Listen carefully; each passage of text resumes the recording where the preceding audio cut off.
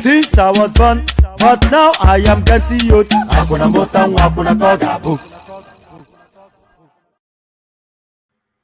And there it is. We go again. Ayendeba. So there it is. I'm not quite sure why it's so dark. I've got everything on in full power. So there it is. We go again. Ayendeba. The dulcet tones from the southeastern parts of the country. So there it is. Ayendeba. So the usual protocol, click on the like button just as soon as you're coming in. So do that immediately and straight away. So click on like. If you're not already subscribed, then click on that as well. So like and subscribe. So what are we contending with today? Let's kick it off with this one. So we kick it off with this one. I think that's actually the order that I've lined it up. So we'll kick it off with this one, but there's a video clip that prefixes or even succeeds this one. So there's a video clip to look forward to with this one. Police deploy massive joint security patrol to end IPOB sit-at-home order in Enugu. So, like I said, there's a video clip that comes with this because there's been an immediate, instantaneous response from the IPOB space regarding this headline. Police deploy massive joint security patrols to end IPOB sit-at-home order in Enugu.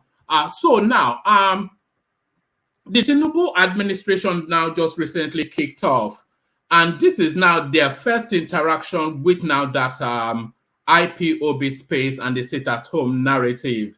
So you will say that a lot of the functionaries of the previous administration are still carryovers, because all of the security chiefs, of course, they're still in situation because there's not been a proclamation of parliament in order for functionaries to be changed. So old wine, new sheave, or what's it called? Old wine, new bottle, or whatever it is that metaphor is. But certainly, the first interaction now with the Tinubu administration with that sit-at-home narrative. So how does it go?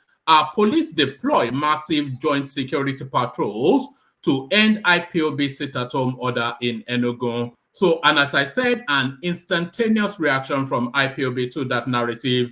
So we've got a video clip of that as well as the storyline. So we go on from that to this one. Nigeria should charge United Kingdom, United States, Canada for doctors migrating to their countries. So this is the Lagos Deputy Governor saying this, Hamzat. So yes, I'll hold my thoughts until we get into this one because I have some leanings towards this headline.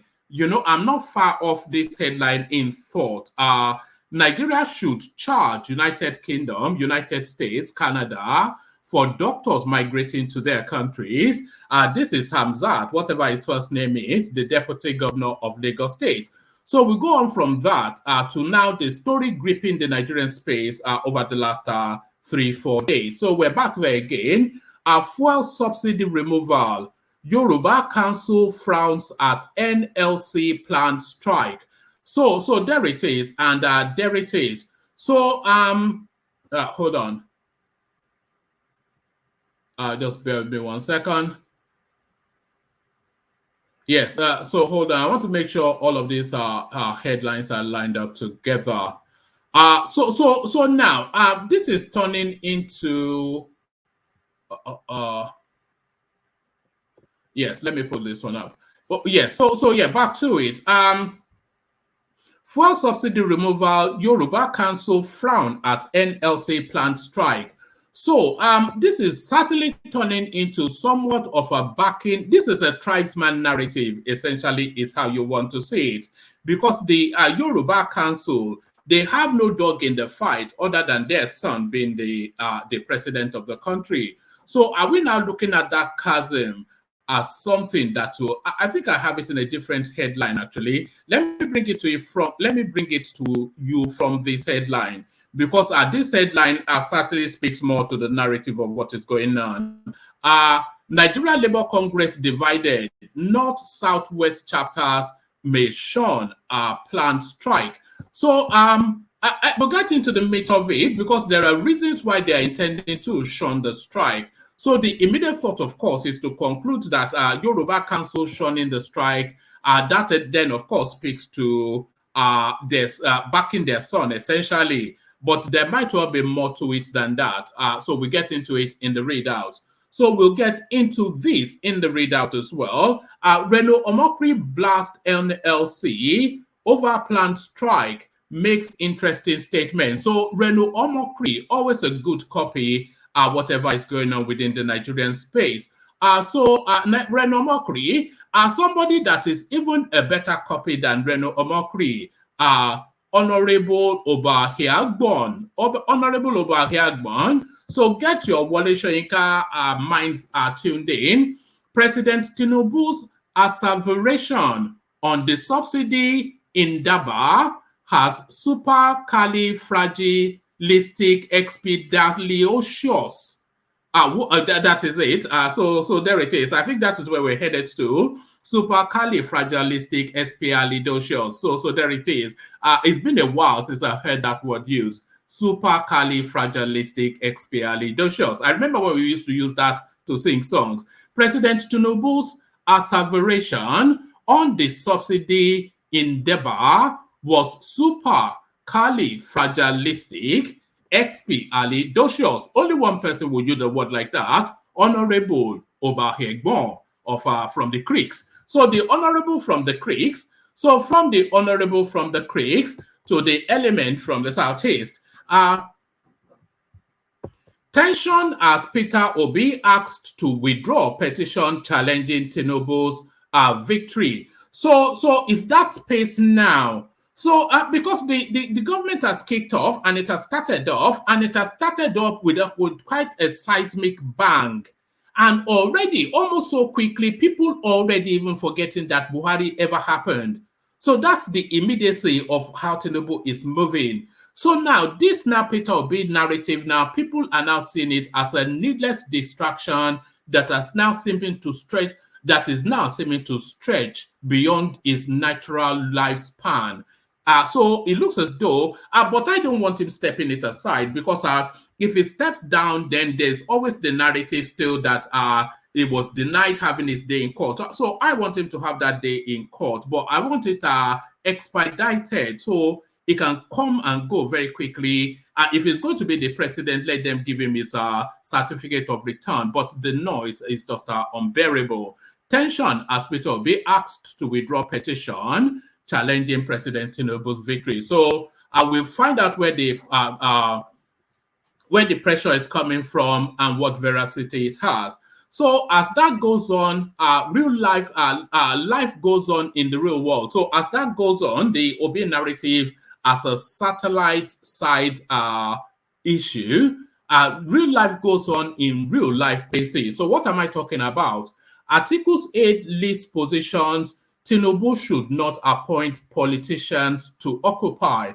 So yes, some of you may recall our conversation with Prince Adebayo, Prince Adewale Adebayo of the SDP, the presidential flag bearer of that party. And in the course of that conversation, I think it was actually Kulata that was asking him to ring-fence certain portfolios, certain ministerial positions that Tinubu has to be delicate in how he recruits into. So now that presidential candidate, Prince Adebayo, he will not be drawn on that, but we all know that there are certain key parastatals, there are certain key ministries that are so important in the evolution and development of the country or of a country that really whoever is appointed into those posts will give you a good indication as to the direction of travel of that administration. And I think this is what this Articles 8 speaks to. We can't even call him an Article 8. You can see his picture there, Daniel Bwala. Articles 8 lists positions Tinubu should not appoint politicians to occupy. So what are those positions and what are his recommendations? So you have your list in your head. So you see then if it chimes with what Daniel Bwala comes up with. So from that to this, what I will do if Tinubu calls me for any appointment. So this is Nyesom Wike this time around. Just a couple of days ago, we were talking about how Bode George was cap in hand begging for jobs in Aso Rock. Wike, he's not even shying away from it, at least from this headline. What I will do if Tinubu calls me for any appointment, the now newly unemployed former governor of Rivers State, Nyesom Wike. So,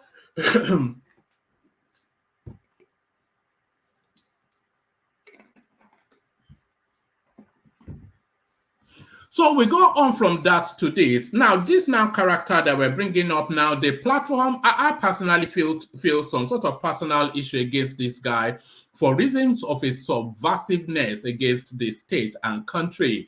So I'm just going to give you the full readout of this one just to get it out of the way. Rufai Oseni, of course, who else?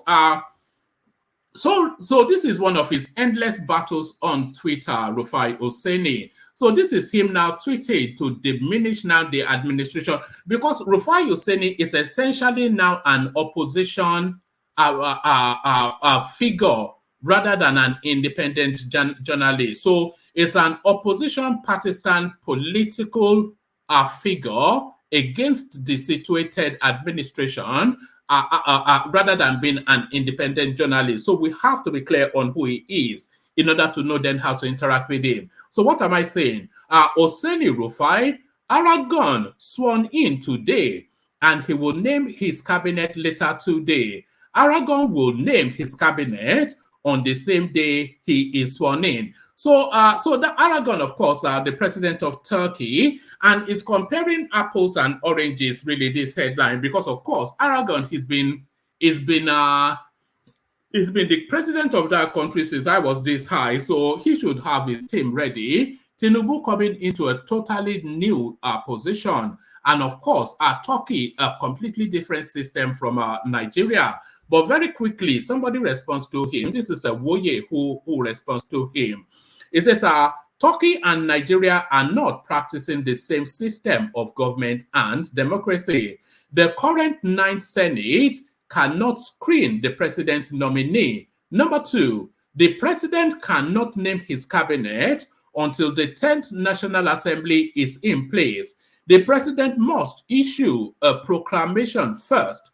Number 3, National Assembly must elect their principal officers and inform the president that they are ready to receive his communication. Number 4, there is a law that the president must submit his nominees within 60 days after the inauguration and proclamation of the National Assembly. Stop misleading people. So this is if you took away the commentaries of this character and you isolated it only to what Peter Obi, I said Peter Obi, that's a Freudian slip, isn't it? To what Rufai Oseni had to say. If you isolated it just to what Rufai Oseni had to say, then it adds then to that narrative that they're trying to build around competency or lack thereof of the Tinubu administration. But what he's saying, he claiming to be a journalist, is not vested in anything relating to fact or situated domestically within the Nigerian paradigm. Oregon sworn in today, and he will name his cabinet later today. Oregon will name his cabinet on the same day that he is sworn in. So now let's not say now Tinubu names his cabinet today.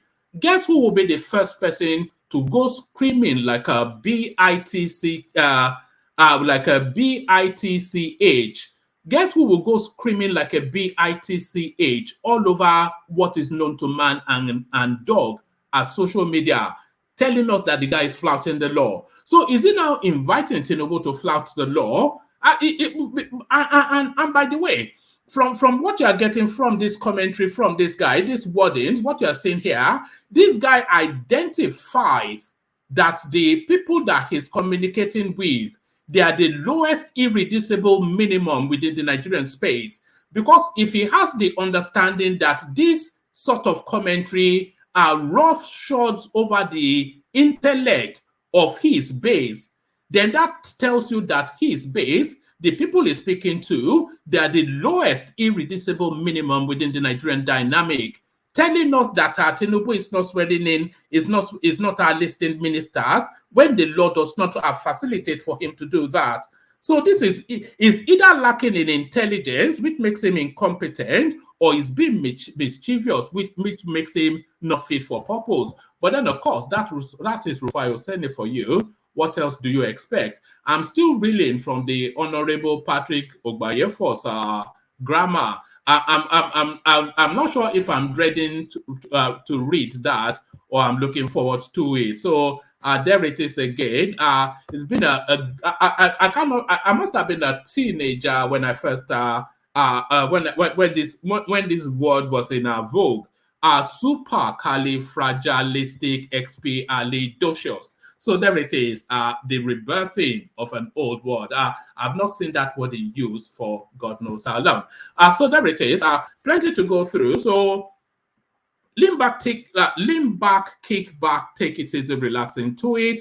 The usual protocol, click on the like button as soon as you're coming in. Subscribe if you haven't done that already. Yeah, let me put out the hyperlink for whoever wants to come on. Yesterday, nobody came on, so I'm a bit reticent to we'll see what happens, and we'll see what happens. Let me put that there. So do the usual protocol. Click on like, click on subscribe, and if you feel inclined, click on the hyperlink. That's entirely your choice. So let me play you the Kegite song, and then we come into the readout. Let's go first to the Kegite. Water, only water, where they see my water. Oh, yes, you go for me,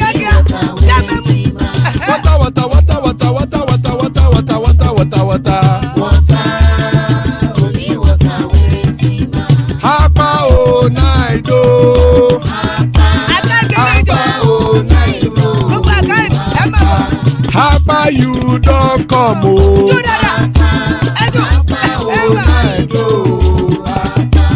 Hapa o naido.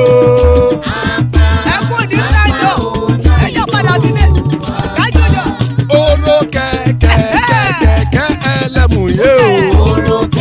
Ilé sọ́díyà kẹ̀kẹ́ rẹ ẹlẹ́mùrè o. Bobby master kẹ̀kẹ́ rẹ ẹlẹ́mùrè o. Chief Rufai Latif kẹ̀kẹ́ rẹ ẹlẹ́mùrè o.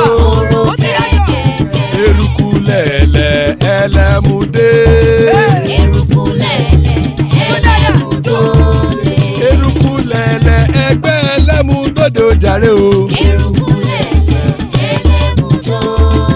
Eruku lẹ̀lẹ̀ Ghana ti dé ẹgbẹ́ bọ́dì o. Ọmọ ẹlẹ́yẹ ẹ̀yẹ o ó dilé o. Odúyẹ̀lá ẹ̀yẹ o ó dilé o. Petrosonama ẹ̀yẹ o ó dilé o. Petrosodúnkẹ́ ẹ̀yẹ rẹ̀ ó dilé o. Ẹlẹ́kọ̀ ọ̀run mú ìní o.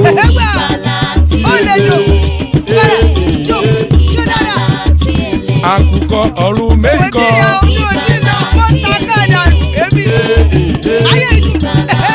Ikú kò ní ríwà gbéṣe o.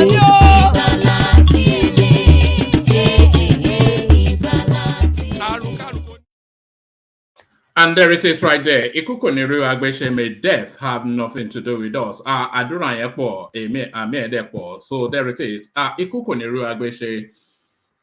So Ikuko Niru Agbeshe, as guys, I bring you this. Police deploy massive joint security patrols to end IPOB sit-at-home order in Enugu. So I've always been of the view that the first space to test the Tinubu administration will be the Southeast. I have that anticipation. I have the anticipation of a big event in the Southeast that will test the will of the Tinubu administration. Let's get into it.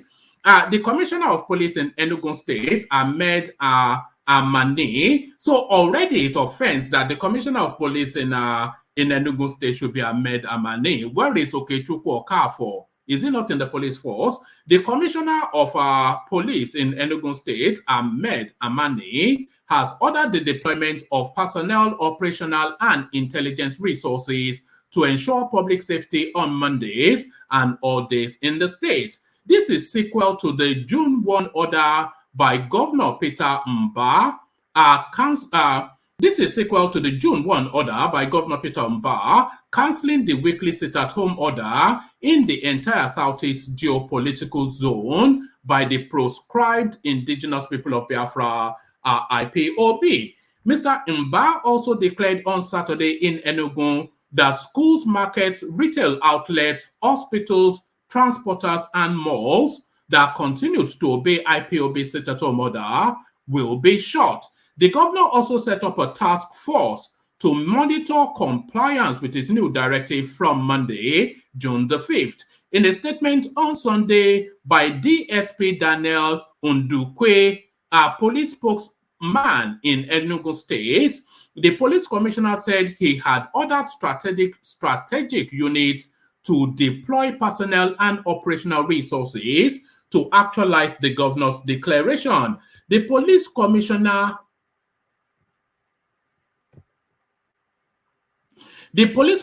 said he gave the order to strategic personnel and units such as area commanders, divisional police officers, commanders of police mobile force squadron bases, and tactical and operational units. So, that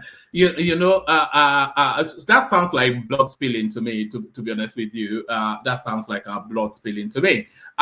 So you can't just deploy that many assets without some sort of activity taking place. The police commissioner said he gave the order to strategic personnel and units such as area commanders, divisional police officers, commanders of police mobile force squadrons, and tactical and operational units. He said they will ensure maximum public security and safety of residents and property in the state on all days, including Mondays. I have ordered them to ensure that strategies already devised to reverse the ugly trend are implemented to the letter, and equally want them that lapses on their part would not be tolerated. I have directed the supervisory officers and personnel under them to live up to expectations by ensuring every part of the state is visibly patrolled, Mr. Amani said.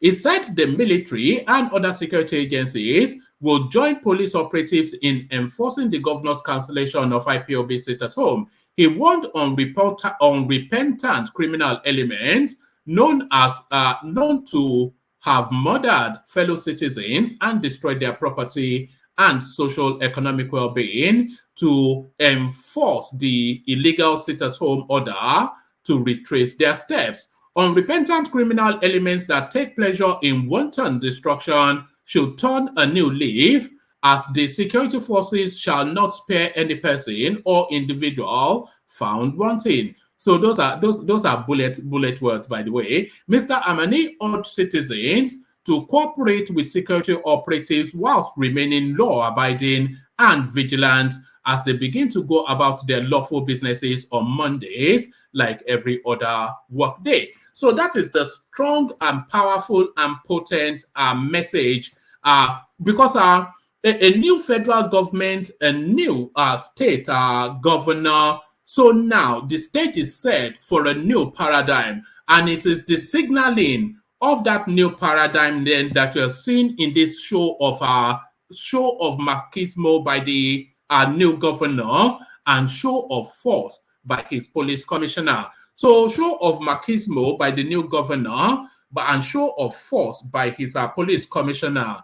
But it takes a lot to turn something that is already set in its ways. Watch this response. And this coming Monday, the sit-at-home in Biafra land will enter Sikisis. So disregard anything that is coming from anybody parading himself as a governor in Enugu state. We don't have any governor. There is no recognition from the Biafra people to such person. It doesn't exist. And if he think that he's going to be the one to stop it, please challenge him to come out and start at Ogbete market on Monday and start selling something to demonstrate to Biafra people that he's ready to stop this. So there it is right there. So that is a man sitting comfortably in Finland, sending other people's children into harm's way. So there it is. You all know how that will play out, of course. It does anyway. We'll see how that plays out. So Monday, just around the corner. Monday, actually tomorrow. Nigeria should charge United Kingdom, United States, Canada for doctors migrating to their countries. The deputy governor of Lagos State, whatever his first name is, Hamzat. The deputy governor of Lagos State, Obafemi Hamzat, has asked the federal government to charge the United Kingdom and other countries for each 1,000 Nigerian doctors that they welcome as migrants. The Nigerian government, and by the way, there is some veracity to this, because for all of the subsidies that we're talking about, petroleum, etc., Nigeria is probably one of the most subsidized countries in the world, one of the most. It takes you a pittance to be an internationally competent doctor in terms of the expense of training. So we heavily subsidize to educate all of these doctors for our use. And as soon as on the graduation day, you see more Oyebos at the graduation from the medical schools than you see the parents of the students. Why do you have those Oyebos there? They're there with visas to be handing them as the VC hands them their certificates. The Oyinbo man hands them a visa and a wad full of dollars. Because of course, there's some veracity to this, and I back this wholly. The deputy governor of Lagos State, Obafemi Hamzat, has asked the federal government to charge the United Kingdom and other countries for each 1,000 Nigerian doctors that they welcome as migrants. The Nigerian government should look for a way to benefit from the countries our doctors are moving to. And by the way, there's a way to do that.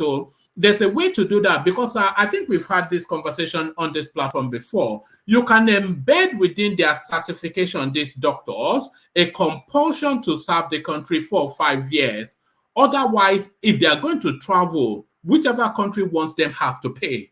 They have to pay the fullness of that education before those people are allowed to travel out within 5 years. That would be my recommendation. The Deputy Governor of Lagos State, Obafemi Hamzat, has asked the federal government to charge the United Kingdom and other countries for each 1,000 Nigerian doctors they welcome as migrants. The federal government should look for a way to benefit from the countries our doctors are moving to. For example, if 1,000 doctors go to the United Kingdom, the UK must pay us something back in return, Mr. Hamzat said in Lagos, whilst reacting to the issue of the brain drain of our medical experts in Nigeria. And I will include nurses. I don't know what the experience is where you are, but all over the United Kingdom, if you go to any general practitioner, which is called a GP, or you go to a full-blown hospital, your first person that will attend to you is a Nigerian doctor. Is a Nigerian nurse, rather. It's a Nigerian nurse. Often Igbo, most times Yoruba. But certainly, it's just... there's one clip. I'm going to play you one clip, actually. Let me see if I can find it on Instagram. If I can find it, I'll play it to you in the course of.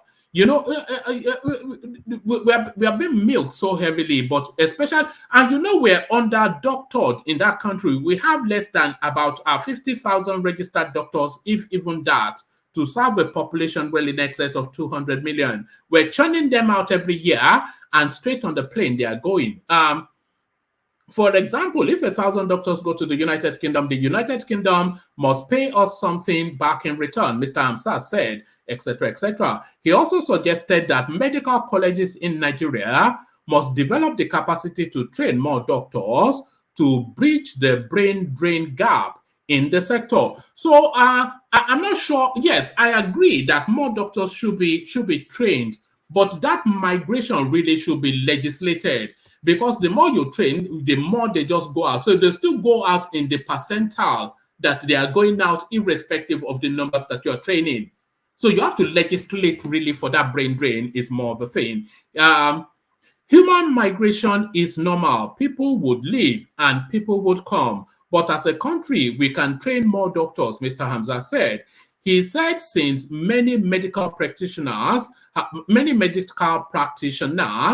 decided to leave Nigeria for other developed countries, it had become necessary for Nigeria to increase its capacity to produce more doctors to serve the nation. I am not against the brain drain of medical doctors, but what we need is to create a pipeline to train more doctors instead of complaining that medical personnel are leaving the country. If we train 5,000 doctors yearly, how many of those doctors will be retained within the Nigerian space, especially within the pay structures of Nigeria? And looking at, they know what their colleagues are earning in Saudi Arabia, in America, in the United Kingdom, etc., Canada. So anyway, you all know what the arguments are, but these things can be legislated. It can be legislated. And then, of course, pay commensurate with that level of responsibility needs to be put in place. So you have to domesticize the solution to these things. It's just the same. If we train 5,000 doctors yearly, let us increase the number to 15,000. By doing so, the country benefits. I think it's more those doctors that will benefit. Mr. Hamzat said the government could not stop people from going wherever they wanted. According to him, in 2022, 197 Americans threw away their passports and became Singaporeans. So people will continue to move around the world. On Governor Babajide Sanwo-Olu-led second-term administration, Mr. Hamzat said the theme agenda, that is THEMES, so that's the acronym for whatever it is that they campaigned on. Agenda of the first tenure would continue.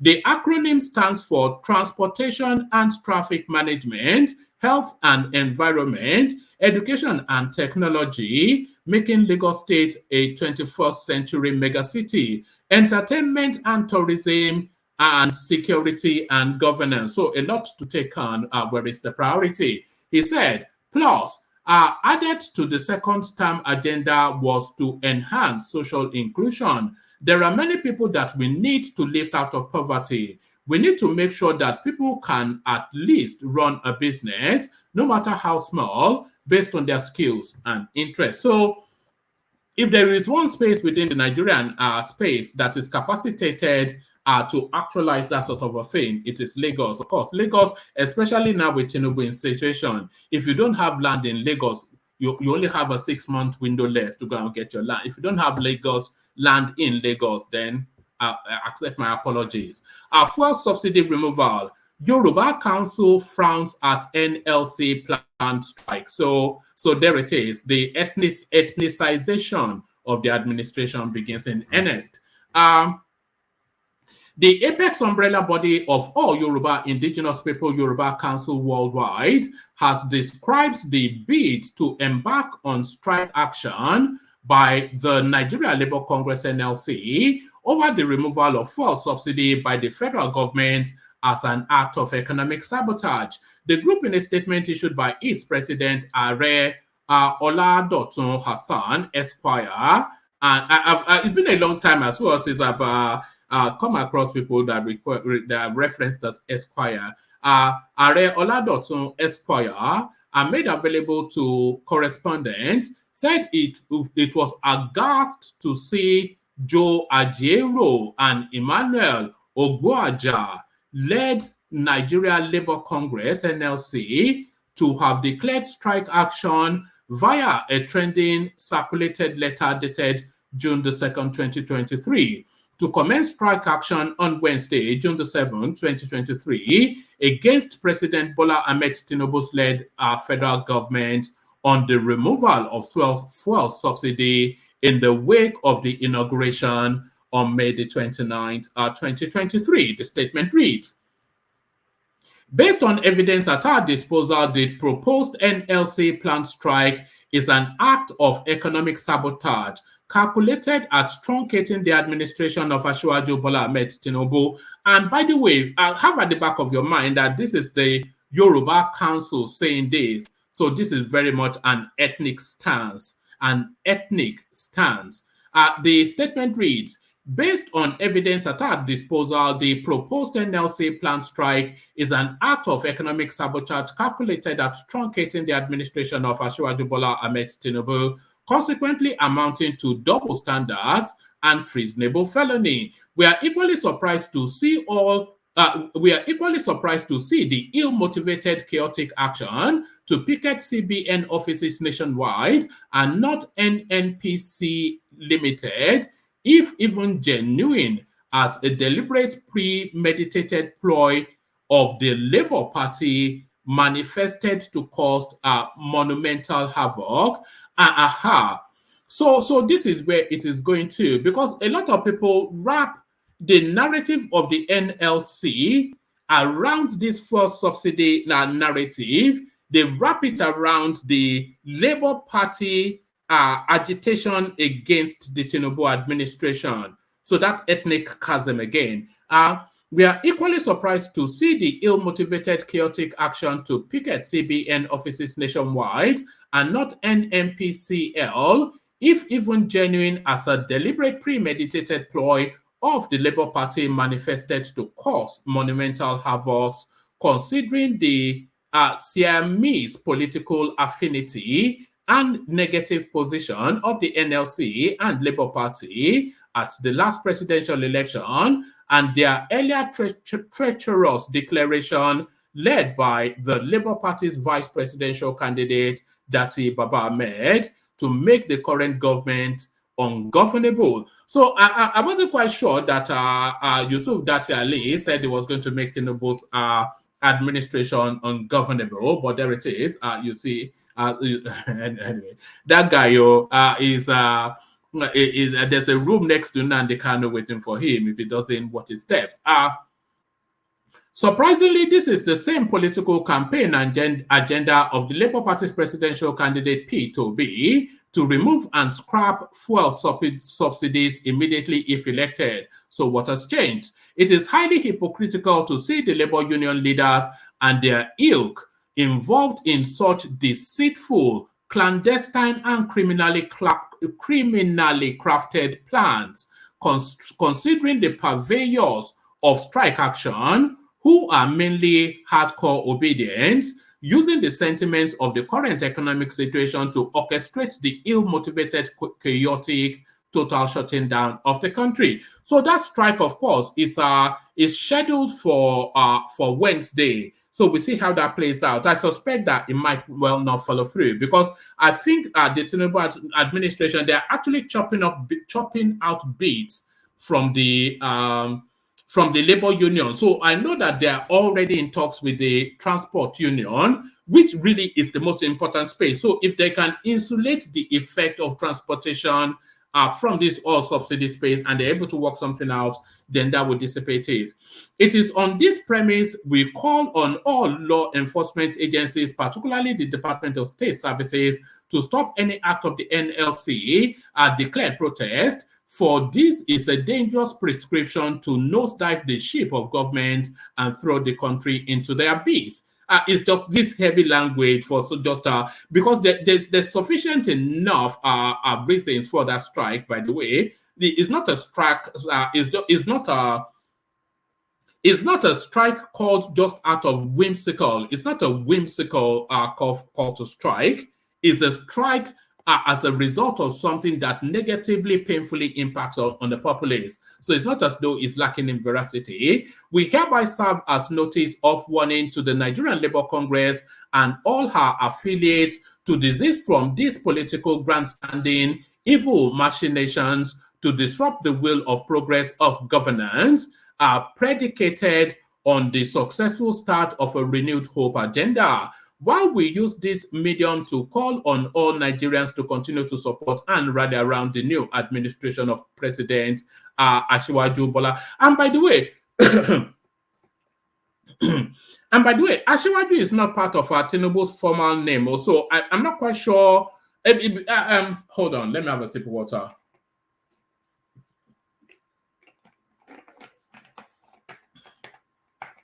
Yes, Asiwaju is not part of Tinubu's formal name, so I'm not quite sure.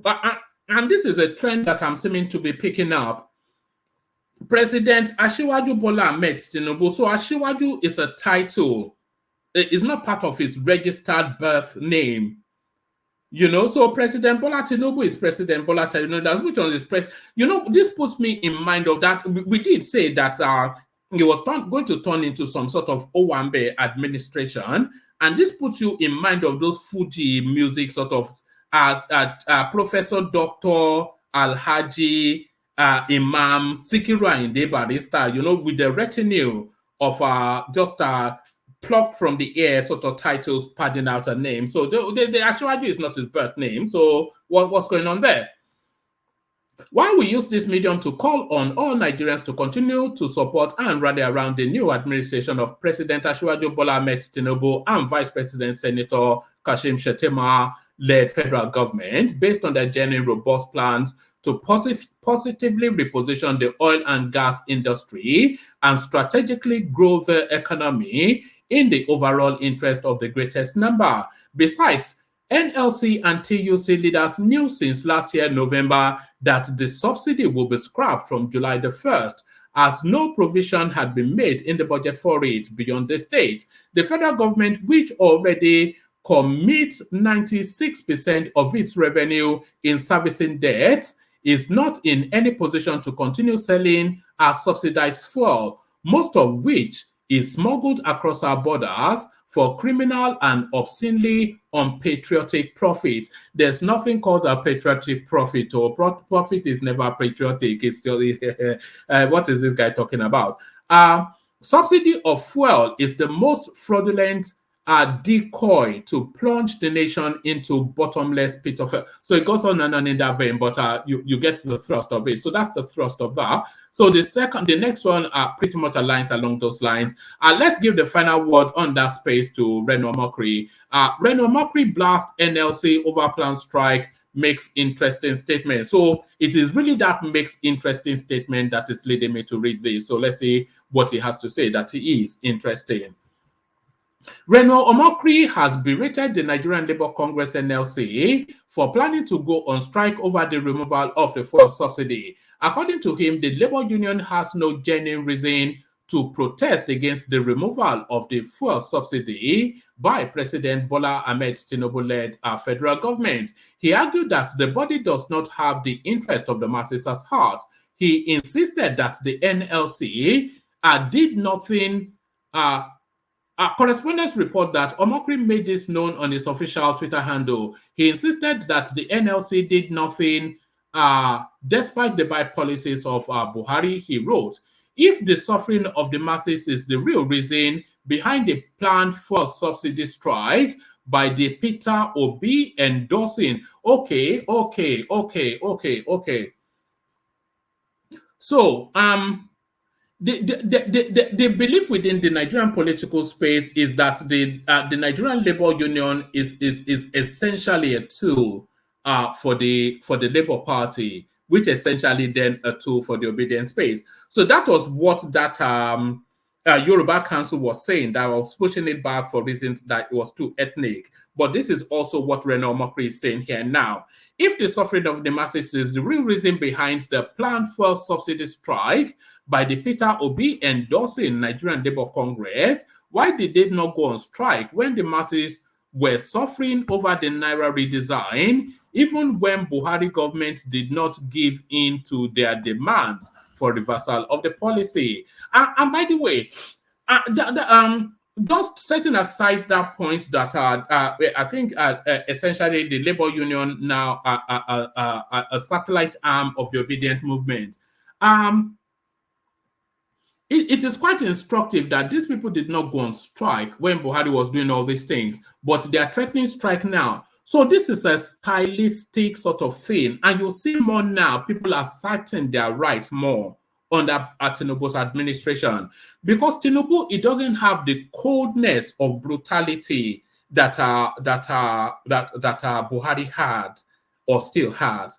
Tinubu does not have the coldness of brutality that Buhari has, and it doesn't even have the backdrop of that brutality as well. So Buhari, of course, a Spartan, sort of a stoic sort of a person, very much of the military sort of a space, through the Civil War, all the way through to, remember when he came up with that retrogressive law decree to be killing people for drug dealing when he was a military administrator. So this guy has killed all the way through his positions within the Nigerian space, Buhari. So there's sort of a fear of Buhari, which there isn't of Tinubu, because everybody knows Buhari's quantity. Buhari doesn't talk much. All he ever says is, Danladi, get the guns and go and shoot them. And that is what he has been saying since he was birthed on the Nigerian public space. Right from his two-day when they were flogging people in Yaba because for reasons of not queuing for bus stops and doing backdated laws to pass death penalties. So he's always been Danladi, get the guns and go and shoot them. So they feared him for that, but Tinubu is not known for that. So they're going to test Tinubu for reasons of him being a Democrat. And this is what we're saying now.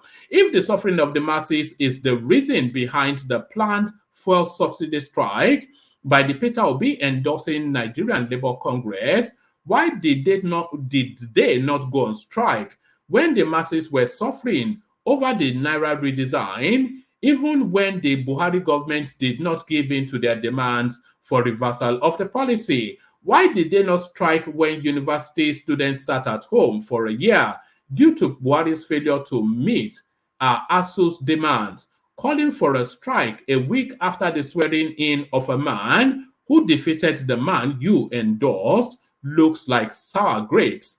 This present NLC is too compromised with its links to Peter Obi to be objective. So there it is right there. And that is the conclusion of the masses. So that is the conclusion of the masses. So I did say that was the last piece on the fuel subsidy space, but we'll bring you this really just for the comedy effect. I wonder how many of these words I'll be able to pronounce before I give up. Up it comes, Honorable Obiahiegbon. President Tinubu's asseveration on the subsidy in Daba was supercalifragilisticexpialidocious, says Honorable Obiagbon. So there it is. supercalifragilisticexpialidocious. So there it is.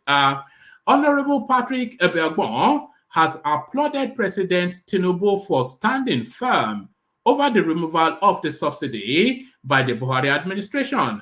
Recall that on May the 29th, President Tinubu announced that the Buhari administration did not make provisions for the petrol subsidy for the month of June till December 2023, and that the subsidy regime is gone for good. His announcement has caused crisis across Nigeria as petrol pump price has gone up and some parts of the country have witnessed fuel scarcity. In an interview with our correspondents, Ebeagbon reacted to the subsidy removal. So there it is. Now, here is where it kicks in. The meakical, bewildered, I am oh God, do I even want to attend to this? I am maniacal.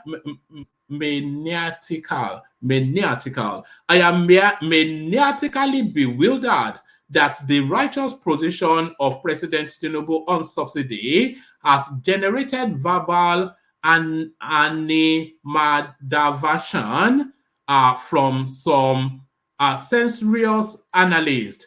What did President Tinubu say that was new? Mr. President only gave a presidential obiter dictum to what was already a self-fulfilling reality. It just goes to demonstrate the fact that we are problems in this country. When asked to react to the comment by Nigerians who argued that President Tinubu should not have said the subsidy is gone, as his comment created chaos and panic, Obiagbon said, it verges on hair-splitting and scammachi for critics to go to town, calumniating. Mr. President is being culpable. No, I think I'll abandon this. I'm just going to end up stumbling over this word. So, Honorable, I wish he had it on audio. It is better with his voice than with mine. So, it's better with his voice than with mine. So, let's abandon that and move swiftly on to something that hopefully we can read better. So, yes, tension as Peter Obi asked to withdraw petition challenging Tinubu's victory. So, there's a sense of enough is enough from the noise making from our Anambra brother.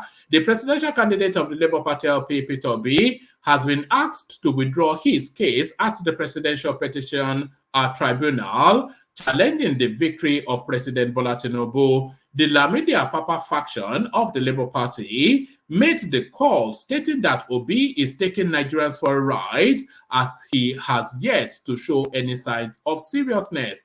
According to correspondents, the factional National Publicity Secretary of the party, Abayomi Arabambi, stated this while speaking with newsmen in Abuja on Friday, June the 2nd. Arabambi said, we have, like many Nigerians, come to the conclusion that Obi is not only taking Nigerians for a ride, but will continue to waste the hard-earned resources donated by Nigerians for this purpose, to enrich himself the more. Obi's attempt to cage the sense of thinking Nigerians by trickily obtaining money from them to fund the court process, making them believe that there is something for him at the end of the day, that must stop now. So there it is. Peter Obi accused of false hope. Peter Obi accused of deceiving obedience with false hope. Arabambi alleged that Obi and his legal team have been deceiving their supporters, popularly known as obedience, with the false hope of them having a good chance at the tribunal. So it takes a level of rank and naivete to still think that anything is going to come Peter Obi's way anytime this year. He recalled the claim made by the Independent National Electoral Commission (INEC) that Obi and Labour Party could not pay 1.5 million for electoral documents to be tendered as evidence at the tribunal. The Labour Party chieftain said, "How would any right-thinking person go to an election tribunal with only 30% of your documents, where not all of them would be accepted or agreed to be tendered by other political parties. 3 days ago, they said 2 of their councils were sick, and yesterday they could not even file a single process with the array of SAN with OB. This is what we have been saying, that they are just trying to hoodwink the public, deceiving the obedient, and giving them false hope that they have something. You see, even this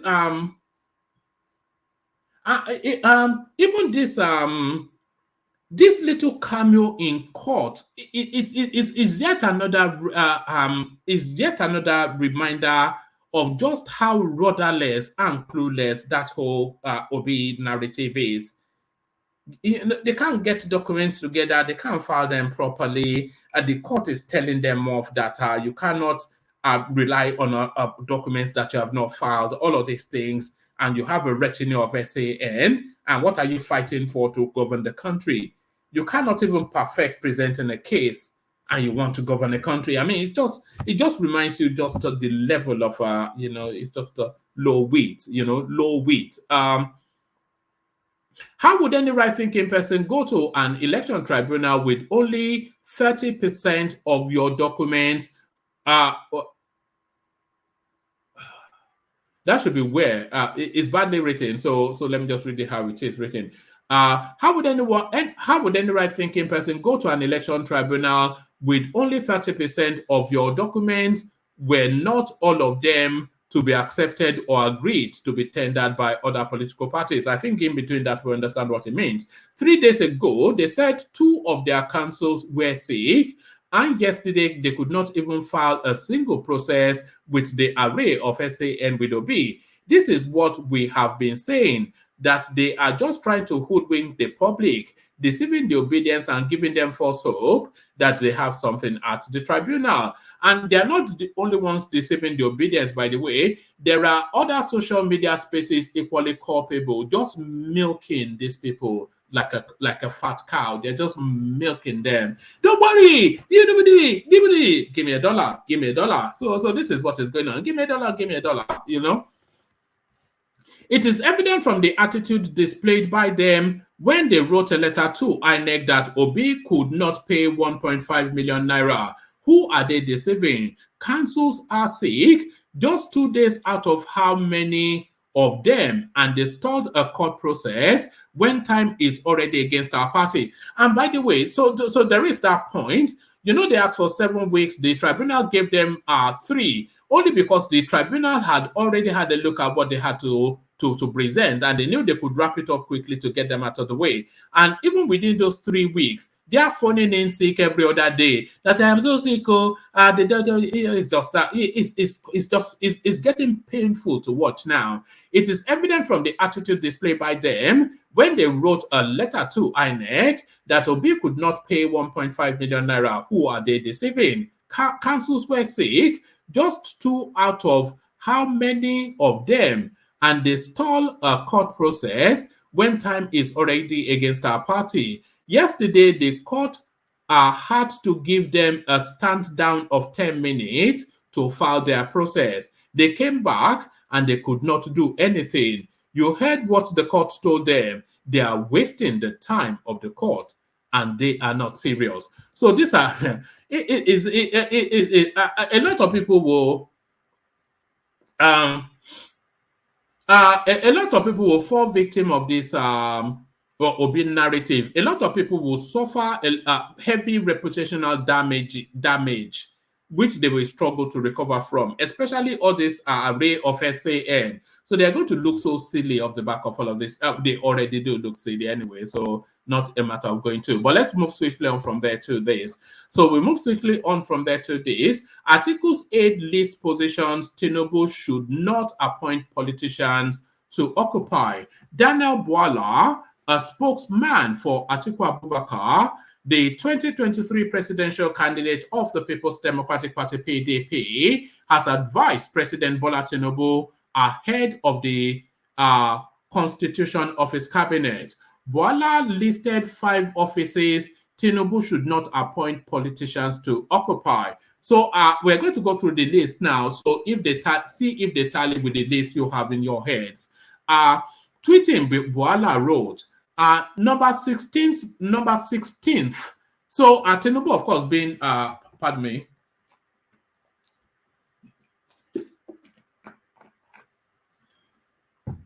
Tinubu, of course, being the 16th president of the country, so hence the number 16. Tweeting Boala wrote, number 16th biggest test would be the appointment of these. Number 1, National Security Advisor. So we have Yusuf Bichi in that space now, the abductor of Nnamdi Kanu, Minister of the Economy. And I'm not sure if that position applies. I know we have Minister of Finance, and that is Zainab Ahmed. Director of the No. The National Security Advisor is Babagana Mungano. Director General of SSS and NIA. So I know the SSS is Yusuf Bichi. I'm not quite sure who the NIA is. Minister of Petroleum. So traditionally, the presidents reserve that for themselves. And the governor of the central bank, we all know who that is, Mr. Naira Redesign. He must not appoint a politician or quasi-politician for any of these roles, or else it will repeat history. Tinubu was inaugurated May the 29th. This was after, etc., etc. So those are the positions that he has in mind. So do they tally then with the positions you have in mind? So let's now go to the last readout. So that this is now the last readout. So amongst those 5 positions that was listed by Daniel Boala, which one of those positions would you give to this man? What I will do if Tinubu calls me for any appointment, the whiskey-loving former governor of Rivers State, Nyesom Wike. The former governor of Rivers State, Nyesom Wike, has revealed his position on accepting any appointment from the President Bola Tinubu. Correspondents report that Wike, during a recent interview with BBC Pidgin, said only God can decide his next move. So that then tells you then that he's keen.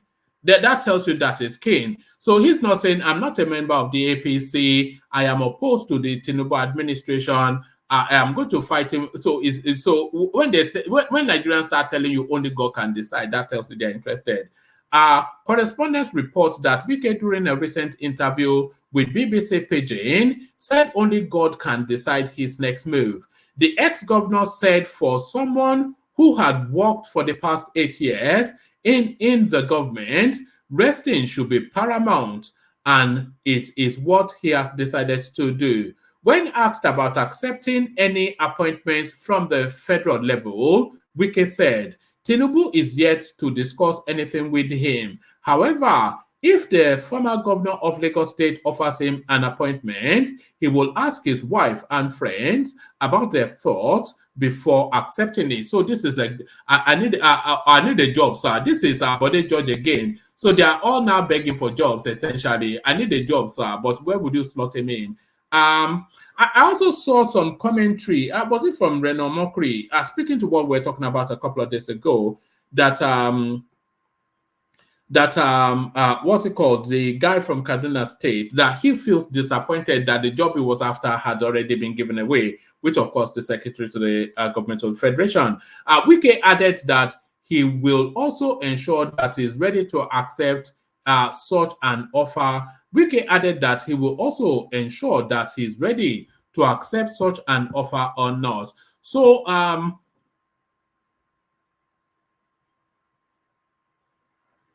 yes, I think we can actually play this clip. I wonder if this will come through. Let's try and play, see if it will come through. In terms of your next move, what's Oh, next? all right. I go rest. I don't try. That's the way we work for 8 years. You ask and move again. Where they move? I don't go rest. Anything I go do, now God go direct. How it go be? Now so me I see him. When I go to election tomorrow, any election day tomorrow again. So my go rest What now. about appointments? Of what? Which appointment? For the federal level. Now the man never tell me say one give appointment. Never tell me. Okay, now I follow the real social media. Listen, When they say they talk this, they talk this, they talk that. That's all. Nothing there. You see, you know, we talk say they're too big to serve your country. But the man never tell me when they say, look, oh, you want to give you a appointment. If he ask me, I will ask my wife, I will ask my friends, what do they think about them? I know we just go say, leave me, I just want to know. I go ask people. Then I go also see what I mean, are they prepared? You know, say anything I don't want to do, I don't go do. If I want things, I go do, those I go do them. So that's how we keep an eye on that. All right, so that's Nyesom Wike. I never thought that would play. Former Governor of Rivers State Nyesom Wike has reacted to the appointment of Speaker of the House of Representatives Femi Gbajabiamila as the Chief of Staff to President Tinubu. Correspondents report that Gbajabiamila's appointment was confirmed in a statement signed and released on Friday by State House Director of Information Abiodun Oladunjoye. In the statement titled President Tinubu appoints Gbajabiamila, etc., etc. Reacting to the development, Wike said he was impressed by Gbajabiamila's appointment. So that's really all we needed from that. So that's all we needed from that. So assembled as ever, your favorite voices: Ola leading the park, Ajande Koko with us, War Peace present, Bishop almost certain to be in a car somewhere.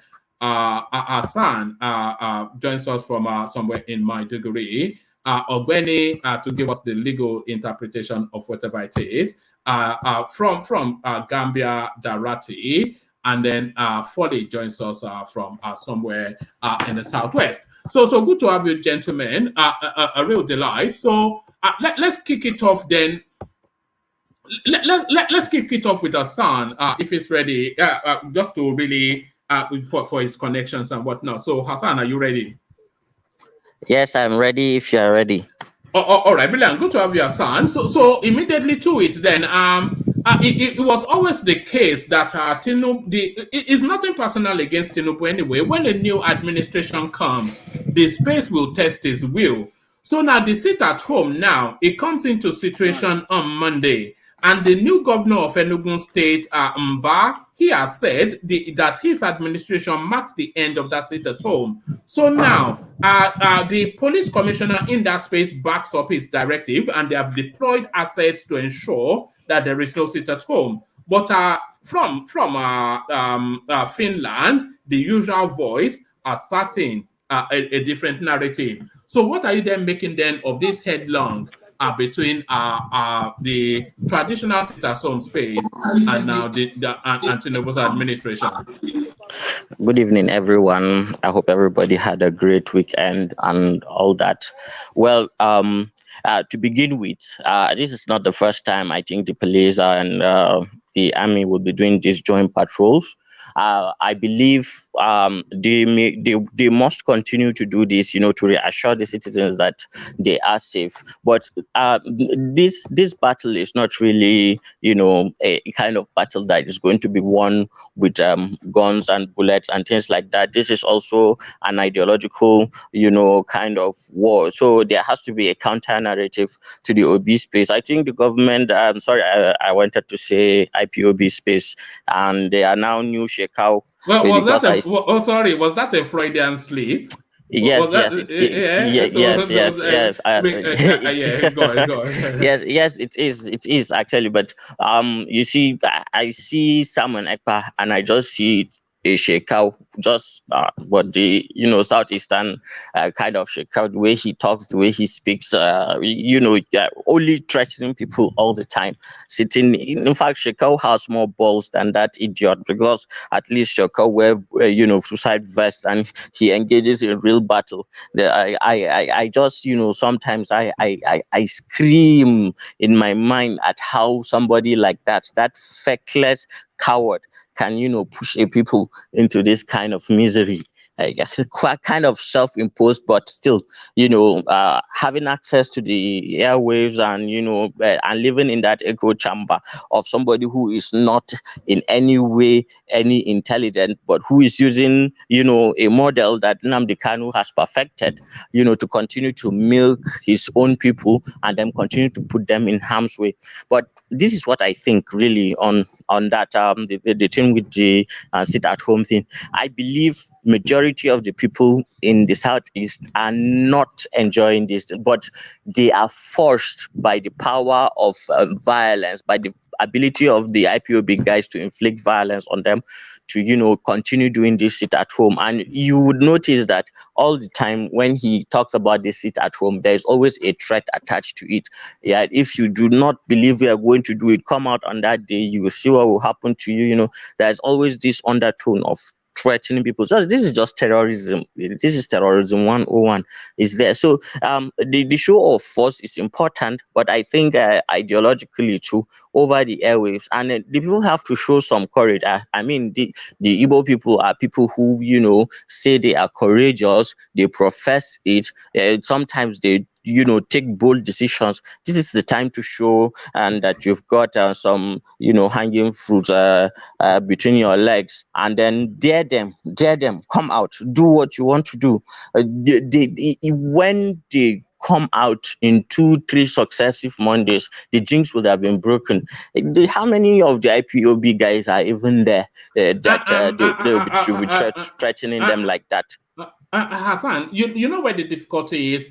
The difficulty is that the security operatives, they will sweep the whole space and ensure that nothing happens on that Monday. And they can do that for a month or even do that for however long. But because of the expense of the deployment, they can't do it permanently. And as soon as they move away, the people that come out on Mondays, the unknown gunmen will start to vest out repercussions. So because they've instilled fear into the people of that space.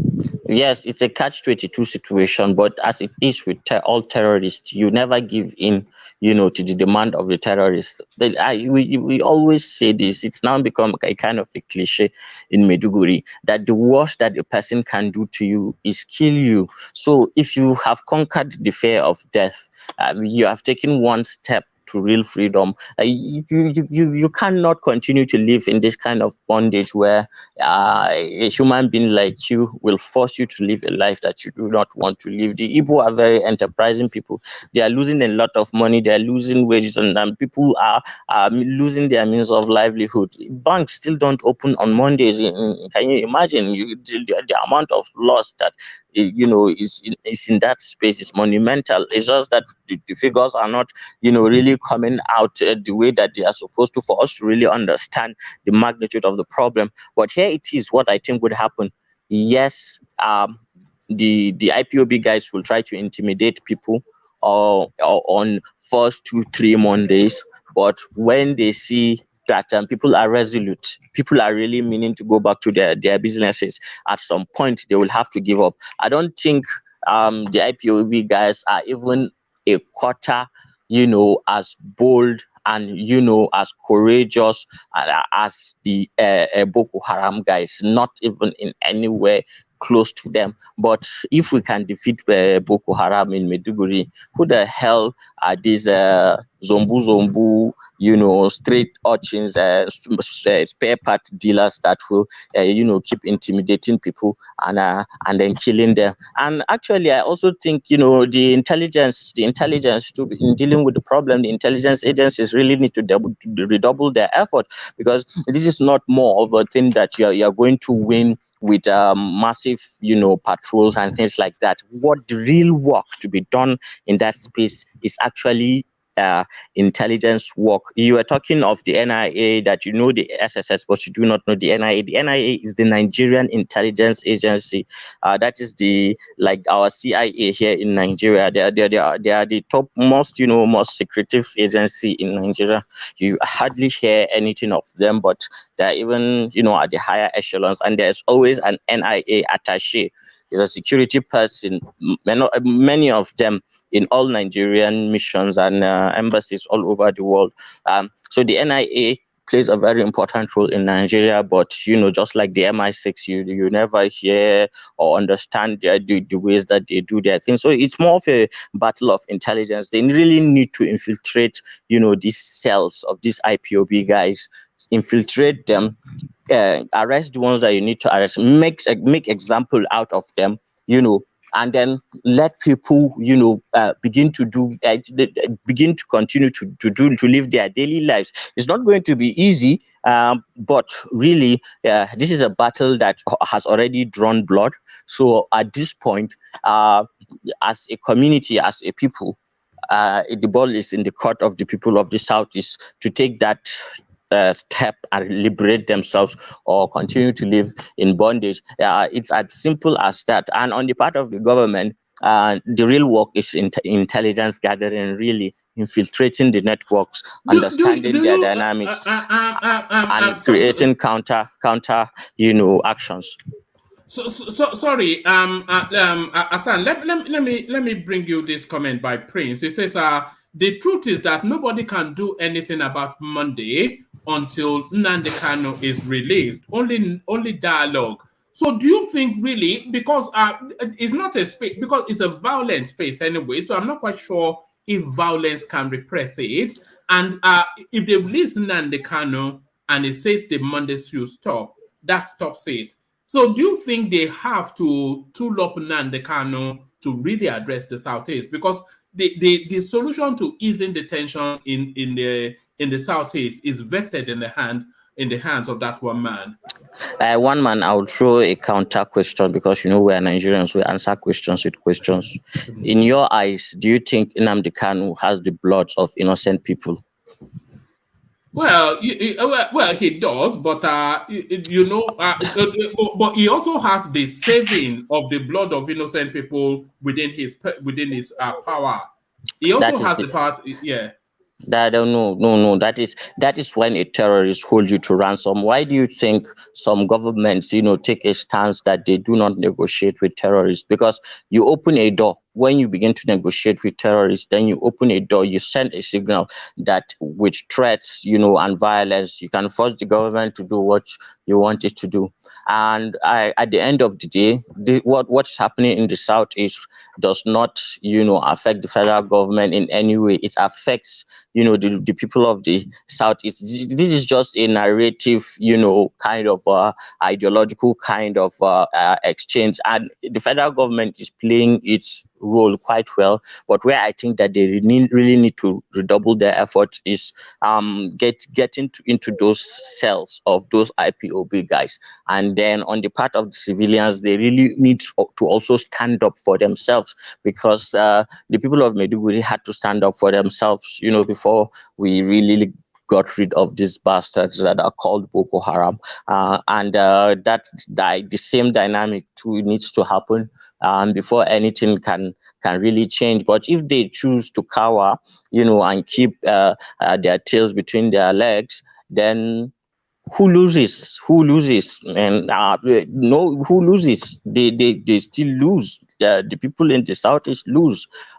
Well, the government can do so much, and then bringing people to justice. But I do not support in any way that Nnamdi Kanu should be released. No. I do not support that, and I do not think he is going to be released. I do not think Nigeria understands, what it is its priority, and Nnamdi Kanu is too dangerous of a person to let loose on the society, especially now that he will have more to say because of his detention and things like that. So that's just the way I see it. If the people of the Southeast really want their freedom, it's in their hands, really, not necessarily in the hands of the government, but the government really needs to double up on intelligence, and that's just the way that I see it.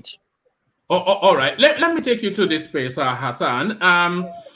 Is Rufai Oseni, is he fast becoming a caricature of what he purports himself to be, how he promotes himself? Is he turning into somewhat of a cartoon character? Oregon sworn in today, and he will name this is what he puts out in Twitter to feed the carnivores that the raw meat eaters that follow him. Oregon sworn in today, and he will name his cabinet later today. Oregon will name his cabinet on the same day he is sworn in. So that, of course, an acerbic remark in the direction of the Nigerian newly elected now.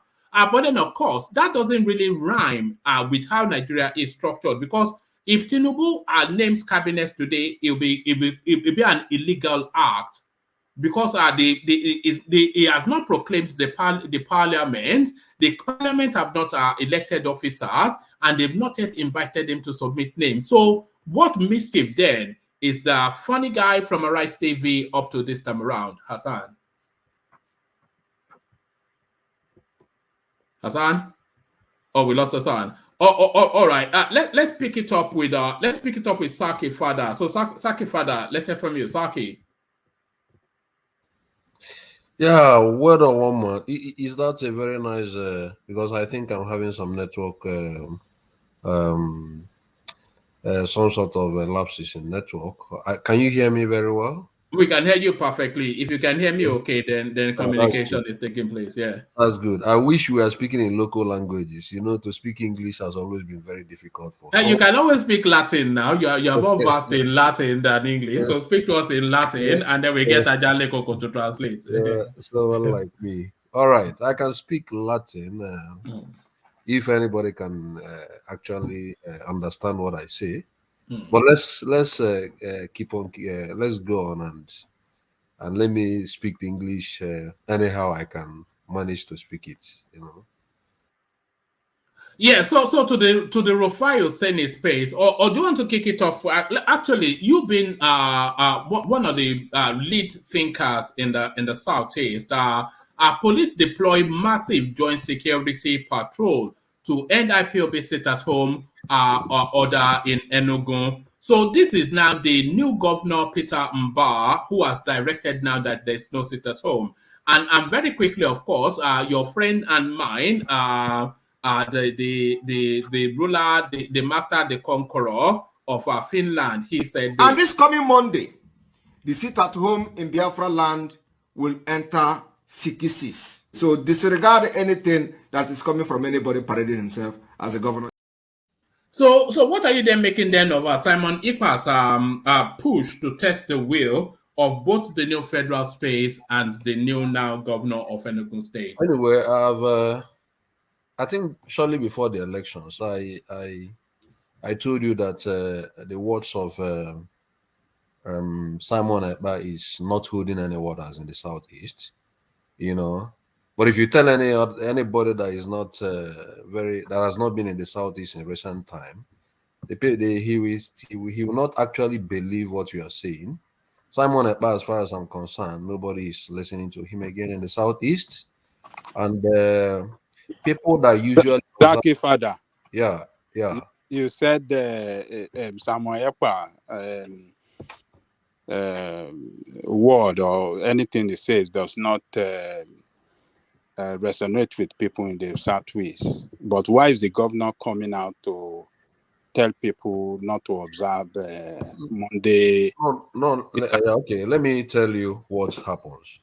Why are they rolling out police personnel tomorrow? Okay, let me tell you what happens. You know, the issue of sit at home, you know, is not resonating with majority of the Southeast dwellers, especially people that go to markets, people that do their trade. They don't like the sit at home on Monday. It affects them so much. But on the other extreme, you know, the people that do all these white collar jobs, people that work in government parastatals, you know, that are very lazy, they use that very Monday and, you know, hide under the canopy of Monday sit at home to want to be at home, because they know that even if they go to the government offices to work on Monday or not, government will always pay them at the end of the month. But other people that do their own private businesses don't observe this. They don't like it. They don't observe it.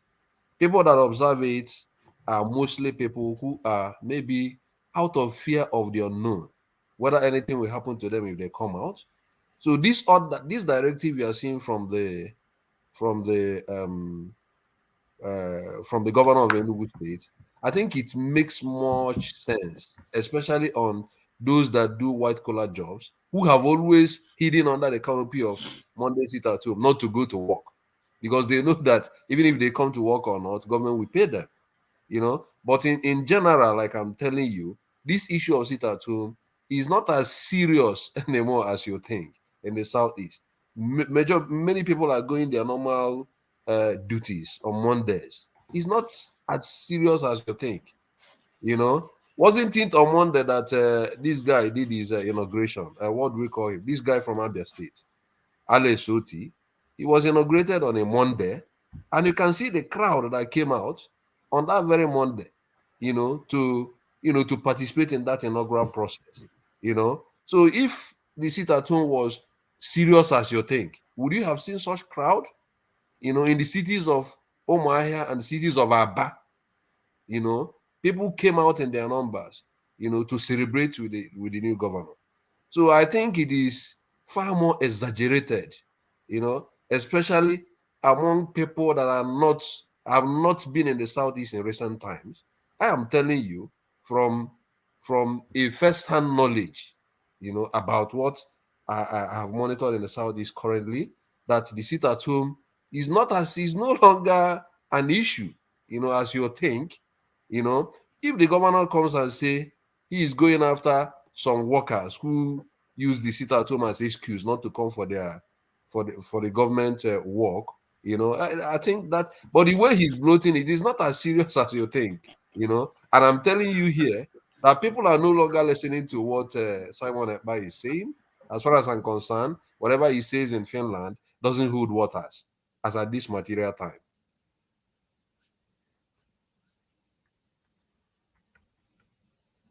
So sorry, Saki, I was speaking to you. I didn't know I'd muted myself. It says, kindly project this and let Saki. I think somebody's sending a message to you. Let me bring it up. Saki, to the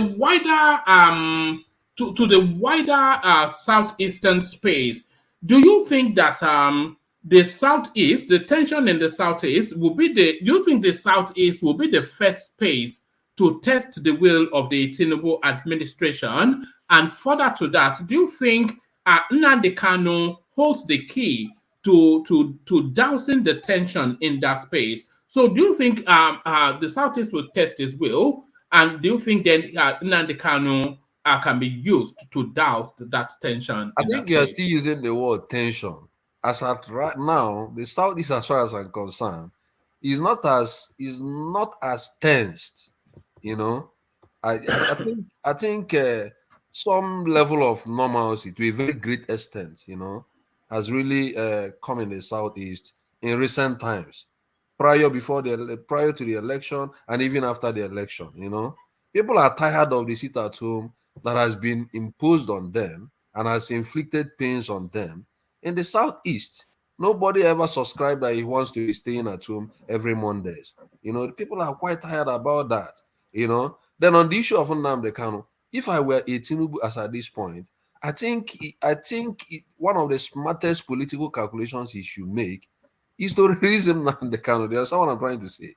If not for anything, releasing Nnamdi Kanu will be a very political strategy that will draw a lot of sentiments, towards do you think it should calibrate that? Do you think it should calibrate that release tactically? Do you think it should be tactical in calibrating that release? Yes, Nnamdi Kanu will be released because Nnamdi Kanu is now a political tool. So that's where his real value is. But do you think Tinubu he has to calibrate it, the release of Nnamdi Kanu, in order to fulfill a certain specific within the Southeast? Well, I don't know what you mean by calibrating it to fulfill a specific destiny. But if I were him, one of the he cannot just give in to them now because then it'll be a free gift. He has to be given to them in a way that helps and serves him. Let me tell you, if I were him, yes, and I just if you were him, you would not use Nnamdi Kanu politically. You would not. Would you not? I don't know I know that if I would release Nnamdi Kanu today, it will draw sentiment from the Southeast towards me. I know if he knows that if he does that, but he doesn't need the sentiment of the Southeast now. It needs it when they when are does he tensed need? up When against. does he need it? When they are tensed up against him is when he needs it. Nobody is tensed up. It's in a purple period now. It doesn't Nobody is need tensed up. anybody. Nobody is tensed up against him. So you keep using the word tensed up. Nobody is tensed up against him from the southeast. You know, even if he keeps holding an arm, the cannon now, the whole southeast will still be the way it is. You understand what I mean? As at this moment, but releasing him will draw more attention and more sentiments from the southeast. It will add a sense of more sentiments. It will be very, very significant. You know, the southeast will many people who are supporting him and the camera, like many people that are loyal to him, you know, be like, this guy tried. At least he released the camera. The other government couldn't do that. You know, all those kind of political sentiments. You know, so if I were him, I would do it. I wouldn't even want to drag it much to do it. You know, that's how I would do if I'm a politician. I would just do it. All right. Let me take you to the space, Saki. Articles 8 list positions Tinubu should not appoint politicians to occupy. So there are certain developmental positions that you need real experts in the field if you are to be taken seriously and if you have a serious agenda. And what are Daniel Bwala has identified at these 5 key positions? National Security Advisor, Minister of Economy, I never knew we had one, Director of SSS and NIA, Minister of Petroleum and Central Bank Minister. So a lot of security spaces are highlighted there, but do you first agree that there are specific portfolios that you need the best globally that you can find Nigerian to occupy that space if you are to be taken seriously as a government? And if you agree with that, do you concur with this list, or do you have your list of 5? So the 5 most paramount, most important, most regime-making portfolios within the Nigerian space are Saki, Father. Yeah, in my view, every position is very, very critical, very important. No matter what the position is, meritocracy should come to our system. You know, meritocracy should be the watchword. You know, I don't expect the government with all these criticisms and from a lot, a greater number of the people. You know, I think this is an opportunity to showcase that you can actually make appointments on the basis of technocracy and on the basis of meritocracy. You know, no matter what the position is. Yes, I agree with him that there are some positions that are quite sensitive, you know, and pivotal to the development of the Nigerian state, you know. But I wouldn't deflate other positions as if they are not also important. Meritocracy should come to the Nigerian space. That is the only way we can grow. All this political sharing and political patronage, you know, that is not what we need at this time. The economy is crumbling. The Nigeria is in disarray. The last administration inflicted a lot of injuries on the Nigerian state. It will take time to correct these things, but you can only correct it with smart people, not people that will be perceived, you know, to be the usual political hallelujah boys. You know, I wouldn't expect this class of this class of thieves, you know, to keep coming back to, you know, get one position or the other. It shouldn't, at this time, it shouldn't be about sharing to patronize people that maybe supported or didn't support you, or based but that is tradition in politics, though, not just Nigeria, but globally. You politically reward your political acolytes. Political patronage can conflict with I'm trying to remember this professor that says something. I'm trying to remember. So political patronage can conflict with meritocracy. But when these two values, you know, come in constant conflict, meritocracy should, you know, take preeminence. So what I'm trying to say in effect is that even if you are, you know, minding the political calculations, you should also not sacrifice it at the altar of merit. You know, merit should should be central first. You Yeah, know? but what this Daniel Boala is inviting is that there are specific portfolios that merit, as you've just described, takes preeminence. So do you have like you said, all portfolios are we even had a presidential candidate towing that line on this platform just not that long ago. But accepting that as a given, that all portfolios are impactful, but some animals are more equal than others. Yeah. Are there portfolios specifically that you would like to see merit take preeminence over political patronage? Of course. You know, if you look at all those portfolios, you can prioritize, you know. But then if I were this present government, with all these criticisms and the lack of goodwill from a lot of people that keep criticizing it, I think you should try to think about doing things differently. You know, that's what I would do if I'm the person. The Nigerian state has suffered so long.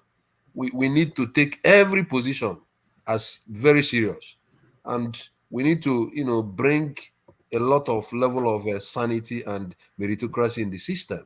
Yeah, I agree with him that positions like finance minister, the minister for, what do we call it again, central bank governor, all those kind of appointments, you know, that merits, you know, is very, very pivotal. I agree with him, but at the same time, I cannot deflate any other position and say, let us only base it on political calculations. You know, meritocracy should come to the system. You know, that's my point. Would you like to see Emefiele continue in his position as the CBN governor? No, I would not like to see him. Yeah. Would you like to see him in prison? I would like to see anybody that has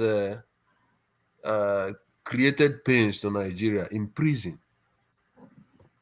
I would like to see any of them. And does it fall within that category? In my view, I think he falls. He falls. He should answer for. He falls, of course, in my view. You know, the Nigerian monetary policy has suffered under him, you know, in several regards. So I would like to see him answer for anything that has happened under his watch, you know. All right. Let me take you to this space. What was it? Sorry, did someone else come in? Hello, man. Can I ask him one question?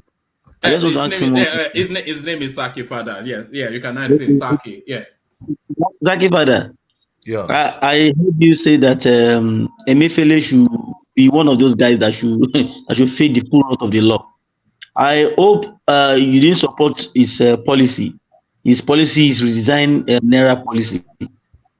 I mean, what was your stand then? Because your stand will determine if you are one of those guys that says they should go ahead with the plan, or I mean, full throttle. They should go full throttle. Then I don't think I don't know yet. I don't know your stand actually. I'm just saying. Anyway, I supported the policy when he introduced that. You did on this platform. So yes, I'm glad you are not denying it. Carry on. No, I can't deny it. Yeah. I supported the policy, and again, mind you, such policy can be seen from two angles. You know, there are any angle you come, you can always rationalize it. So I supported the policy, particularly because I thought that the government that initiated the policy, you know, did it to curb two fundamental things. I thought it's gonna reduce vote buying during elections. I also thought it is going to reduce the incidences of terrorism and banditry, you know, because those people might not have access to the new currency, you know. So given these two conditions, I supported the currency. I supported but he did it. Did it not work? Did it not work? Did the 2 points that you raised now, did it not work? I think it worked. I don't know to what extent it worked. I don't know. you know. So, but those are the reasons I supported it. All right, Saki, let me move into this space. I only really brought this headline up only really because of this word, supercalifragilisticexpialidocious. So only one person known to mankind will still be using that word, of course, is the Delta man, Obiagbono, or whatever his name is. From Enugu State. Is it? Yeah, it's from the Creeks. When was the last time you heard that word in use? I thought it was, there are certain words that I thought were consigned to the annals of history. Supercalifragilisticexpialidocious. I dare you to attempt to pronounce it. You need a sip of water. It's unbelievable. Who uses words like that in normal speak? Only him. Only him. But I just, like I said, just brought that really just for that word. But let me take you to more serious matters. What I will do if Tinubu calls me for any appointment, Nyesom Wike. So now, suddenly out of a job and all of the accoutrements of powers now stripped, the siren that starts to blare even before he gets out of bed to have his breakfast. Suddenly now he has to go to the market and speak to Mama Lata. So Nyesom Wike is looking for new boots. Ogasa, I need a job. What position then would you give to the whiskey-loving former governor of Rivers State? I don't really know, but given his influence in the South,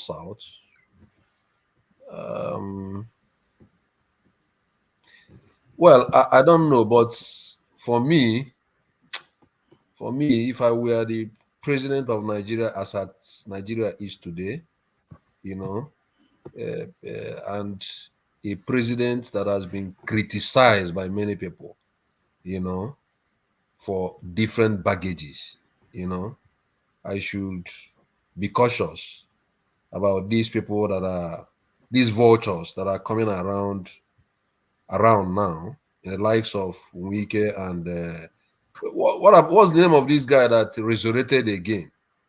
That we thought he has been forgotten since 1999. Is it no Rabadu? No. The former governor of Ibori. Yeah, Ibori. Yeah, so that's kind of people. That kind of people should the government should be cautious about you know, dealing with those kinds, you know. So I think this time the government should go into serious business and know that the Nigerian state is really going down, and it shouldn't be business as usual. So I don't know what to recommend for somebody like Wike, but I know that Wike will not want to take a position that is not a serious position. Maybe he might want to take something that has to do with the Niger Delta. What that commission? What is it called again? NDDC. All those kind of things, or maybe a ministerial position that is quite visible in the Nigerian state. Would I say Minister for Petroleum Resources? I don't know, you know. But if I am the person in power right now, I will trade with caution and, you know, try to know how to handle these political vultures so that I will get more legitimacy from the people, and so that I will try and as much as possible to, you know, to surprise the Nigerian populace. You know, that's what I will do in my view, because the sight of Ibori now has generated a lot of reactions on social media. You know, people have started talking about the kleptocratic appearance of the new dispensation, you know, as if it's going to be business as usual. So I would trade with caution in trying to align with these sort of people, you know. So that's my view. All right, let me take you to this final space, Sake Fada. So this one now more of a neutral space. So it's not politically charged. Of course, there is this. Of course, you know, there is a space I want to talk about Oh, But okay, go to the space then. you have not got that space. Go to that space then. Go to the space you want to talk about. Of course, you know the space now. Is it the labor union or something? No. You are talking about what is going on in the court process, and Oh yes. Let me take you. Let me take you to that headline. There's pressure on Peter Obi to pack in the noise making and the exploitation of the gullible. Tension as Peter Obi asked to withdraw a petition challenging President Tinubu's victory. And when I saw the headline, because I try not to read the body of the narrative before I come in, just so we can react to it together, to my surprise, it is actually elements within the Labour Party itself that are inviting him to sheathe his sword. So this is the Labour Party now saying enough is enough. This is Arabambi, the publicity secretary of the Labour Party, asking Peter to pack it in. We have, like many Nigerians, come to the conclusion that Obi is not only taking Nigerians for a ride, but will continue to waste the hard-earned resources donated by Nigerians for this purpose to even enrich himself even more. Obi attempts to cage the sense of thinking Nigerians by trickily obtaining money from them to fund the court process, making them believe that there is something for him at the end of the day that must now stop. How would any right-thinking person go to so this is him speaking further, how would any right-thinking person go to an election tribunal with only 30% of your documents where not all of them would be accepted or agreed to be tendered by other political parties? 3 days ago, they said 2 of their councils were sick, and yesterday they could not even file a single process with the array of SAN with Obi.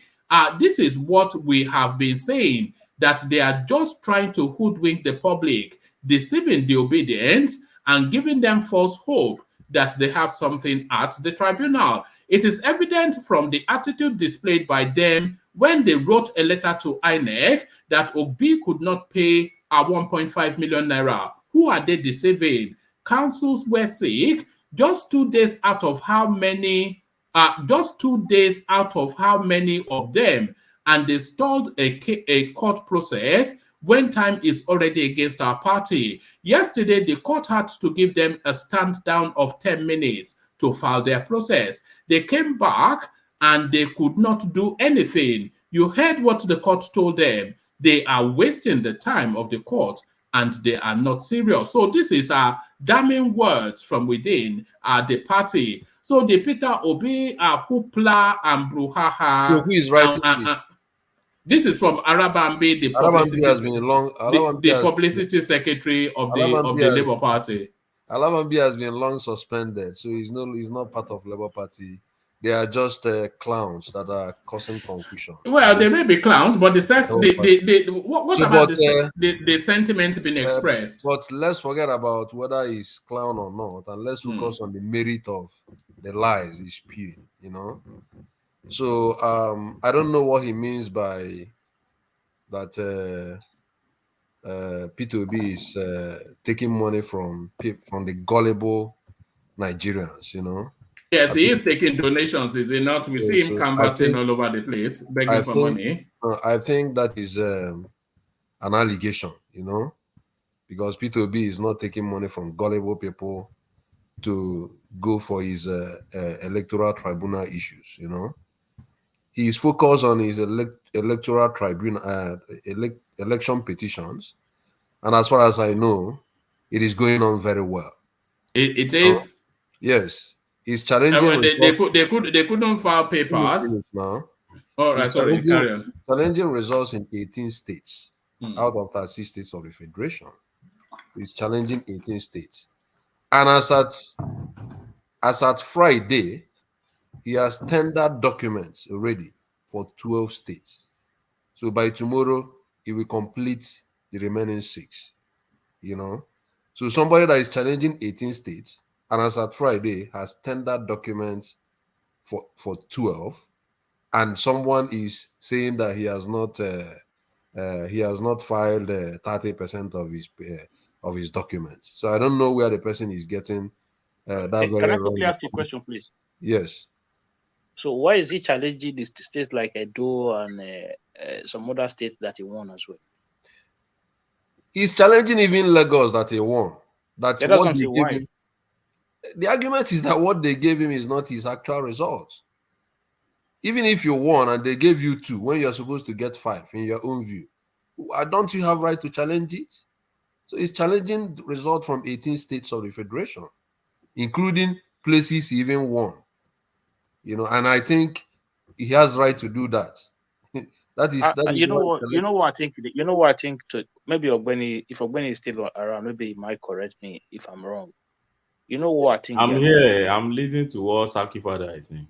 Yeah, you know what I think they are trying to do. I think they are trying to discredit the whole process. That is the only way you can challenge. You can be challenging states whereby you won election. I don't know. Maybe I might be wrong. Or maybe when you get to Ogbeni, maybe might correct the whole thing. I don't know. Ogbeni can correct it now if he wants. You can't challenge the state you won. I'm just listening. I don't know where. The obedience. They always pick their claims from rumor peddling around everywhere without consulting professional.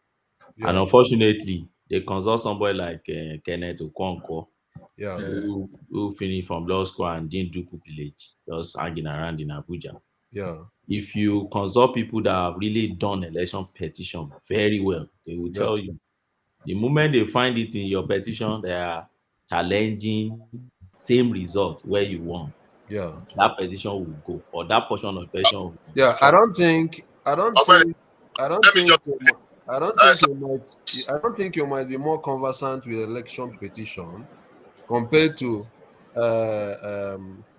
Professor Awakalo, compared to Onyechi Bazu, who has handled many election petitions and he has won. So if it is wrong to challenge, I agree with you. Those are my seniors, and I've not handled election petition as them. But when you go back to the petition, I'm not even sure you have read that petition. Yeah. If you have read Obi's petition, you will know that it's not challenging where you want. I will send it to one manner to pull it off. Then tell us the paragraph you are referring to. There is nothing in that petition that says it's challenging where you want. So let's not be confusing the public here, because this is a global platform and people listen to us. Well, I'm telling you that those states, some states he won, are part of the states he tendered documents on Friday. But it's not. You see, if you're tendering any documents, what is in your petition, and I keep saying it here, what is your petition determines what you are challenging. You don't challenge in election petition by documents you tendered. You challenge by the petition you filed. So your petition is your case in court. You only tender document to support your case. Do you get? So, and I've been saying it from day one. Any state you did not mention in that your petition, you can't challenge it. It goes to no issue. You will find out when the judgment is out anyway. Anyway, let's see what happens. But I know that his legal team should also know. They have been handling these issues for a long time, so they know what. I am not in the position to know better than them. Shaki, none of his legal breaking up, Saki.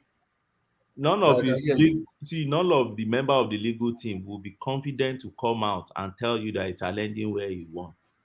I challenge them. None of them will come out. They understand this game. It's not today. It's not Obi that is the first petitioner in Nigeria. None of them will come because they know it's against the basic principle of election petition. Well, I don't know. Let's see. I think probably they are just using that to just. What is he expecting? They are just using that to add more to his numbers or something. I'm not sure. What is he expecting in those states? I can't hear you. I mean, what is Obi? What is it? Is he expecting them to add more numbers to his own? Well. One of the statements in Obi's petition is that he had the majority of the lawful votes, in this election, and he has to prove how he arrived at that conclusion. So that's a summary of what I think he is trying to do. He has to prove how did you arrive at the conclusion that you have the more numbers of the lawful votes cast? So that's what I'm thinking. So however they arrive at it, the barristers know what the best procedure should be. But then the import of my argument here is that as at Friday, he has tendered document for 12 states, out of the 18 they are challenging. So that's 1 week. That's 1 week. 1 week gone out of 3 weeks. And say it's what? there 50. 1 week is gone out of 3 weeks. 1 week is gone out of 3 weeks. Yeah. Yeah, 1 week is gone out of 3 weeks. And they still have witnesses to call. However they want to do it, they should know, But what I'm saying is that what Arabambi is just saying here is quite a lie, Even PDP itself has not. PDP themselves, they are challenging the 36 states, according to them. They are tendering document for 36 states, and they have not even gone very far in the document they tendered so far. And even the witness they have called, I think it's just one they have been able to call for now, So let's just leave the courts to continue what they are doing, and let's avoid certain misinformation from certain people. I saw what the paper was writing last week, the headlines that P2B was dismissed from court, something like that. That court steps down P2B's petition, something like that. Those headlines are malicious. They are lies, So it wasn't what they are not lying. Sake Father, they are not lying. Let me tell you what happened. Let me step it down. What they did was they said he did not file according to the pre-election format that they all agreed at. So they had to ask them, go and rearrange your work. So it's different from saying somebody stepped down somebody's place. That one is just a temporary setback. You just refile your thing, and just 10 minutes break, and they came back to the coffee. But the papers have the headline as that P2B's petition has been stepped down by the court, and that they are wasting the time or something like that. That is how the paper carried it. So they were accused of wasting the court's time, though. Were they not? I don't understand what you mean. Were they not accused of wasting the court's time, not being able to file their documents properly? Okay, let me tell you. When judges do you find the way that the P2B council they're handling, do you find it somewhat amateurish? Are they coming up? Are they coming across as a bunch of amateurs? I don't understand what you mean. Even Olani Bekum, the son for either Tinubu or APC, Olani Bekum, there was something he said in the court, and one of the judges, told him that you are an expert in this, like you are a learned person in this profession. You should know that this thing you did is wrong, So those kind of statements. Suppose a Nigerian newspaper carries this news, how will you also have received it? So I want you to see those statements the way you also see something like you are wasting time of the court. You should have arranged your papers very well. But I'm giving you 10 minutes. Have you been impressed by the way the OB Council have been handling the case? Does it inspire confidence in you that they know what they're doing? Well, of course, I don't. I've been impressed. I don't see anything they have not. I see progress in what they are doing. So I'm impressed as far as phoning in sick all the time. For doing what? Phoning in sick all the time. Is it not only once they ask for adjournment? Even on Friday, Olani Bekum also asked for adjournment. There was supposed to be a court sitting yesterday on Saturday, but Olani Bekum asked for adjournment, and court granted him. So anybody has right to ask for adjournment, and that was only once they did it.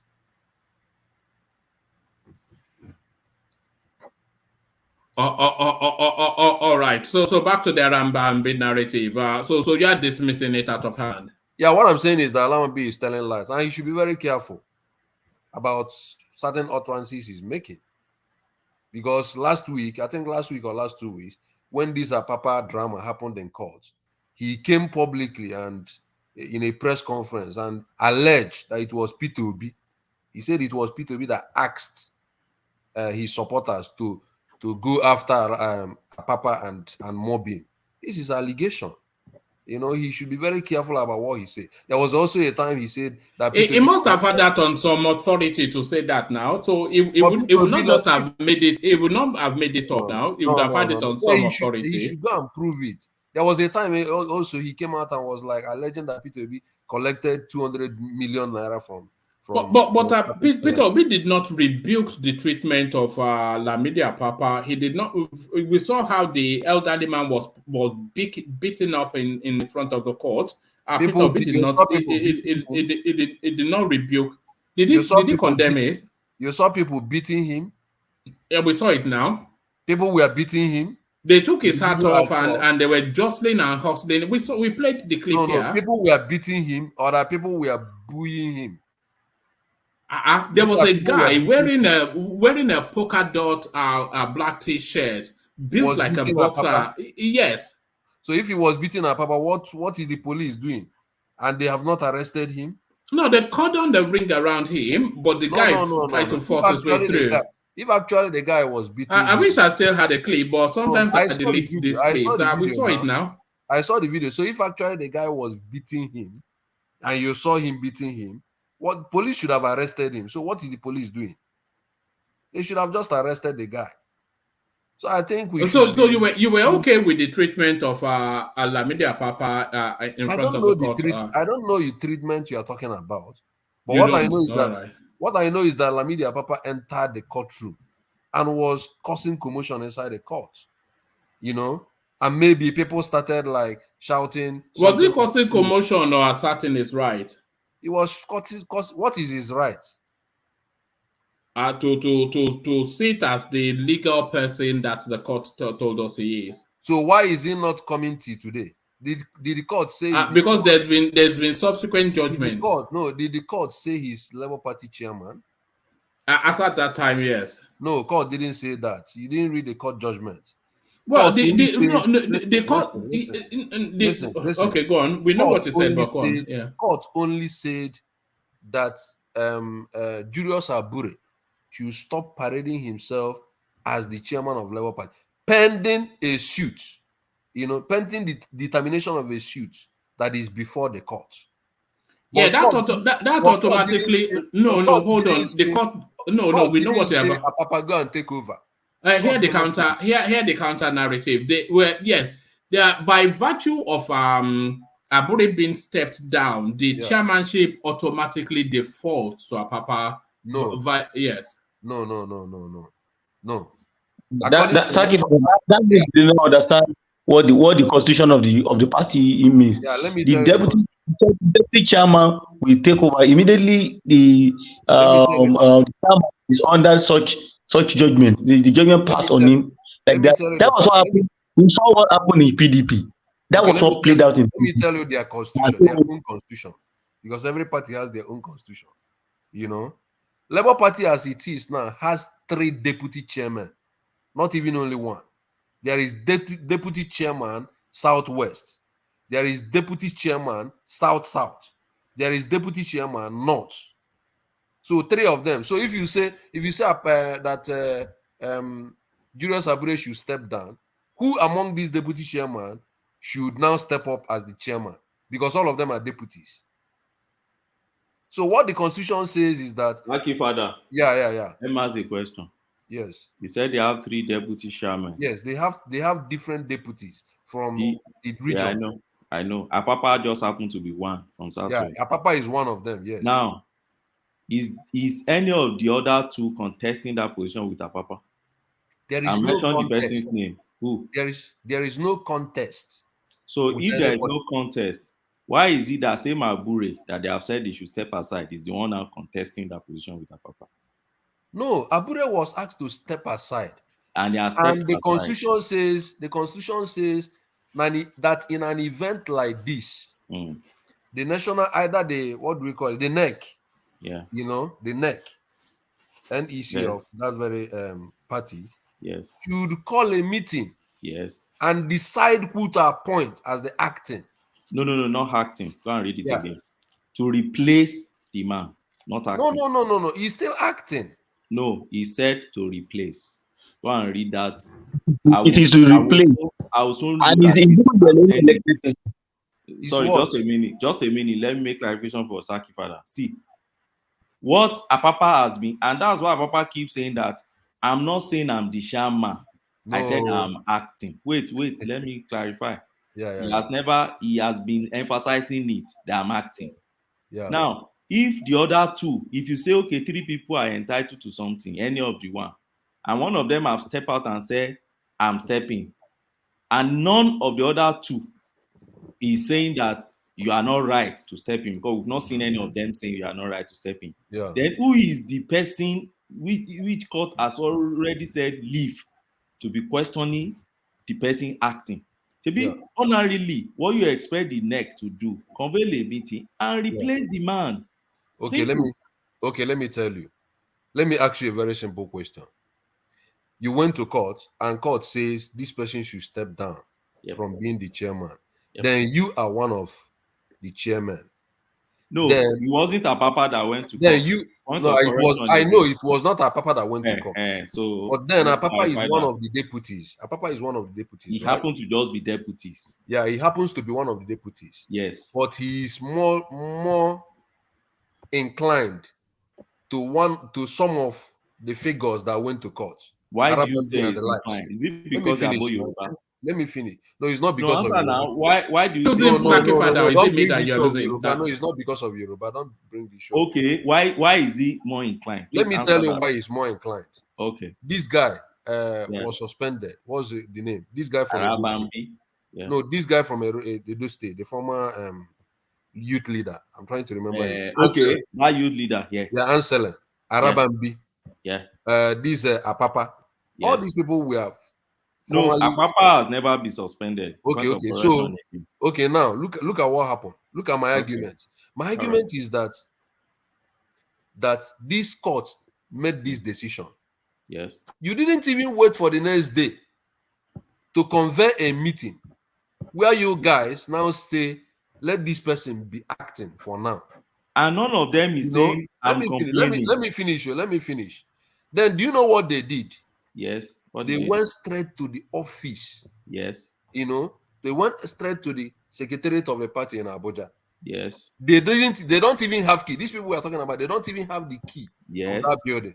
Yes. They broke into the building. They broke in through it. So they broke the door. Let me finish. They broke the door, went in like thieves, and then announced that he's now acting chairman. Does that nullify is that activity right in your eyes? Is the activities of office we are talking about here? You're talking about something else. No. If you say that you want to be like you're going to be the acting chairman, right? Yes. Then why didn't you go through the due process? What is the due process? Why must you rush that evening to break through the door? You don't even have to. What is the due process? Wait, what is the due process? You broke through the door as a thief. What is the due process? What's the due process?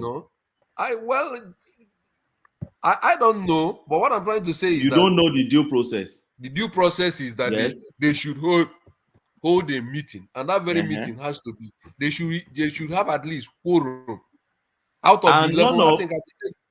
In all the people you say you should hold meeting, I think they said they are not the 11 members. I'm coming. None of the 11 members is complaining. Is the person? None of those guys that are entitled to the place with him is complaining. They are not complaining. Now it's Abure. Why they are complaining now? This they are guy not is complaining. This guy is complaining. The acting youth leader. This guy from the east, he's complaining. The guy from the north is also complaining. Wait, those ones you mentioned, are they entitled to the position? Yeah, they said they are supposed to be part of the meeting because the law says are they entitled to the office? To the office. It's not about entitlement. It's about entitlement. The office is about the meeting that produced you as acting chairman. You know, Listen, Did let's look at it from this way. Did you constitute the meeting properly? That is the question. Thank you, Father. Let's Yeah. look at it from this way. Today, Yes. let's say court said Tinubu have sacked you. Yeah. Automatically, we know what the constitution says. Who should step into the office? The Do you think it lies? that somebody should become I'm coming now. I'm coming. Do you think it lies in the mouth of Tinubu that they said he should step out to decide who step into his office? I don't understand. If today the court says Tinubu should step out from that office as a president, yes, and by the constitution we know who to step into his shoes immediately. Yes. If the person step into Tinubu's shoes immediately, do you think it lies in Tinubu's mouth to be complaining about who stepped into his shoes? Can the person step in without formal oath taking by the chief justice from the chief justice? Even if he doesn't take oath taking, do you think Tinubu has a right to be complaining about who stepped into the What happened in the case of Yaradua and Jonathan? What happened in the case? Did Jonathan step in immediately? Jonathan and Yaradua. Without any legal process. Yeah, without any formal process. Yes, now the National Assembly declared Jonathan to start acting. So the National Assembly doctrine of necessity. So the National Assembly declared, right? Yes, not that Jonathan asserted himself, but National Assembly declared. No, you didn't understand me. See, yeah, Jonathan's own is not clear because of issues that happened. First, our president Yaradua didn't drop the instrument he's supposed to drop and make his deputy acting before he left. So that's a very bad analogy to make. I've given you a very simple analogy. The simplest analogy is that president step out from office, we know who comes next. If they say VP step out of office, we know who comes next. Our constitution has cleared all those things. So if the next person now step into the office, do you think the person to complain should be the person that they have said step out of office? See, I know you don't want to answer that question because it knocks off your argument from the bottom. My answer to it is simple. Once they say step out from the office, you that they said should step out of the office, it doesn't lie in your mouth to be complaining. It lies in the mouth of other people that are entitled to that office. And if they are not complaining, everybody should shut up and let the man perform his acting role. No. There is a process that should make you acting. You don't just assert yourself because there are others. Then when you are having that very meeting, those others, were they part of the meeting? Those other deputy chairman, were they part of the meeting? So Abure is now their mouthpiece to be complaining. Not Abure. I'm not talking about Abure. He's the one challenging them now. No, even some other of the deputy chairman are still talking against it. So those we don't see them on media. You say what? What's their name? We don't see them on media. There is one. This guy from the north. I've seen him in the media. Ooh, thank you. He gave. I will get his name, but he gave a press conference, on the media addressing these issues. All right, so okay, bring that space home. I think we're looping around it a bit too long. Bring it home, and then I'll go on from you to Ogbeni. Bring it home. Yeah. So my argument is that this guy shouldn't be, giving allegations that he cannot substantiate. He should be very careful about what he say, against somebody's repute. He should be able to substantiate whatever he's saying. That's what I'm trying to say. So I don't take him serious because he has been making a lot of watery statements. And please, I don't want people to, to see it as if it's a Yoruba affair or other tribe affair. That's not the issue. Arabambi happens to be a Yoruba, but even if it is another person that is doing this, I will still talk against that. So he should be very careful about what he say publicly and be ready to substantiate whatever claim he's making. So that's my point. So who's the chairman of the Labour Party now? Just so we're clear, because it's a bit confusing. Who presently occupies that space? It's still Julius Aburias at this point. The reason being that the case is now in appeal court. The case is in the court of appeal. He's no longer handled by that very high court judge that suspended him. And even there is another court ruling again recently, I think 3 days ago, from Edo State, stating equivocally that this guy should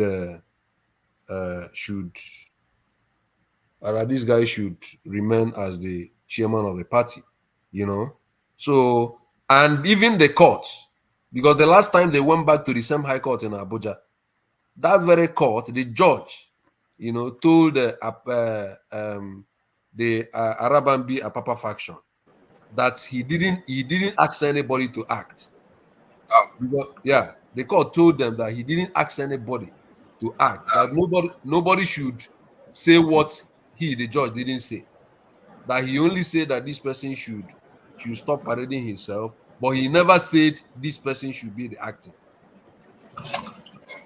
Okay. But Apapa never claimed the court said he should act. He said in one of the interviews I had him after the court, in front of the court, when they went to court one time, they came out in front of the court and they were asking him, and they were trying to say that they also won today, you know, so that the court has reinstated that he should be acting.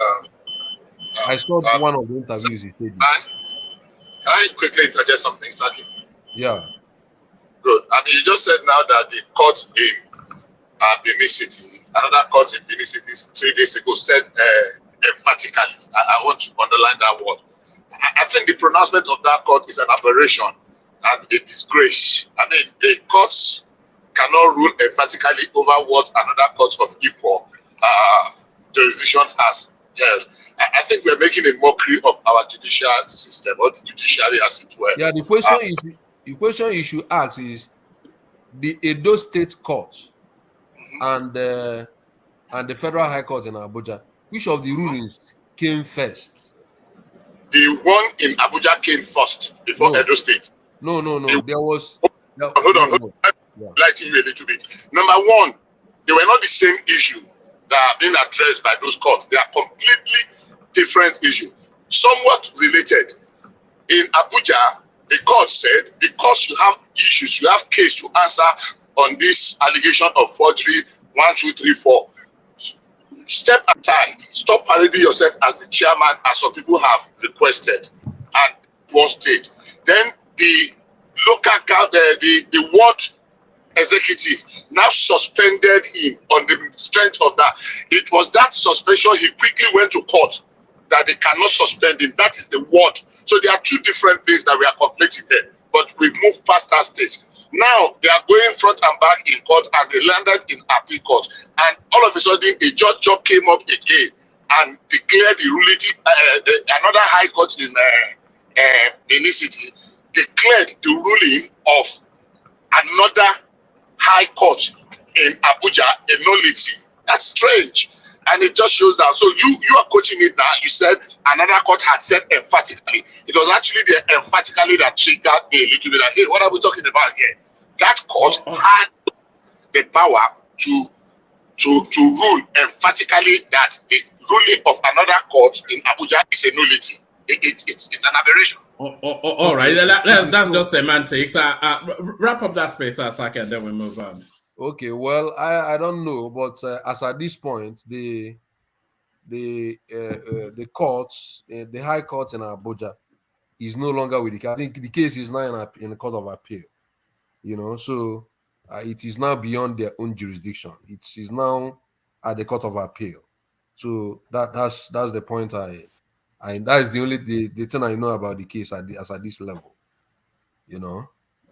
All right, brilliant, well put. So that's Saki father, a voice you know and love. So another voice that you equally chime with. Or when you are up next, I know you are quite keen to expand on that Arabambi commentaries.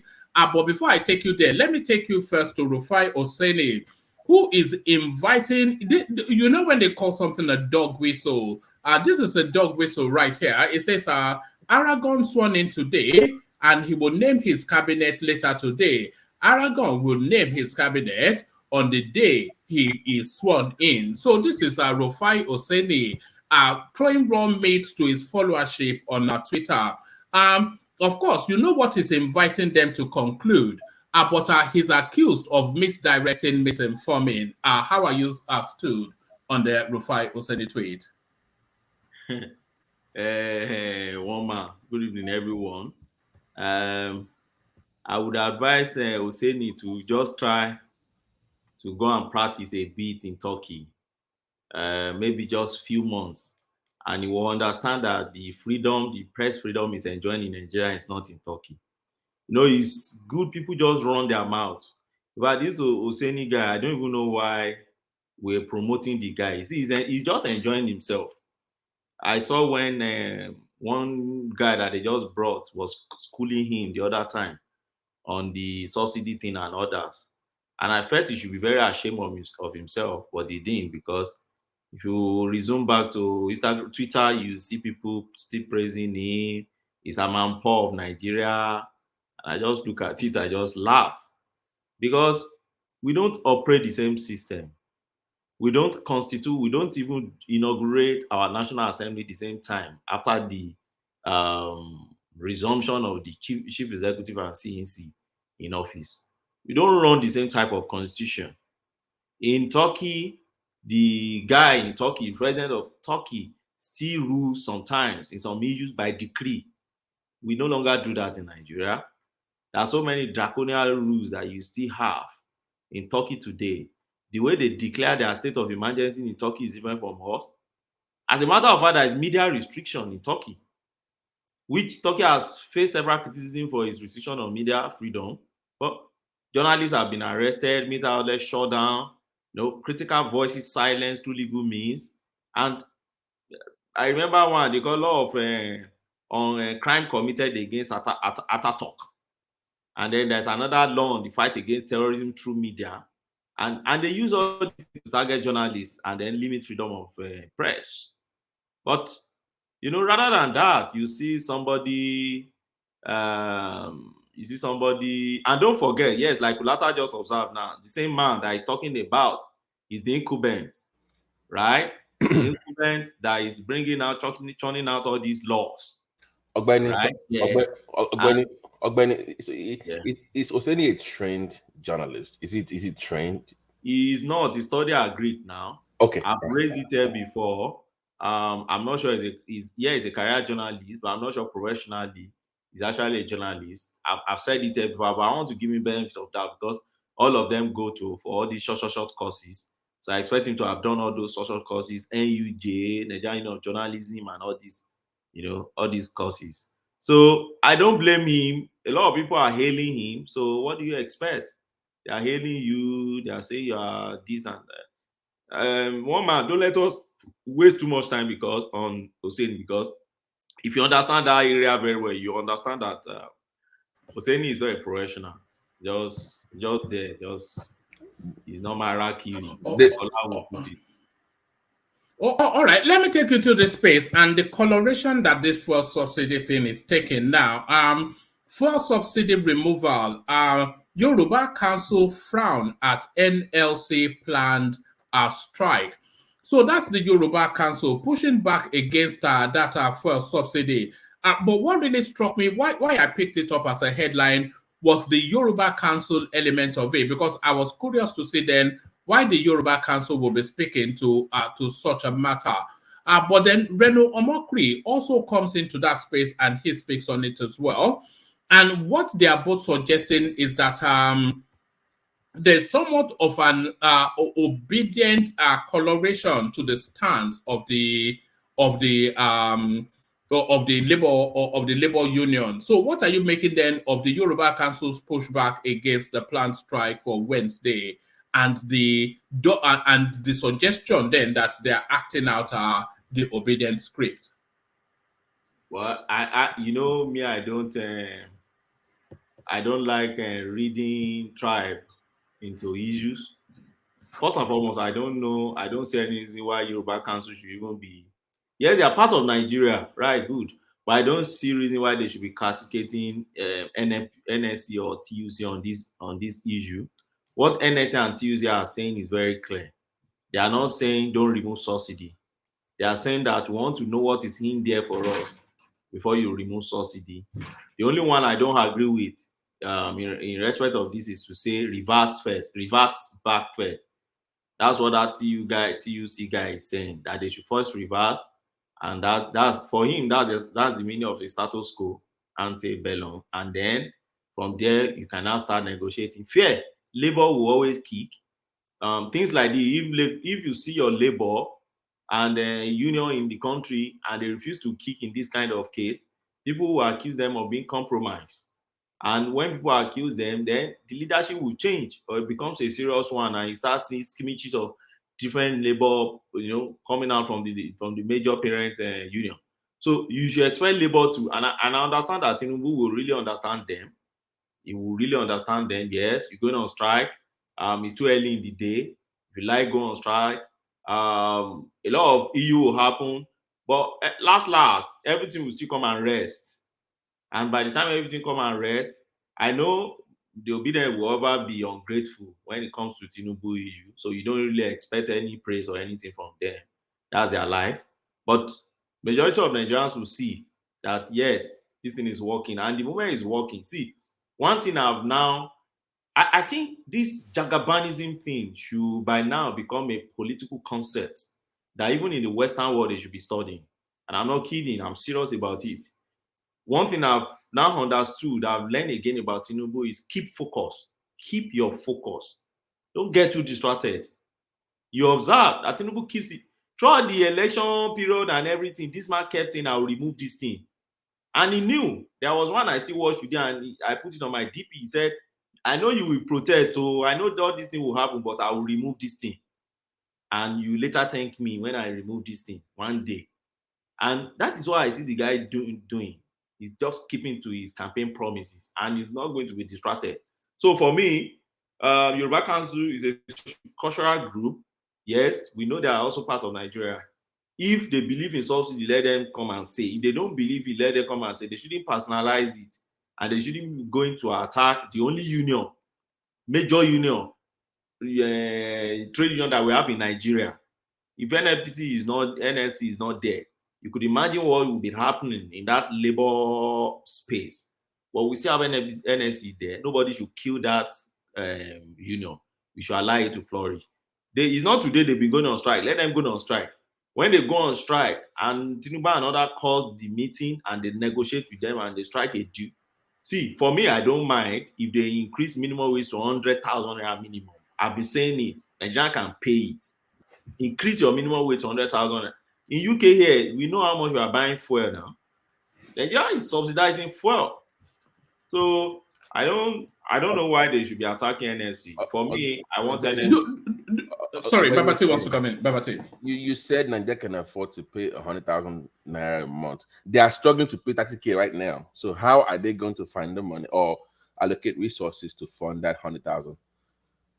Yes, if for me, they can pay 100,000 naira.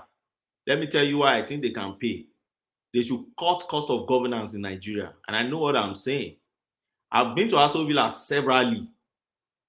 And I know what do you know how much they devote to Aso Villa Clinic alone every year? Okay. Billions of naira.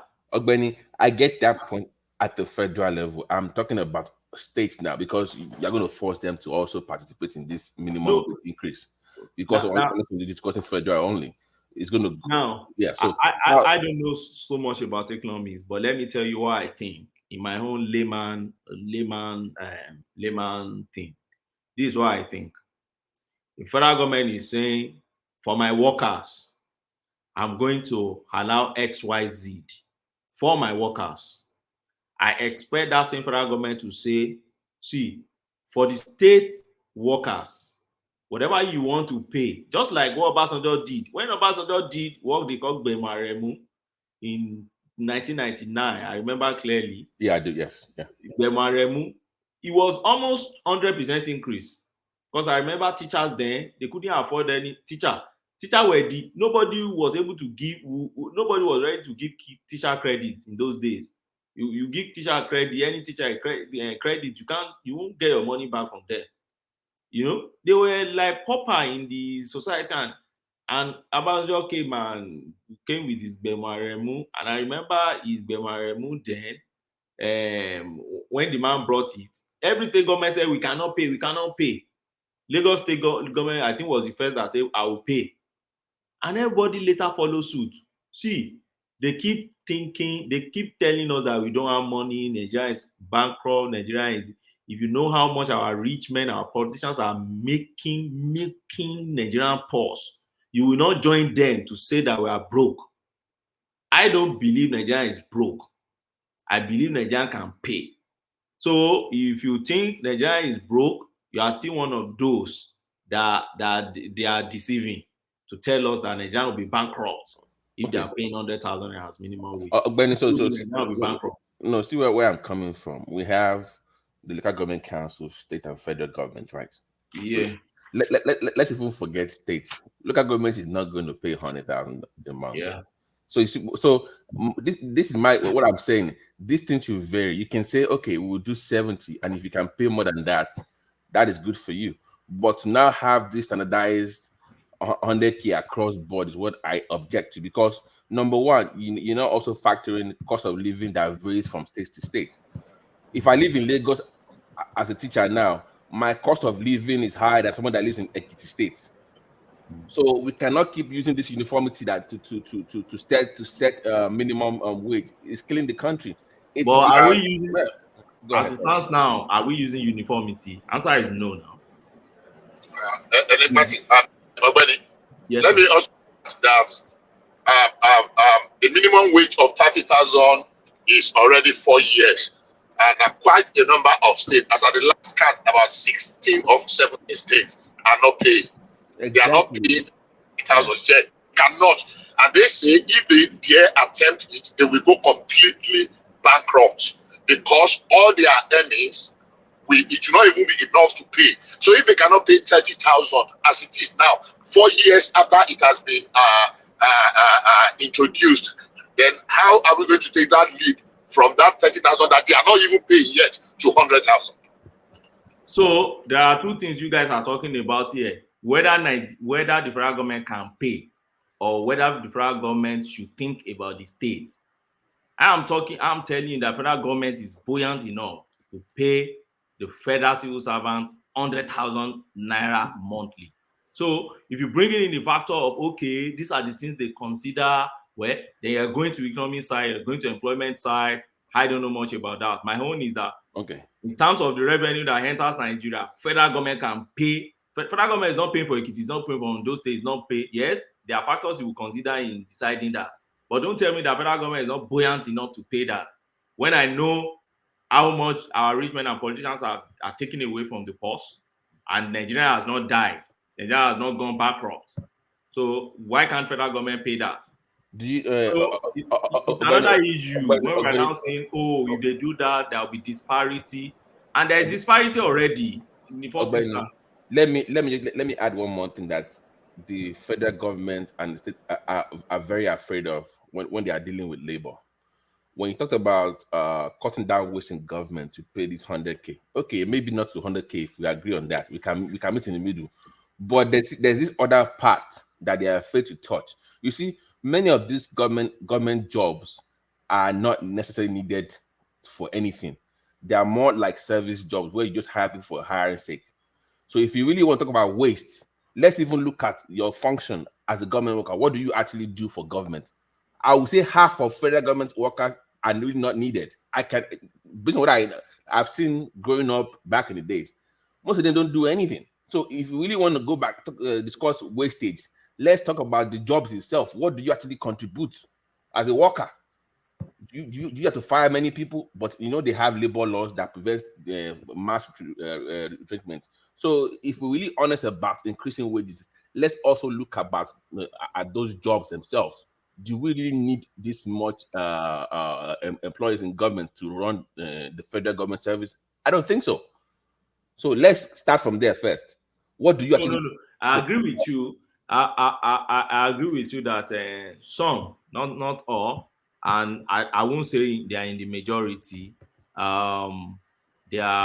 Their role may not be too important to public service, and I can tell you it's everywhere in the world. There's no society where you don't find civil servant that you can easily change, you can easily substitute, or you can easily condense their role to other roles. But the factors government consider in employing people to civil service is not only how productive they will be to them.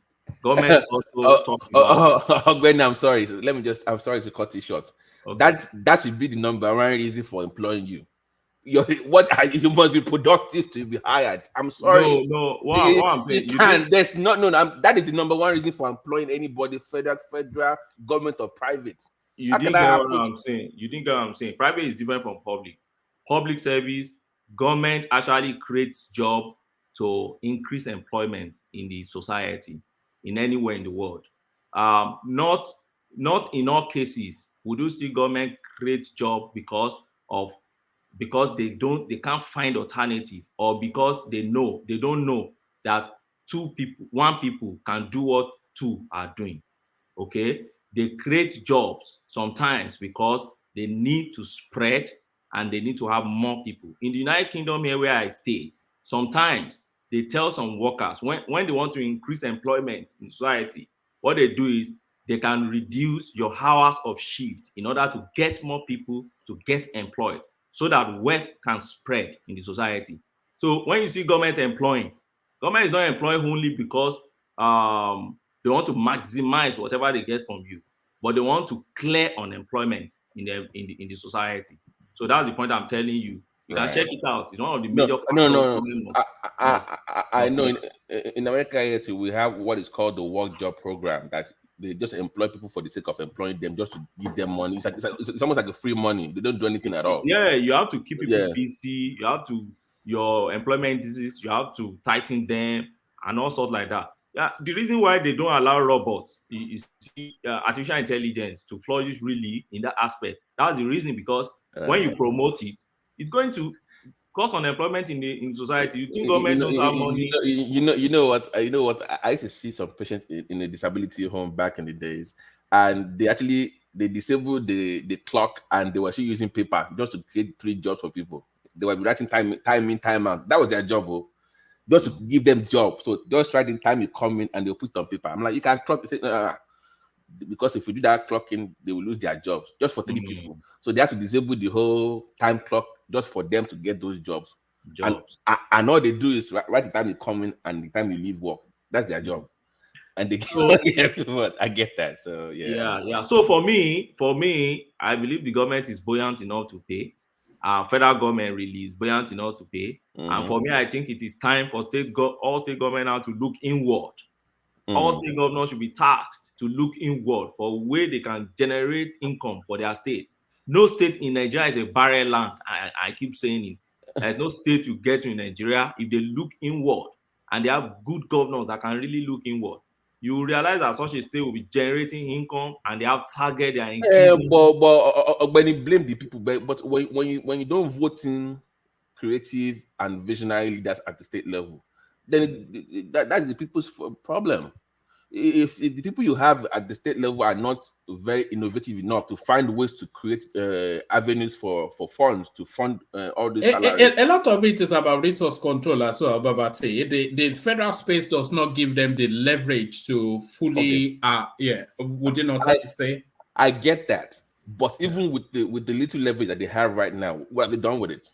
With the little space that they have right now, okay, I get this whole resource control, but what you have right now to even make money, what have you done with it?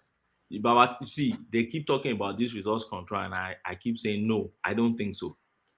I give an instance: Kebbi and Lagos. You see the alliance between Kebbi and Lagos to form Lake Rise.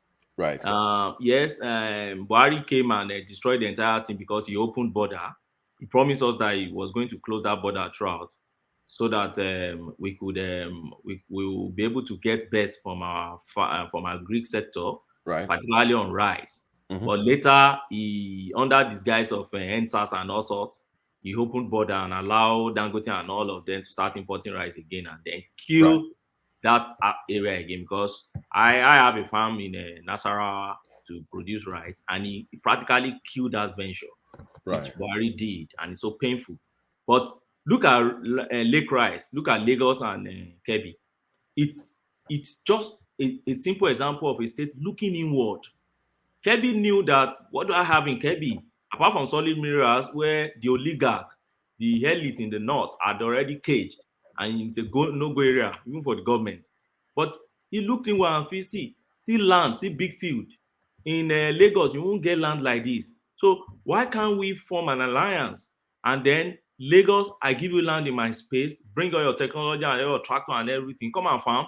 And by the time I will finish this, we will harvest it. We share. And then Right. we'll allow some private individual to be part of it, PPP. And Ogbeni, I agree with you, but it goes back to my earlier point, because one man brought up the point of resource control. And I'm saying that case in point example of what Lagos is doing, even with what they have right now. By the way, Ogbeni, they are also partnering with Kwara and Borno and one other state. They're actually 4 states, not Kebbi alone. And that rice mill in Lagos is the 3rd biggest in the world. Yes. And they are going to be getting about $8 billion a year. That is insane. That is insane. So 8 billion a year. So let's go back to that my point now. If Kebbi could have 3, 4, 5 of that kind of project, why can't they pay their worker 100,000 rand? How many workers do they really have in Kebbi that they will be keeping telling federal government that we can't pay? But I don't know. I'm not an economist. No, I'm with you. Okay, Kebbi pays, Lagos can pay, Rivers maybe. There's still about 20 states left. If Kebbi can pay, right. Most states in the north, except maybe Yobe, should be able to pay. Have you been to Kebbi before? I'm not. I'm not saying. At the time you remove Kebbi, and then what else in Kebbi? So I am not saying. I'm saying that the quality of leadership matters at that level. I agree. Depending on who you put in. If you put in idiot that's not visionary, you won't get anything. Then there again, it depends on the people, the political party are feeding us. Exactly. There you go. It goes back to the problem. Yeah. Because, okay, you don't allow independent candidacy, political party will bring rubbish for us. We have to pick out of the rubbish. That's the point. So, yeah, I agree. Our problem is very fundamental. It goes to Ogbeni. Yes, sir. The issue of that resource control is just more than economic part of it if you look at it carefully. So, that thing has consumed us so much that people are arguing resource control from the point of injustice. You look at it this way: how many local government do you have in Lagos? Now, how many local government do you have to have in the old Kano State? When they carve, it was Jigawa that they carve out of it. If presently, if you have about 20 local government in Lagos State, if I'm correct, and you still have Kano State alone for the 44 local governments, and then Jigawa State we have there the only local government. So you will see why people are clamoring for resource control is beyond the inability of the state to maintain, but it's more of injustice driven for people to have justice. So the federal government managed to steal all the resources from the state, all just to redistribute to where they feel they would like to distribute. So that's just it. So if you go back, really, if you eliminate all those things and you give the state the resources to control, although I know that we've shifted away from what we used to be, the mentality has changed. But if you can do that and let the state instead be contributing to the central, I think people will rethink properly. All our waste, I think, we tend to reduce, because if you don't do the right thing, you either face a crisis from those people that are supposed to be employed. Even as it stands now, why do we even have this insecurity in the northern part of the country? It's not because of what is happening outside alone. I know that we have external aggression, but then when you fail to create job, when you fail to create wealth for your people, that is when some people will come to them and now change their orientation. They will now raise them against the state. So to me, that resource control, if we look at it critically, it needs to be addressed. All right. Respond to that, Ogbeni, and then I'll take you on to this next headline, and then from there I'll go on to Ola. So respond to that, and then we'll go on to the next headline. Yes, I agree with him that it's something we have to look at. But we've had a very hot argument on that resource control thing on this platform before, and my stance has always been that there are some resources that is critical to Nigerian sovereignty, you can't put it in the hands of the sub-region government, particularly in a developing country like Nigeria. We're still developing. We just had civil war many years ago, where a particular part of the country wanted to go by all means, and they are still agitating to date. So if you allow resource control, you are empowering, not in terms of wealth this time around, in terms of resources to fight the state. And then secondly, some things you won't be able to, some things may go out of the federal government control, food security, energy security, and all these things. And these are the things that a state need, to maintain its sovereignty in the world. So yes, you may be thinking, okay, but they said in America, you state has their own resources, even private individual can control some resources and co. But don't forget, United States of America started 1776. Nigeria just got its own 1963. So we are not the same. And in terms of people misusing the resource of belonging to the state to fight the state, we still have it up to date. So I know federal government very careful in that. And if you're a student of political history, you will understand that the federal government, the reason why federal government is treading with caution in that aspect. So that's on that. Oh, all right, let me take you to this space. I'm quite curious to see what you're, because I concurred when I read this, but do you? Nigeria should charge United Kingdom, US, Canada for doctors migrating to their countries. So this is the Deputy Governor of Lagos State. The Deputy Governor of Lagos State, Obafemi Hamzat, has asked the federal government to charge the United Kingdom and other countries for each 1,000 Nigerian doctors they welcome as migrants. The Nigerian government should look for a way to benefit from the countries our doctors are moving to. For example, if 1,000 doctors go to the United Kingdom must pay us something back in return, Mr. Hamzat said. He also suggested that medical colleges in Nigeria must develop the capacity to train more doctors to bridge the brain drain gap in the sector. So it goes on and on to that space, but really, I'm somewhat aligned with him in this because we're hemorrhaging at an alarming rate, especially within the medical fields, the doctors and the nurses. I don't know who your GP is in Scotland, but mine here in Kent is a Nigerian.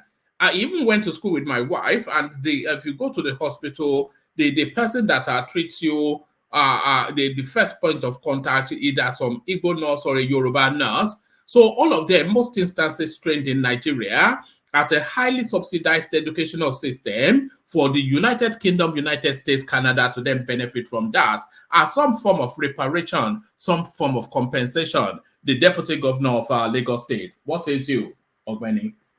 Well, I know they said Hamzat is a lawyer. So I want to believe that he knows what he's saying. But I will be expecting him to tell us one or two countries that have adopted this system before, and he should let us know how are they going about it. I don't know of any. I don't think there's any government collecting money from another country. Cuba does. Cuba. Do you agree in principle, though, before we go to the workability of it, do you agree in principle with what he's saying? I don't. You don't? Okay. I don't. I've said it here before. We've debated this before. And my take back then was I believe they should be signed bond because they are critical to the survival of Nigerians at this stage. We're a developing country and a third world country. So I believe whatever resources we have that is very critical to us, we should hold it tightly. And I believe one of the ways to hold it is, first, I think our government should start planning of how to disengage in subsidizing universities in Nigeria. But in replacing that, I think what Tinubu has been saying, they should make funding available for students. That's what they do here in UK. Students in UK, apart from international students, which you don't reckon with, you have your money, that's why you are here. Students, generally, the locals, the lower caste here, they school most times on loan. They get loan to school. And that makes them to be very faithful to the government, or let me say loyal to the government, because you want to work, because you want to. I have one of my lecturers when I was doing my master's in 2011. The man told me that the loan he collected about 20 years ago for the student loan in the UK, he's still paying. He has not even finished paying it as at that 2011. He has not finished paying it, he's still paying. And he's okay with it because little they are just collecting from him. So I believe our federal government should remove subsidizing university this thing. Let university become fully autonomous. When you grant autonomy fully to the university and you unplug such funding, everything will find its balance. Some mushroom university will close down. Like all those state universities that are not supposed to have university, they are supposed to be going to the neighboring states to school. They wanted to have university at all costs. Some states, like Osun now, they will have about I know. Can I ask you a question, Ogbeni? Okay, sir, you can ask. If university has been autonomous, as you are recommending, would you have been able to go to college? Now, if it's a question to you. I wouldn't have been, but if there is a student now loan, you are recommending for others, so that a lot of poor people won't be able to go to college. Baba Aja, understand me. Yeah. I've given a condition to what I'm advocating for. I said, Kenimania be Ajale Koko. Wow, no. Wow, what man don't do that? What man don't do that? They downtrodden. Listen to my. The way we talk. Why you say no? My point. Pull up the drawbridge after me. Pull up the drawbridge after me. Yeah. Pull up the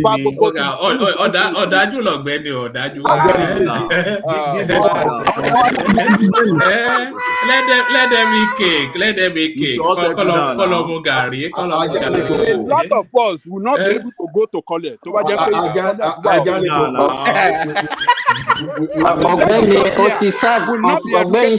Ọ̀gbẹ́ni ti sáàbù sí bàbá Ajẹ́lẹ́wòpé lọ́wọ́ láàárọ̀ yìí.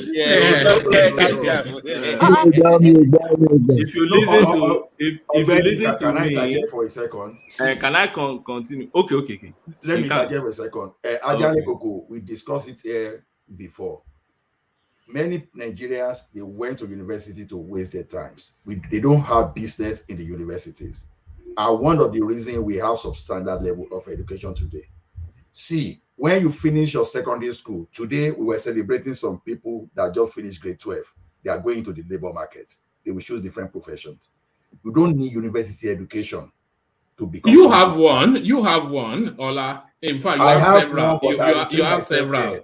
You have several. Look at that. One man. When I came here, I've done 2 graduate programs when I came here, and I have my reason for that. I won't necessarily disclose fully here.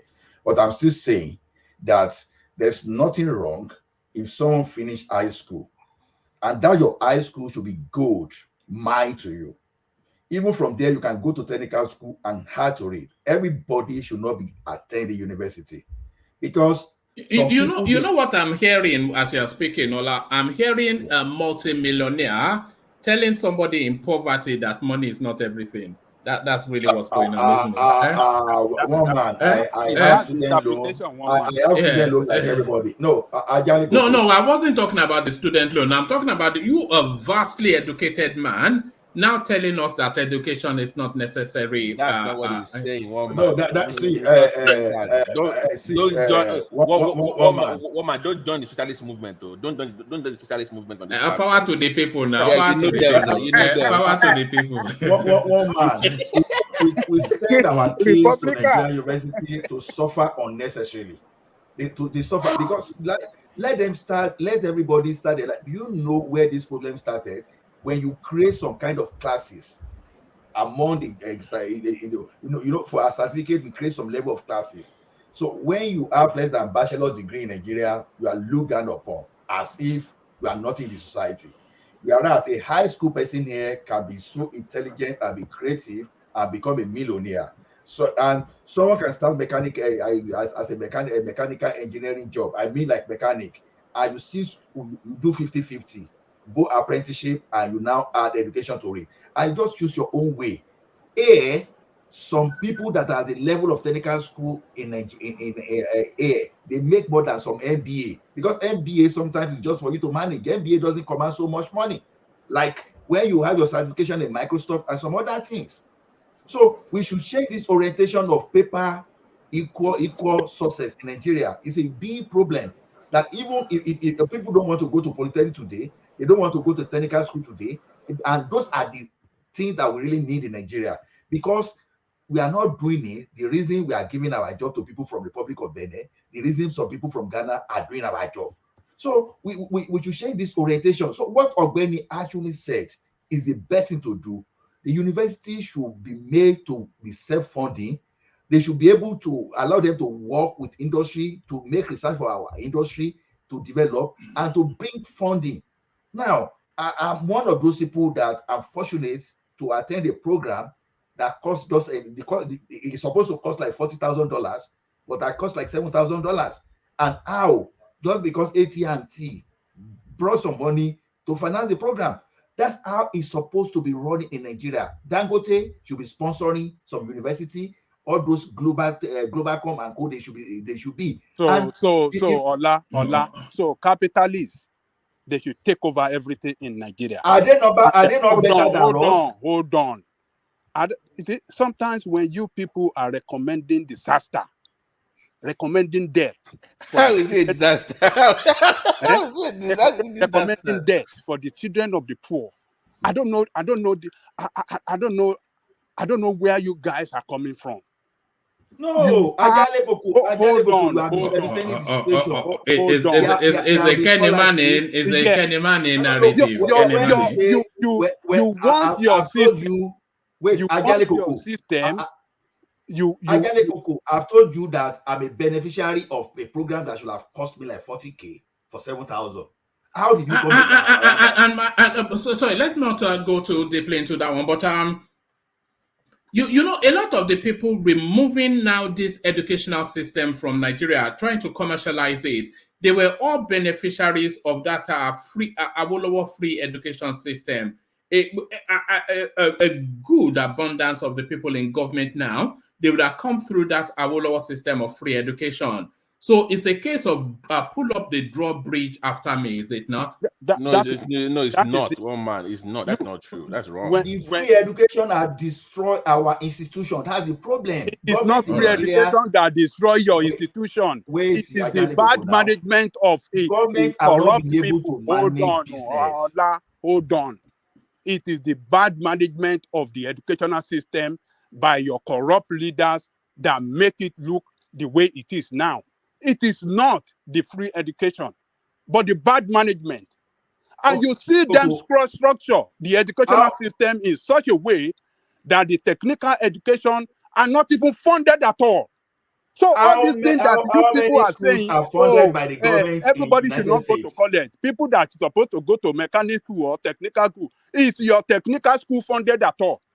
Even the higher institution, they fashion it in such a way that people that are at university, they look down on people that attended polytechnic. They discriminate. The system discriminate one set of students from the university against those that attended polytechnic. And it is your system. It is the poor management of your educational system by incompetent and corrupt leadership that make it look the way it is. We have seen other countries in the world. How many universities are funded by the government in the United States of America? And then what are the qualities? That's a big space you want to open up, but land your point and then let Ogbeni wrap it up, and then I'll come to you. Okay. What I'm telling Ajale Koko is this. See, you are underdeveloped economy, underdeveloped system, and you want to compare it to the most advanced.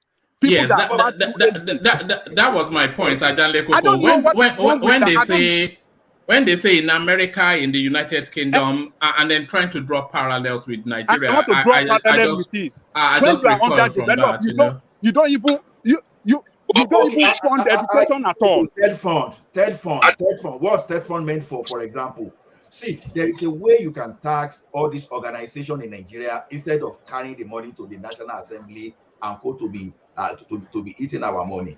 Third fund, do you know how much that is it can accrue to the federal government through third fund alone? Now you start gradually. You allow these institutions to work with the private sector to meet the need instead of rushing to overseas and be carrying some people there. Let them work and develop our system.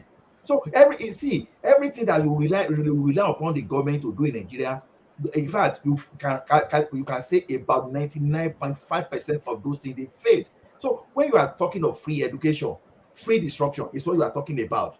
Free confusion. At the end of the day, you went to that school. You are more confused than when you are not. Also, what is the quality of that education? What is the quality? Just go to school is that's enough. what I'm saying. That's exactly what I'm saying. What do you mean by quality? All those people that are your professors today, majority of them that are professors today, they attended free education. That was back. The best of the, hold on, man. The foundation, the original. When you are talking of indigenous, the first set of professors we had, they attended free education, and they are the best of the best product that country has offered so far. They laid the foundation. They educated us that live today. But now you people are condemned. Oh, what is the quality of that free education? I don't get it. I don't know where you people are from. I don't know where you guys are from. Stop being emotional. Every time the children of the poor people must be at the receiving end. They are the ones that must suffer it. They are the ones that must be denied good life. They are the ones that must be denied security. They are the ones that must be denied electricity. They were the ones that must be denied every good thing of life in their own country. Hold on. Let's stop being emotional about these things. Sometimes what do you mean by emotional?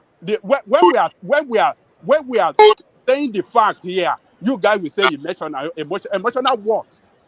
Just hold on. Hold on. Now, when you present your own fact, it is your own fact. Facts is fact. So if you present your own fact, that does not mean it cannot negate other people's facts. The reality on ground. Don't call it emotional then. Why describing emotional when it is fact? No, it's not a fact. You get a little bit too emotional about these things. Let's face the fact. No. Just present a counter narrative.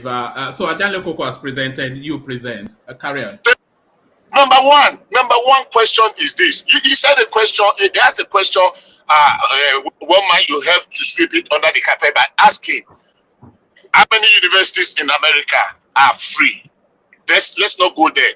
Now, in Nigeria, in reality, and we answer that question. If you want me to answer it, answer. Go ahead. Education in America is free, and why it is free is this: when you pay for college, at the end of the year, when you are filing for your tax, you file for refund. It is actually free. What are you talking about? Oh, you don't get refund for your loan, your education you collect on loans. Let's go there. I have a sister. Look. Colleague here let me. You have spoken extensively. Scholarship that are given. You have spoken extensively. Let other people. You people want to compare when it comes to other things that will say, oh, this is the way it works in America. They give us free healthcare in America. You say, oh, we are not America. But some other things you want to, you just want to play double standard sometimes. I don't get you people. In America, no free healthcare in America. There is no free tertiary education in America. Who told you that there is no free health in America? Who told you that? Here is the free healthcare. Do you know what is called Medicaid? Oh God, is Medicaid free? I know. Told you that? Who told you that? Who told you that it's not free? All right, gentlemen, let's not get too deeply into America. Do you know what is called Medicaid? Do you know a lot of people at a particular bracket of income, they get it free, and the best of the best treatment. You know what you are saying is not. All right. Hold on, Bishop. Even in UK, there. Hold on, Bishop. You see what I want? Hold on, Bishop. Bishop, have your interjection. Just give us your presentation, and then we go on to back to Ogbeni to land this thought. Otherwise, we go back and forth for a while. Have your interjection. Was not allowing me. So number one, I said how many universities? Number two, university education is not a human right. Number three, in reality, in our present state, considering what a university education is expected to be, can we, in all honesty, afford a qualitative free university education as it is today? The answer for anybody that wants to be very realistic and truthful to himself is no. If we improve primary and secondary education, improve it to be quality, anybody that wants to go to university education, and we provide funding that you will pay back, that is how it operates. That is why we compared to our population, our resources as it is today is not enough to cater for every of our needs. So we need to begin to think out of the box and fix the reality of what is happening today. We're not talking of what happened 40 or 50 years ago. 50 years ago, probably our resources were better than what it is now. But our population was just about 1/3. I knew when Nigeria was less than 60 billion. So if we are 200 and something million and our resources have not improved, that's not increased, and we're saying we should continue to carry this kind of burden we were carrying 40, 50 years ago, we're not being realistic. And that's why I say we should devoid emotion from this. Yeah, we can be passionate about what we want to do, but when the reality dawns, we should be able to say, you know what, let us improve the quality of our secondary education. And if people want to go, you can even have a break, work for 2 or 3 years, then you go back to the university. But the mass movement to university nowadays, when some of them, unfortunately and sadly, are not even what they have gone to the school to go and study. Because you said something a few minutes ago. Let me confess, I am one. I never saw the 4 walls of a university, of a tertiary university education. I did not. So don't let me body shame myself for anybody. I did not go to any university. But there are people today that after their university education, you even be asking yourself, is it possible? Is it true? I am not saying all of them. I'm saying a great number of them. So if funding education, tertiary education, for example, needs to be increased and people pay for it, might not be 100%, but provide them with the loan facility so that after they finish school, they pay it back. It might take them 10 years. I have a colleague, he's 62 years, he's still paying his student loan. Here in America, he's still paying his student loan at 62 that he graduated almost 28 or 30 years ago. Thank you. All right, thank you, Bishop. So Ogbeni, so back to where you were. You have to make it brief though, because I think we're go on, carry on. Just a brief carry on. Yes, I think I heard people saying that the quality of education is dropping, and of course, I think I would partially agree with them. But even in that, we still have our guys doing great things all over the world, and the little that they were given in that country is what they are using. But I think the terrain is a bit changing. Our population is becoming, because we have not managed ourselves over the years, we have made that population that was supposed to be a blessing to us to become a burden. And that's the reason why that issue of student loan and also giving autonomy to the university system, we have to come in partially.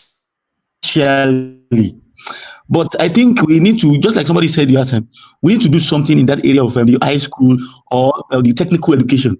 The country needs to deploy. In fact, that's what we really need now. That technical education, we really need to deploy more resources in that area so that we can garnish our people in a particular direction towards what the world needs right now. So that it's not going to be everybody going actually to the university to go and just do some courses, and at the end of the day, they will still become a liability to the country, not acquiring the right skills. I was looking at a particular thing. Even our doctors that are going abroad, PET CT scan, $1.7 million. I could say that we have a university that can do that in Nigeria, but they can't buy it. They can't buy it. If we have that in our country, many people will not be traveling out of the country. But I will say, I spoke to a friend of mine living in the UK, and this particular headline was what he said. That was about last year or 2 years ago. He said, we need to do this thing so that at least we can, because the people, the poor are the ones that are also paying for these things. I mean, they die because they don't have enough people to attend to them. When when I was in the country, to train one doctor. All right, bring it home, Dorothy. About 10 money to train about 10 graduates is what you're going to use to train just one doctor. And after training that doctor says, "Oh, I'm going to the UK. So I'm going to Canada." After using taxpayers' money, I think something needs to be done in that area. I hope they do that. All right, brilliant. Thank you, Dorothy. So sorry I have to rush you, but I think we were over-laboring that space somewhat. But when you opened it up, where you started from was the suggestion by the Deputy Governor of Lagos State inviting that we should levy all these countries that are harvesting our brains. So thank you. Before the interjection from Abaja. Yes, you knew when you started to go right wing. The point I was making. Ogbeni, you see, I so much appreciate your answer to my question. It answers everything. The ambush. You wouldn't have attended college. The ambush. Colleges have been autonomous. Yes. So thank you for that. Very sincere answer indeed. But all those people that are dribbling Maradona and this thing. The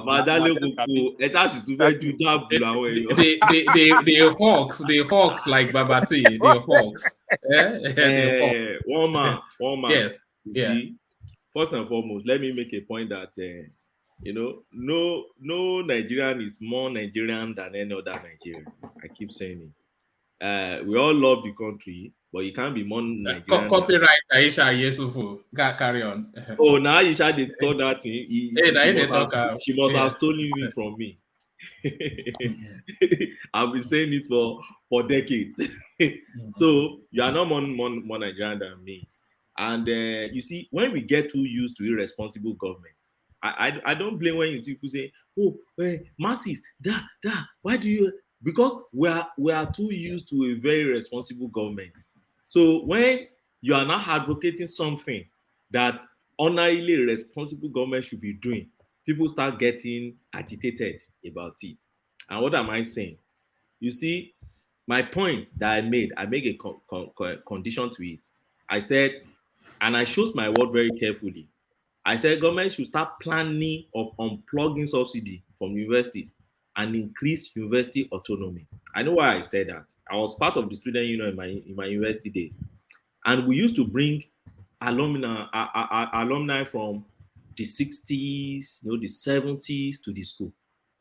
And you know what they used to tell us? Most of the things they used to tell us, all right, was that when they were in Ife, they were producing their own. Ife, OAU was, University of Ibadan was self-sufficient. They were producing almost everything you get on that campus. They have their own agric, they have their own school farm, they have their own dam, they generate electricity, they provide water, they do this, they have this and that and that and that and that. And I remember one of them we brought to the university back then. He told us that this university you saw here, when it belonged to the Western region, they were using money from foreign students to fund this university. Was part of the money they were using to fund this, because they made it so attractive to foreign students. That is what UK is simply doing here. The money we are bringing to UK is what is funding UK universities and not the locals. The locals are just taking benefit of the whole thing. And even before I left Ife, I still remember how many Ghanaians we had in class. A Sudanese guy, the guy is a minister now in Sudan, in my class, and some of his friends, the Cameroonians, the Nigerians, Benin Republic, and all of them, they were in my class. And they were not paying the same amount. Okay? The same way you come to UK and you are paying money and they are not paying that kind of money. Okay? So those things can fund. But let me tell you, if you don't give university full autonomy, there is no way you will get all these things. And that is why private universities are taking over. Just watch out. You remember this oil subsidy since 80s, 90s. Some people were saying, remove this thing and let us understand. It is this same poor man masses narrative people were using back then to block subsidy. Oh, poor man will suffer. Oh, poor man will suffer. Oh, poor man. Okay, this is 2023. Are we not removing it now? That's the same way me, personally, I see the university education. See, as it stands now, the university education is being underfunded. And it tells on the quality. And a man has done it before. That's why I like going to that concursor man in Kano. Concursor has done something close to this. They should go and pick model for that man. And that's why I love him meeting Tinubu and all these alliances they are trying to form. I hope Tinubu will learn some policies from this guy. In Kano space, do you know how many pilots that man produced in Kano? How many pilots that man sent to pilot schools in Kano? I'm not saying university send them to pilot school in Kano. That's the power of free education. So yes, sir. That's what I'm saying. That is, we should kill free education. No, free education is different from Baba Daleko. You should understand that free education is different from subsidizing universities. Here, what he did, what Kokoso did, he focused attention on the aspect of training that matters and that can make people wealthy. Nobody gets wealthy with university education. We should get that first. He did it for them in university as well. He gave them free education at university level. No. What he did, I can tell you what he did university level. But before I get there, let me tell you what. Tell us right now. Let them know. Let me first tell you.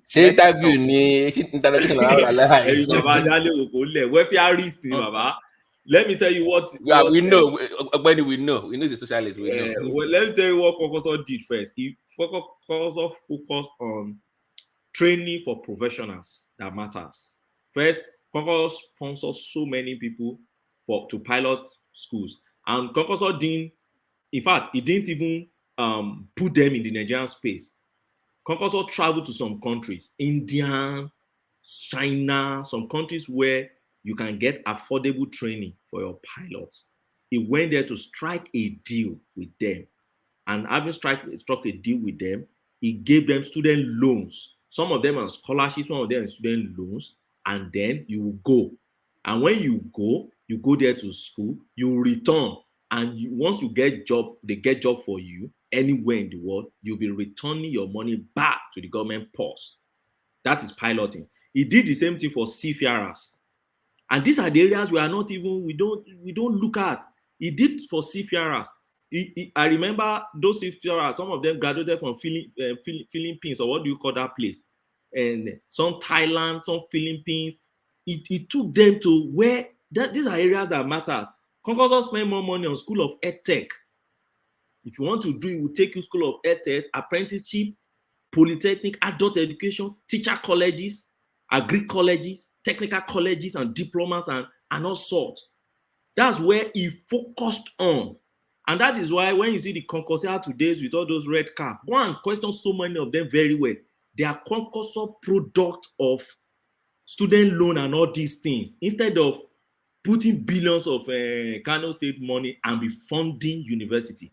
Because you know, not everybody is meant to go to university. Doesn't make you wealthy. It is the training and what you have in your brain that gets you wealthy. And Kokoso got that in right for his people. Till date, they keep talking about Kokoso in Kano State. So, and that's what I'm talking about. Let student loan be available for whoever wants to go to the university. And then don't underfund university again. Start to unplug, then make them autonomous. Every vice chancellor that will be coming to any university to lead any university must have something in his brain to sustain that university before you want to become vice chancellor. In UK, you see some of those vice chancellors, they'll become vice chancellor today, after 2 months, they will resign from office. Nobody will tell you. When you see the income generation dwindling, why do you think the vice chancellors in university are fighting the home secretary now? Because they know it's going to be a problem for their university. The income they are supposed to generate, government policy is affecting it. They are fighting seriously now. So that's how we should allow our university. Is a business. It's not, we shouldn't be, like somebody said, emotional, but I don't like to use that. But we shouldn't be so sentimental, about this issue. We should just face the issues straight away and understand what we need. That's just my take on that. What about affordability? What about, are we not going to end up hemorrhaging talent if we put a commercial bar on our education? What about so many people came through that it's like you choose not to see the area I'm talking about. When there is a student loan for you, what is affordable? What are you talking about affordability? Do you know the way you are in UK now? See the way it works for the locals here. They don't even see the money. You get admission, then you approach your city council, and they approve the loan. Once they approve your loan, you sign. Can I interject? The city council that is paying university directly. So where is the affordability here? One man, can I interject 1 minute? Carry on, I don't know what this. I don't know what Ogbeni is talking about. Economy that does not produce employment, economy that is battered already, economy that is not attractive to both local and foreign investors. So if they are giving loan now and then they finish their college education, where is the job for them? How would they be able to pay back the loan when your economy does not create employment? That's not how it works now. Hold on. If you don't get job, you don't pay back. You people. Don't you know student loan? If you don't get job, you don't pay back now. Hold on. Benny, if you can allow me to respond to that. No. Let Ogbeni respond and then I'll move on. I think we've been there for just too long. The way it works here, you are UK now. I'm coming back. No, let me make my point. Before you continue on a wrong trajectory. No, hold on, Ogbeni. Let me make this point, then I will let you continue. Look, all these student loan, Western world that are operating this system, you think they don't know what they are doing? They already developed their economy. Economy functions well. And that is what necessitated the reason for student loan to encourage people to go to college so that the economy can get employment as it required. You see, but you don't have a functioning economy already. And you are saying that you give people student. Okay, when you give them student loan, millions student loan, and at the end of the day, the economy can only provide 5% of them employment. So what's the point of giving student loan? What's the point? What is it designed to achieve? Is it not designed to create employment? I mean, for the economy force before employment. All right, bring it to Ogbeni and then we'll move on. Yeah. You see, I don't understand who exactly Adale Koko is fighting for here. Is he saying the government is not affordable? Is he sympathizing with government that they can't pay? Or is he sympathizing with the who? Because as it stands now, parents are looking for money to still pay school fee, and after that, they still don't get job. The parents who invested in them, wait, some of them will die before the children will get job. Now we are saying, push that responsibility to government, let government be paying for them. It's the government business to get job for them. And that is what keep government driving in the Western world. When you know that students are on loan, you create employment for them because you want to get your loan back. And the way it works here is that you don't start paying unless you get job. And if you are out of job, the moment you are out of job, you stop paying until you get back to job. They freeze it for you. They freeze the payment and any interest until you get another job. Yeah. So that's the way it works. So I don't understand who is Baba Janko is speaking for here. Are you saying it to overpower government? The money government is using to fund university, we say direct it to be getting loan for students who want to go to university, then refocusing on places that matters, that bring wealth in the society. Because as it stands now, the system we are running is not working. You know, we get too used to irresponsible government, and I keep saying it. Now we are saying, well, economy is not working because we get too used to irresponsible government, and we think that if we change things, the irresponsibility in the government will still continue. So my point is very simple. My point is why the economy is not working is because you pay too much. We have to move. Unless you want to stay here. You pay too much to the corrupt politicians. Of the people. Let me cap it off for you, because you asked a question earlier about what country does this. So the perfect example would be Cuba. Cuba makes about $8.4 billion a year on exporting people in the medical field. So those countries would pay them. I know Brazil pays them every month for HMD they send to their country, but they only send surplus of what they have, because the country itself has invested so much in education to have excess amounts of people to export out. So if you want to go that route, you must then invest in key sectors. Don't tell me you're going to invest someone that went to school for 4 years to study library studies. That is relevant in today's world. So it has to be targeted at key sectors in your economy. That's the only way you can do it. So this whole idea of free, no, it can be free, but for specific degrees that can make quick impact in the short term and also in the long term. It shouldn't be for all courses or all departments. It doesn't work that way. Then you bring your private investors in. Like you have Microsoft in Nigeria now. I had a story once here on your platform where somebody was a first-class degree engineering student in Nigeria, only for him to go to the UK, and he was fired within 6 months. I think it was maybe it was a guy that was saying the story here, because the quality of what he got was not he couldn't even function in that environment. So I want to say again, the quality also matters as well. Let's start bringing these companies in to invest in these universities. That way they can bring you up to date to what is required in that field.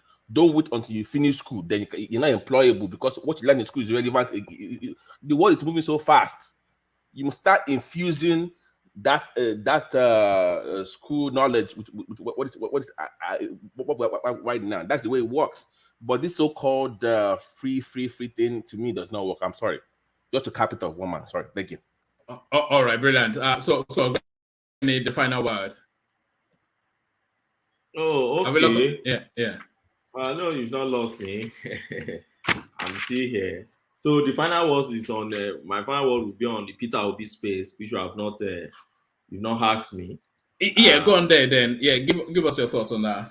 Yes, I don't know the person that spoke, Saki father, the other Saki father. Yes. I tried to minimize my interjection so that I could allow him to flow.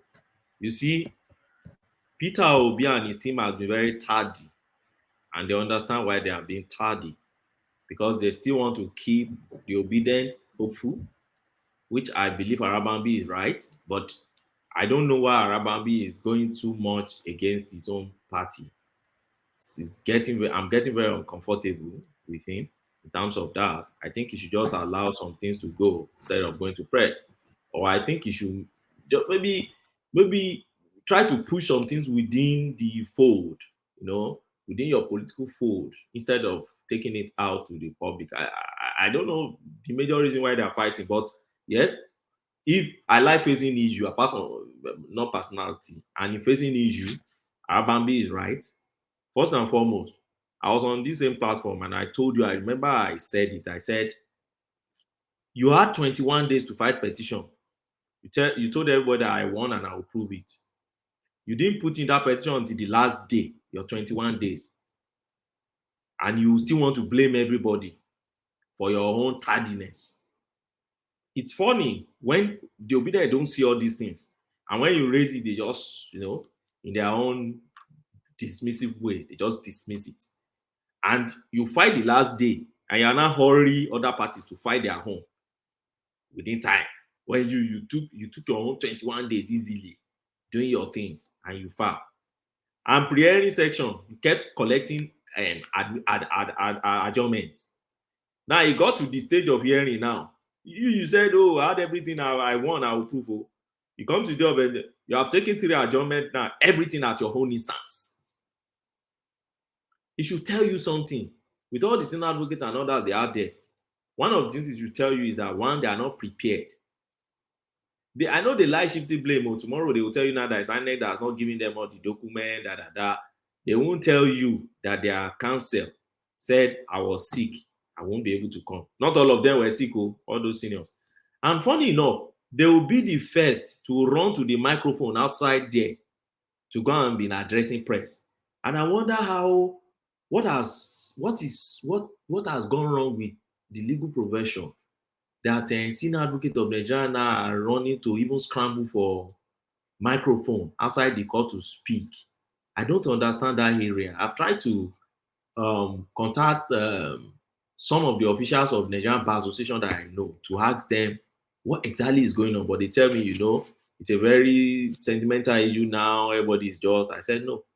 The profession should still be kept intact. Shouldn't be allowed because of one political. Obi will come and go. Tinubu will come and go. So this profession is the only area we need to hold on to.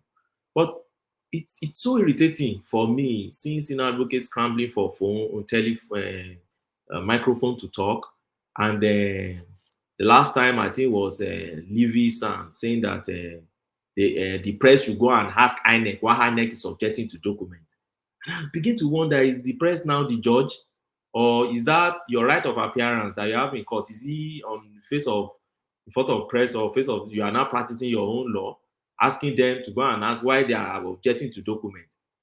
Face the court now, let them address the court and tell the court why they are objecting. And you see, and when I look at it, I call some of my friends who are part of this petition team, and they said I should remind them, and they told me everything that happened in court. You are bringing documents to court. You don't want INEC to object to the document, but documents are not proper, they are not certified. And you say, okay, it's from INEC. You don't just photocopy any document and you bring. Even if I certify a document for you, you must still fulfill the condition of admissibility. If you don't fulfill the condition, I will object. It's their right to object.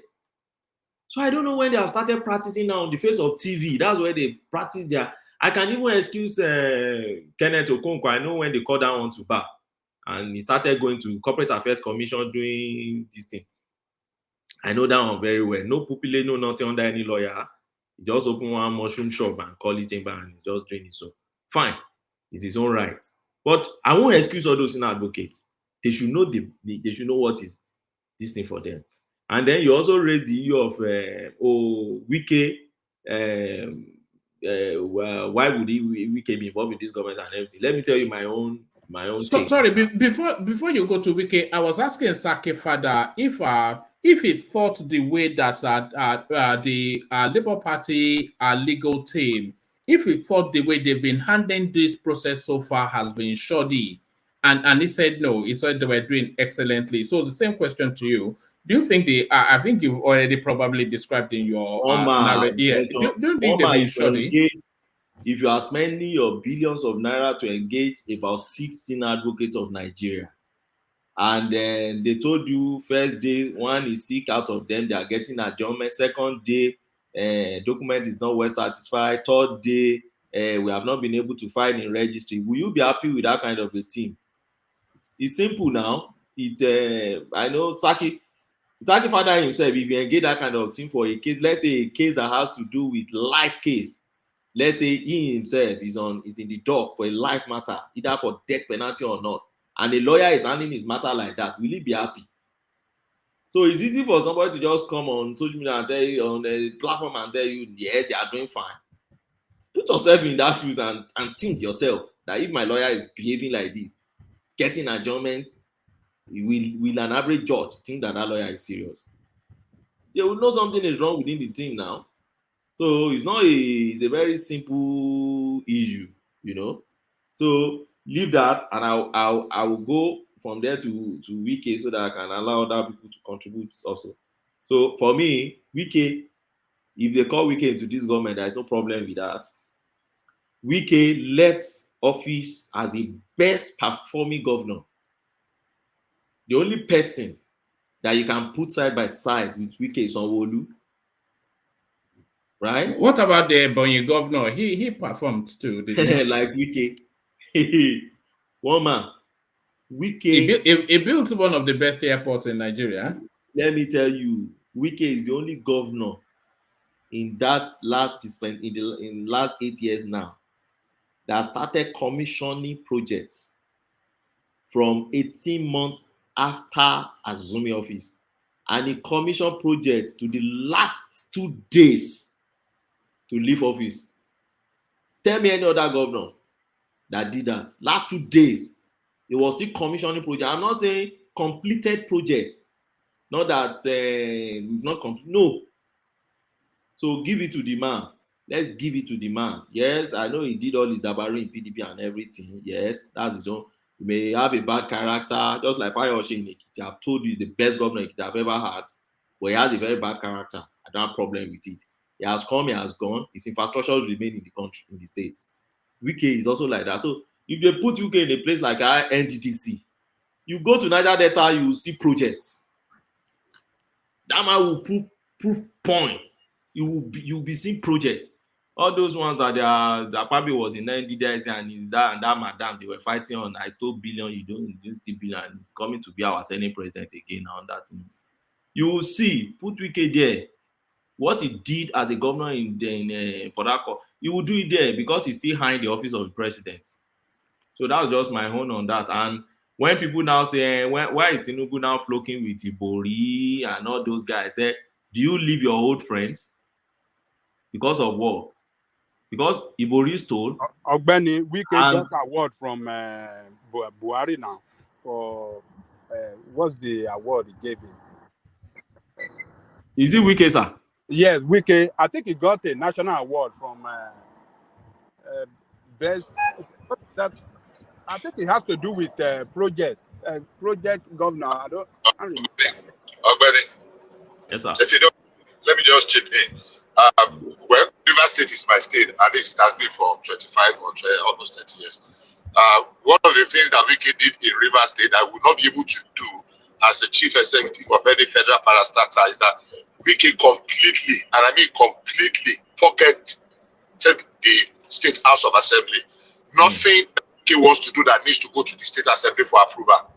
He got his own approval expressly by himself, and they were not questioning him. So, well, if you say it works out for him, that's fine. The one we were describing as benevolent dictatorship the other time, and that was how Wike operated. And they have nothing. Those projects are enduring and improve the life of the people. Well, maybe that's the pattern we need to go, but nothing. We can never, it doesn't go to the State House of Assembly, and you can ask people that are there.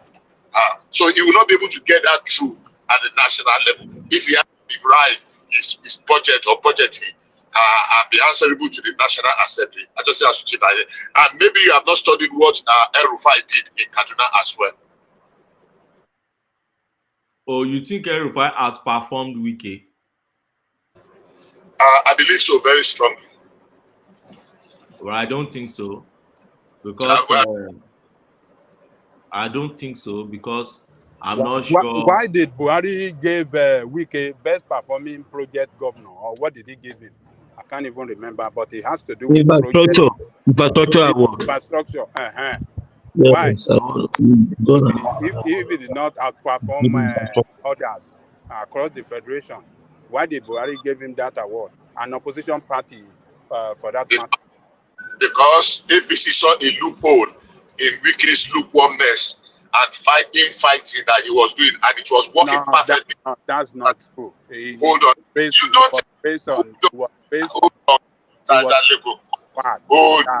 He outperformed other governors across the federation on infrastructure. Hold on now. I'm saying, because if you put it side by side with what, Wike was commissioning because he liked the form fair. analyze the literati, I mean, the, what do you call it, the media's whatever. I don't think he did better than, I've spoken to people in River State. Everything we did was concentrated in Port Harcourt. There are 3 local governments in Port Harcourt, you know, that is in the city. There are about other 18 local governments in the outskirts that nothing was happening, but that's not the way.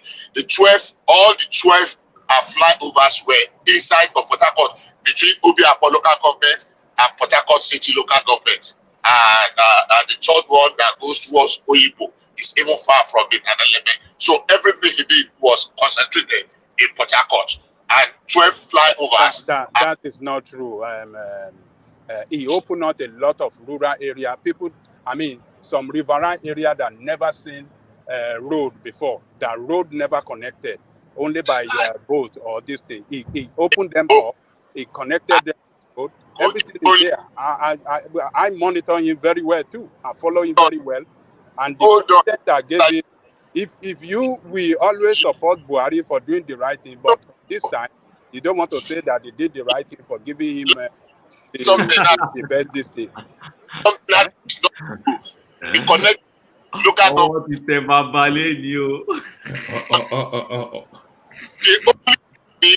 Bonnie. I'm true. Yes, thank you, Ogweni. We're struggling to hear you, Bishop. But Bishop yes, you know, which are commodity to you know. But yeah, go on, land the point, and then we move on. Is that what he just said, that he opened so many rural roads that connect riverine area? That's not correct. The only road that was connected was a federal government project. It is Bonny Road. So I will mention all the local governments in River State, and I will still remember. I mean, I can still tell you what project went on in what local government. I'm not taking anything away from him. I'm just saying that the method he used to achieve those things might not be possible for him in a federal parastatal, because the River State Act of Assembly was completely ineffective during his tenure. That's what I'm just adding. All right, brilliant. And thank you, Ogweni. So let's go on from Ogweni then to Ola. So hopefully Ola is still there. So Ola, you've heard of a tale of two cities. So what I'm about to present you is a tale of two bishops. So you've heard of a tale of two cities. Now hear the tale of two bishops. Take it to the mountaintop. If you have never heard it before, I'm saying it to you this morning. In the scheme of things, as far as politics of Nigeria is concerned, President Muhammadu Buhari is number 15, and yours sincerely, I'm number 16.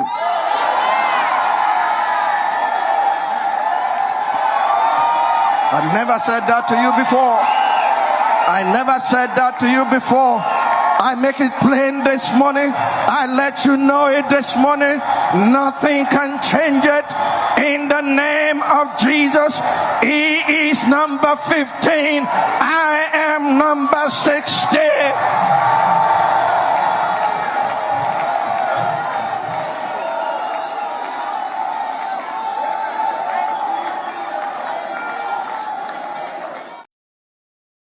The only question really is why Oyedepo has not filed his own petition at the Presidential Petition Tribunal, because he seems to have a stronger case than anybody else. The Lord told him. And what higher authority than that? The Lord told him that he was going to be number 16. So that's sufficient enough for a petition by my reckoning. But listen to Father Mbaka, who presents another narrative. An economic problem is not. You don't solve. In fact, listen very well. Oh God. The country that pays only tithes and not tax will never prosper more than the countries that pay tax. Write it down. Countries where people pay only tithes, or I don't know the Muslim equivalent of it, they can never be prosperous more than countries where they pay tax. More people pay tithes in Nigeria than they pay tax. Both in Christianity and Islam. See where we are. Poverty, capital of the world. It affects also Christians. So there it is, Ola. A tale of two bishops. What says you, Ola? Oh man, okay now. The thing is, the law told him, oh no, but why has he not filed a petition? Yeah, you are his guy. Why has he not filed a petition? One man. It's not that is not Father Mbaka. Oh, who was that? Is a one young bishop in this. That's not Father Mbaka. This And the other guy is also not that is Bakare. Okay, yeah. This Father. So you miss the two names. You miss the two names. The first one was Bakare, and this other one is not Mbaka. All right, apologies. So the necessary adjustments, but still a tale of two bishops. And I know they are not bishops. That's just the metaphor. Pastor, Bakare is still my man, and he's still my man, and I know that a man. But the Lord told him it will be number 16 now.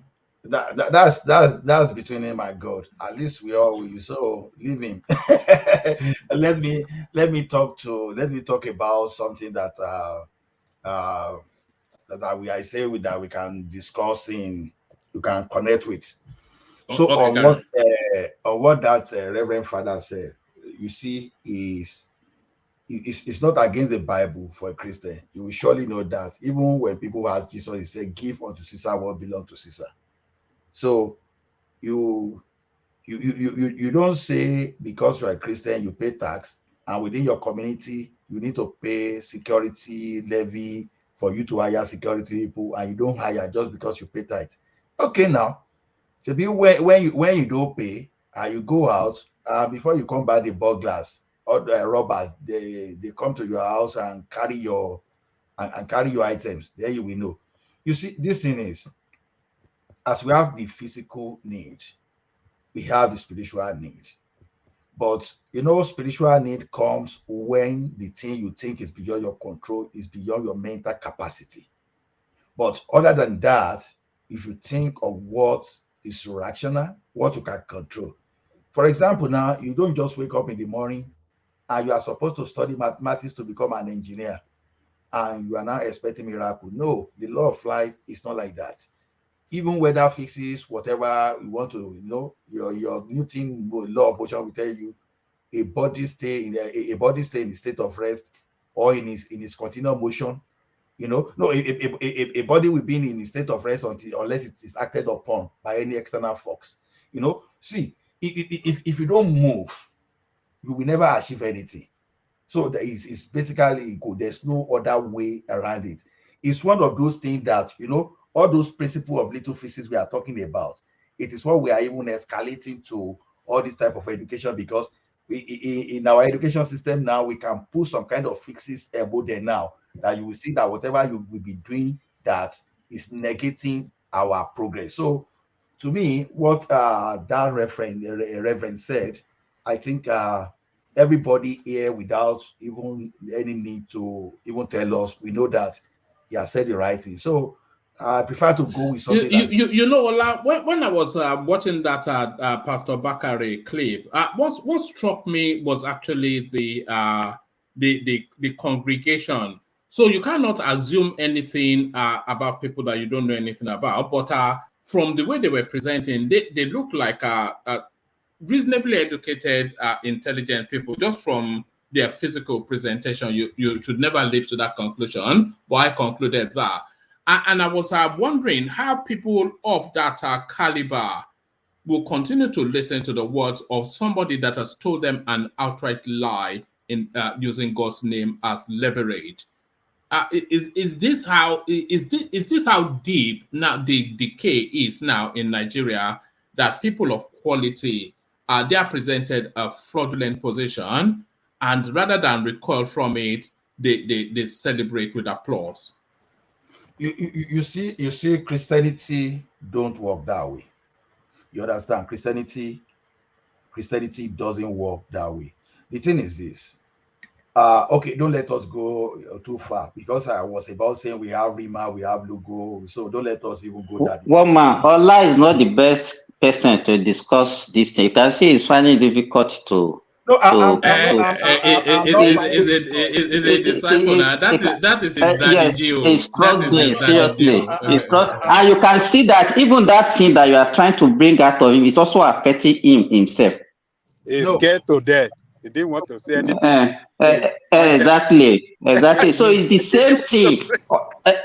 One man, the same thing that you can't bring it out of Ola because the same mentality is actually affecting himself. No, with all due respect, you may be wrong. What indoctrinate or no? You see, one thing is this. One thing Bakare is his pastor. Bakare is his pastor. Ola with 70 degrees. I'm not denying him. Let me be Lola. I'm not denying him, even though I said it categorically here that I've never stepped into his church for one day. I'm not denying him. Even if you like talk of another pastor, you may hear the same thing from me. You understand? I don't just gang up and say, okay, let me decimate this one just because of what he has done. I said it categorically. I said, if I'm going to apply my sense and I'm going to be analytical, I will go for Tinubu. If I want to be spiritual, if I want to throw away my sense, I will say, okay, he's the one. Just because you see, one thing is this. In life, I always believe that there are some people that they have power that they can see beyond what I cannot see. So if he says God sent him, told him, and it doesn't happen, you all can see and you all can make your conclusion based on that. But for me, the way I stand is this. I will tell you that I want to be analytical to my capacity. If my analysis will not give me that, then it's spirituality. So don't let just go to that place. So I've said it here clearly. You know that even I was using all analysis to even support Enugu then. When we're even saying I was the first person to go and bring the case study from Princeton University on Enugu. This is becoming difficult for you. No, it's not difficult for me. It's not difficult for me because I know I'm on the internet, so it's not difficult. You are not seeing my face now. Ola, we all know your capacity. We know you are highly cerebral. So this one that you know you are. Look at that way. One man. Can you take Ola away from this? Ola is sweating. He's sweating seriously. He's sweating seriously. I'm not sweating. We know your capacity, Ola. Don't belittle us now. We know what you can say. We know your capacity. It's not a. I know where you want me to go, and I will not go there. I think it says that. All right. Ola, let me ask you one question just to land that space, and then I'll move you to another one. From what the man said, and please don't make me play the clip again. We all heard it. From what the man said, and what subsequently happened. Do you believe that the Lord told him he was going to be number 16? Do you believe the Lord told him that? I was not there. All right. Okay. So. Are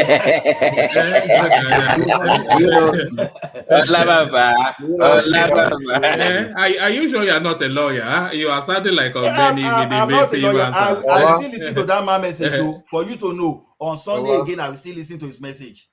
You understand? I will still listen to his message. Even if he's coming to Calgary today, I will still go to Calgary to attend his show, to attend his program. So for you to know. So I'm not put off. A man of God is still a man. That's just it. That once you have a man there, is a man. A man of God is still a man. Even Thomas still doubted. Is it a man of God? Allah, is it a man of God or God of man? A man of God is still a man. So I believe he's a man of God. So what do you want to say? I still believe he's a man of God. Peter denied Jesus Christ. What are you talking about? Even Abraham lied. Allah is the son of God. Even Abraham lied about his wife. So what are we talking about? Even we saw what King Solomon, what David did in the Bible. Don't use those ones to think that. Does it mean he lied about what he saw? Are you asking me the question? I don't know. I don't know. Come on. Come on. Why you trying to do this now? Come on. But Ola, to the wider point, do you not see that it is those sort of things that makes people cynical about religion? That a lot of this now they call themselves GO.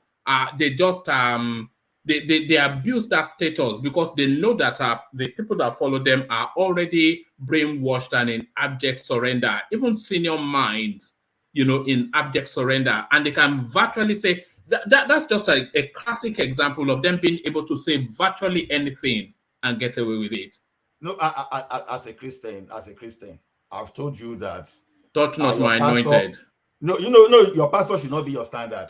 I thought I said it before, that as far back as when I finished secondary school, a brother told me that God told me this. Immediately I spotted that was a lie. I said, brother, Holy Spirit cannot tell you that. As an Ekiti man, I confronted the man. We were living in the same compound. I said, okay. Maybe I got it wrong. So I'm a kind of person like that. One thing is this: your pastor tells you something and you live by your pastor, it's your fault. You have access to the same Bible. You understand? As a matter of fact, I have never paid tithe in my life. And that's nothing but the truth. And we all carry the same Bible. The reason that I don't pay tithe is known to me. So I have my own different understanding about tithe. If you preach from now to tomorrow, even if you put cost, wait now. If you preach from now to tomorrow, if you place cost upon it that if you don't bring that money, I won't give you my ear. Take Saki's intervention. Take I just wanted to learn. That's why I said phone a friend, brother. All right, take Saki's intervention and then I'll move you on from there after that. So yeah, I think even Dupsy is already don't let Dupsy enter the platform. She's already waiting for Ola.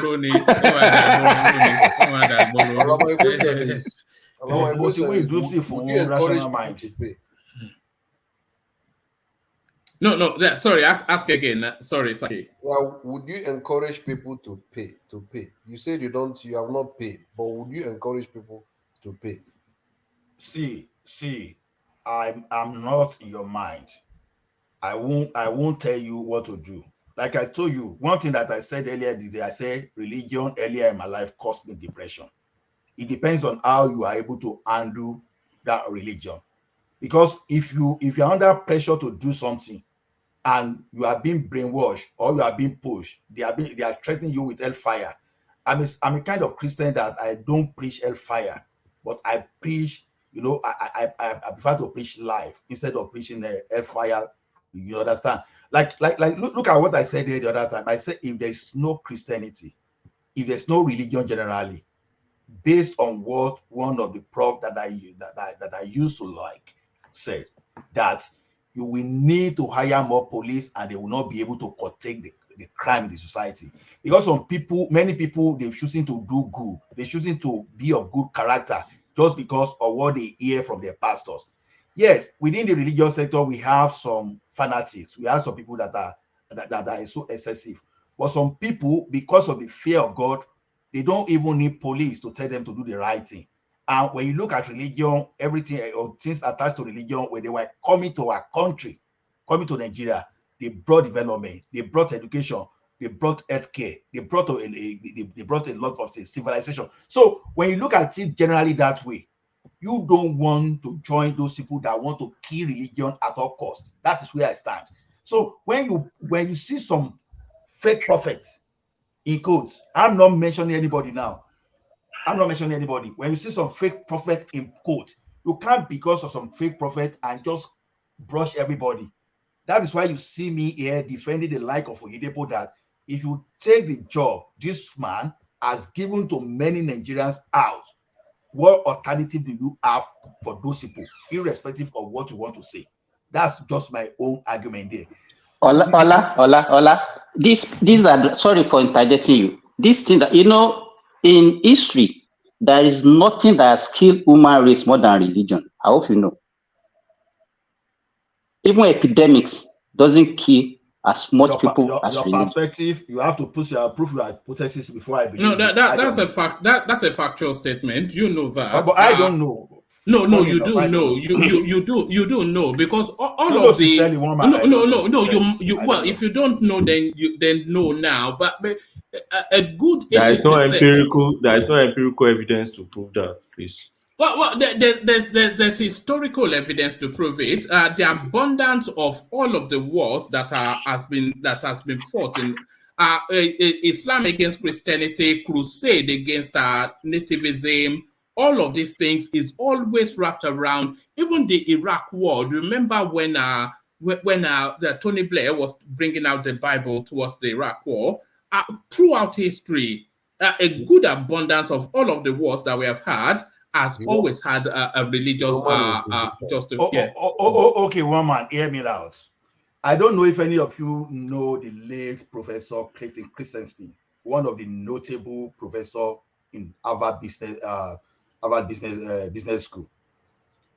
You see, he was the one that brought that thing that was comparing how religion has helped American democracy. Now, although he later said, okay, this is my opinion, I don't want to associate you with Harvard Business School. That okay, that if there's no religion today, America can never sustain the democracy. And when you look at the environment, really, you will know that's a fact. Because churches are so established that if you are hungry today, but that's not what was being said. Now, what our said. You are looking at the negative aspect of it because I know the positive we're not talking about the negative or positive. What is actually said was that religion has been more than anything else responsible for death in the world that we live in. That's what he said. Okay, your perspective. There is no empirical evidence in the research world that proves that. No, I know where they are going to. I know where they are going to. They want to talk about the family of Osama and Co. and all those things. It's not a recent thing. It's not a recent thing. Right from time immemorial. Even millions of people were killed just for translating Bible from Latin to English. Millions of people were killed. I'm a researcher. I believe in empirical research reports. If you can refer me to just one, and I repeat here, there is no research report that says that. If you want to disprove me, refer to one. It's just one of those things they peddle here and there to castigate religion. Do you know what religion has done to the world in terms of giving us innovations? Before you start having people building on more innovation, don't disparage what research has not proven, please. Religion stuff, slavery, and all those stuff. See, I don't just. No. That's a straw man. That's a straw man's argument. Nobody is saying no. We're not saying negative. We're not talking about positive versus negative. What we're talking about is what Asimba said as a standalone statement of a historical antecedent. That's not to say religion has not done a greater good than bad, but as a standalone historical antecedent, religion, over and above everything else, has caused more death in the world. Look at what that put in the fact that you are repeating it, even if you repeat it more than 100 times, just to establish it in the research world. As an academic, I'm telling you that I've not found any report on that. Is this something you have researched? Have you researched it? Yes, now. So show me one. And when you find one, and Kulata is even responding to one man. Look at what Kulata wrote. Kulata said, according to the Encyclopedia of Wars, out of all 1,763 known / recorded historical conflict, 121 or 6.87% had religions as their primary cause. So that hold on. It doesn't nullify anything because it's not now told us that some other reason has a higher percentile point than what he still said. No. As a trained big data person, I know. Don't worry about being trained. Don't wonder about being trained. What you are saying? No, because you are taking us to significant enough. Yeah. This is not significant enough to prove your hypothesis. If you have 6.87, that means that your hypothesis is null and void. You can't because the significance is just 6.87. Yes, sir. Hey, can I make a comment? Coming after Saki. Yeah. Is war the only damage caused by religion? Is war the only damage? There are other damages apart from war created by religion. You say is there historical conflict? Okay, you say is it psychological? What? Yeah. No, that's widening it though, because we're talking about deaths caused. Yeah. All right, Prince. Sorry, can anyone still hear me? Have I dropped off? We can hear you. Yeah, Prince was there to come in. So Prince come in and then round up that space, Ola, and then I'll move you on to another topic. Prince. Yeah, thanks, Norman. Just quick comments. There might be some noise in the background, but anyways, Hitler, right? Of course, is killing that led to 70 million people dead and 6 million Jews. I don't think had to do with religion. Mao Zedong of China, over 60 million Chinese were killed. It had nothing to do with religion. Okay, Stalin himself killed a lot of people. So it's easy to associate religion with killings or wars. But because just like, by the way, religion, just like the Bible, is just a tool that man uses.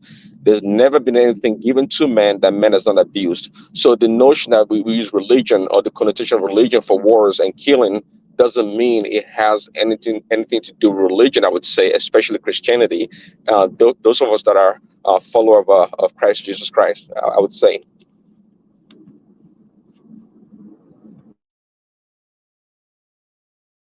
Is one man saying that? No, sorry, I was speaking. I didn't know I'd muted myself. So brilliant. So Saki, your fan clubs, they are sending messages to you. This is from Mystery. It says, Saki, one name, I don't miss you. Saki Ke Kwanu. So that's your abundance of fan following. Mama, you need to marry again. Go and marry an Igbo lady and learn Igbo language. Don't worry, I'm not averse to that. You know, I'm a great admirer of Igbo, especially of the female kind. But you know, so there it is. Your fan club. That thing you pronounce is one name. That is one name. Yes. So you were punching at me, not look at that. I thought you were applauding me. Or look at this guy. I thought you were patting me on the back. Yes. Ola, let me take you to this space. Just for the time of it. Or should I take you? Do you want to speak to this, or do you want to speak to Rufai's yet another wayward commentary from Rufai? Which one would you rather, Ola? Rufai is a very nice topic to discuss. All right. So people may feel that I have a personal agenda against this guy, which I don't, but is not, as they say, where Oseni comes from in Scotland, is not my cup of tea. Aragon sworn in today. He will name his cabinet later today. Aragon will name his cabinet on the day he is sworn in. So this is what Rufai put out on Twitter.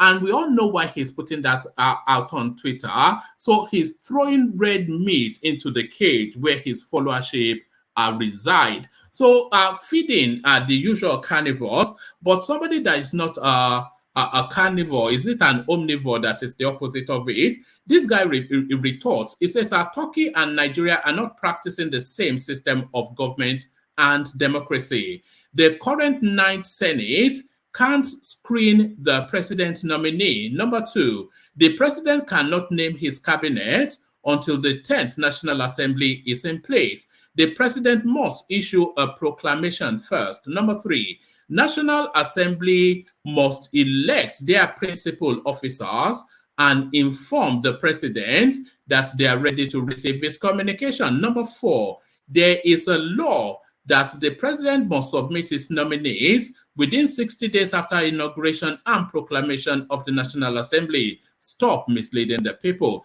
So now, Rufai puts out this arrogant thing to tell you that look how swiftly they are moving in Turkey, but look at this rudderless man that cannot utter words, cannot stand straight for 1 minute. So this is the message he sends to his people. So his people, of course, they will not bother to read the rebuttal. And if you go around their usual watering holes around social media, they'll be yamming and clawing at this comment now by their champion.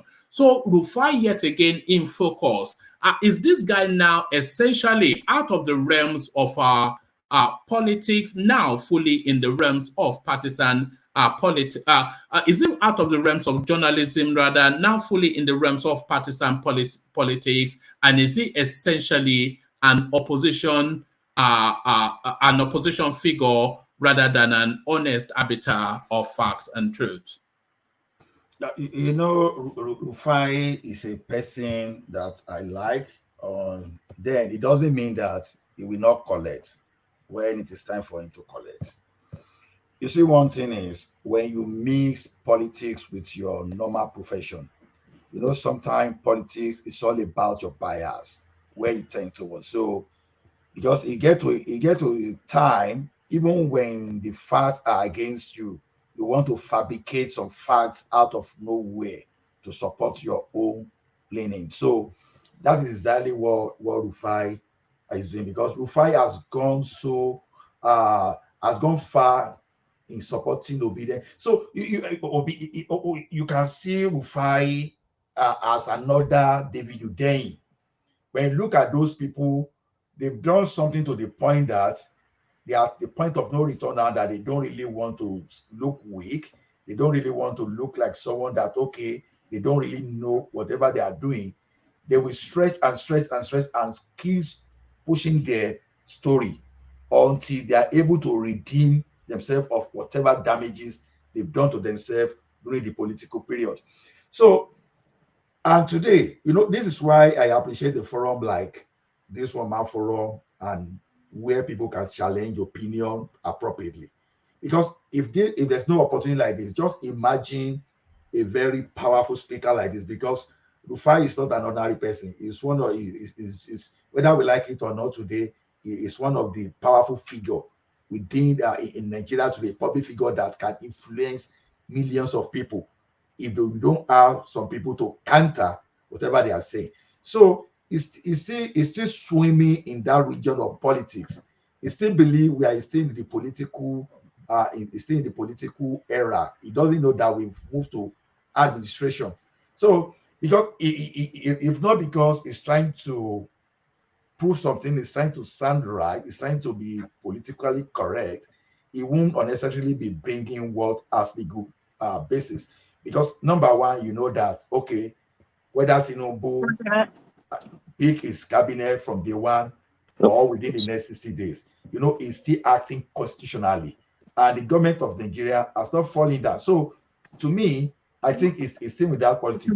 So is the same thing. You can't find those labor union and co. Hold on, Ola. Did you want to come in, Prince? Oh, sorry about that. All right. Carry on, Ola. Yeah. So when you look at Rufai, he's still behaving like Nigerian Labour Congress and all those people that still believe that, okay, everything is still politics. They cannot separate between politics and administration. So to me, if Rufai can listen to us, I think for him to redeem his image, he should just stop all this pedestrian thing and all this childish thing, because he's not selling. Because what was it doesn't make sense for you to say something that you will have even more intelligent people that will come and counter you. That's exactly what the guy that responded here did. Because we may look at it that, okay, some people will see the number one and they will not see what the guy that responded to him. No, the only thing that some people will see, some people that were supposed to be carried away or to be swept away by what Oseni said, you know, they must have read something and said, okay, maybe the response to Oseni will have calmed some people down. So to me, I think I'm sorry to say, I think Oseni Rufai is losing it now. I think he needs to calm down and just to recalibrate. If he wants to go and join Nigerian Labour Congress and go and be shouting against the law, he can go and do that, because Nigerian Labour Congress now they are making themselves now those people that want to run against the law of the land because of subsidy and because of what they think they are fighting for the people. So to me, I don't think Oseni should even will be proud of himself when, you know, as in Nigeria we say tobacco but so you can say anything in the public, You can make yourself feel good, but when you get to your closet, think very well and think whether you are what you are doing, whether you are on the right path or you are misleading yourself. Rufai is misleading himself as well as other people that will like to buy his misrepresentation. So to me, this Rufai is just behaving like NNC. So that you cannot separate politics from administration. So to me, that's my opinion about him. All right, brilliant. And finally, to this space, then at the NLC, fuel subsidy removal, Yoruba Council frown at NLC's planned strike. So it's almost it must be a record that Tinubu is setting. Barely a week, in fact, less than a week into his administration, the labor union already up in arms, planning a strike. But then this commentary by the Yoruba Council. So the first thing to notice, of course, is the ethnic undertone of it. So what is the business of the Yoruba Council speaking to that space?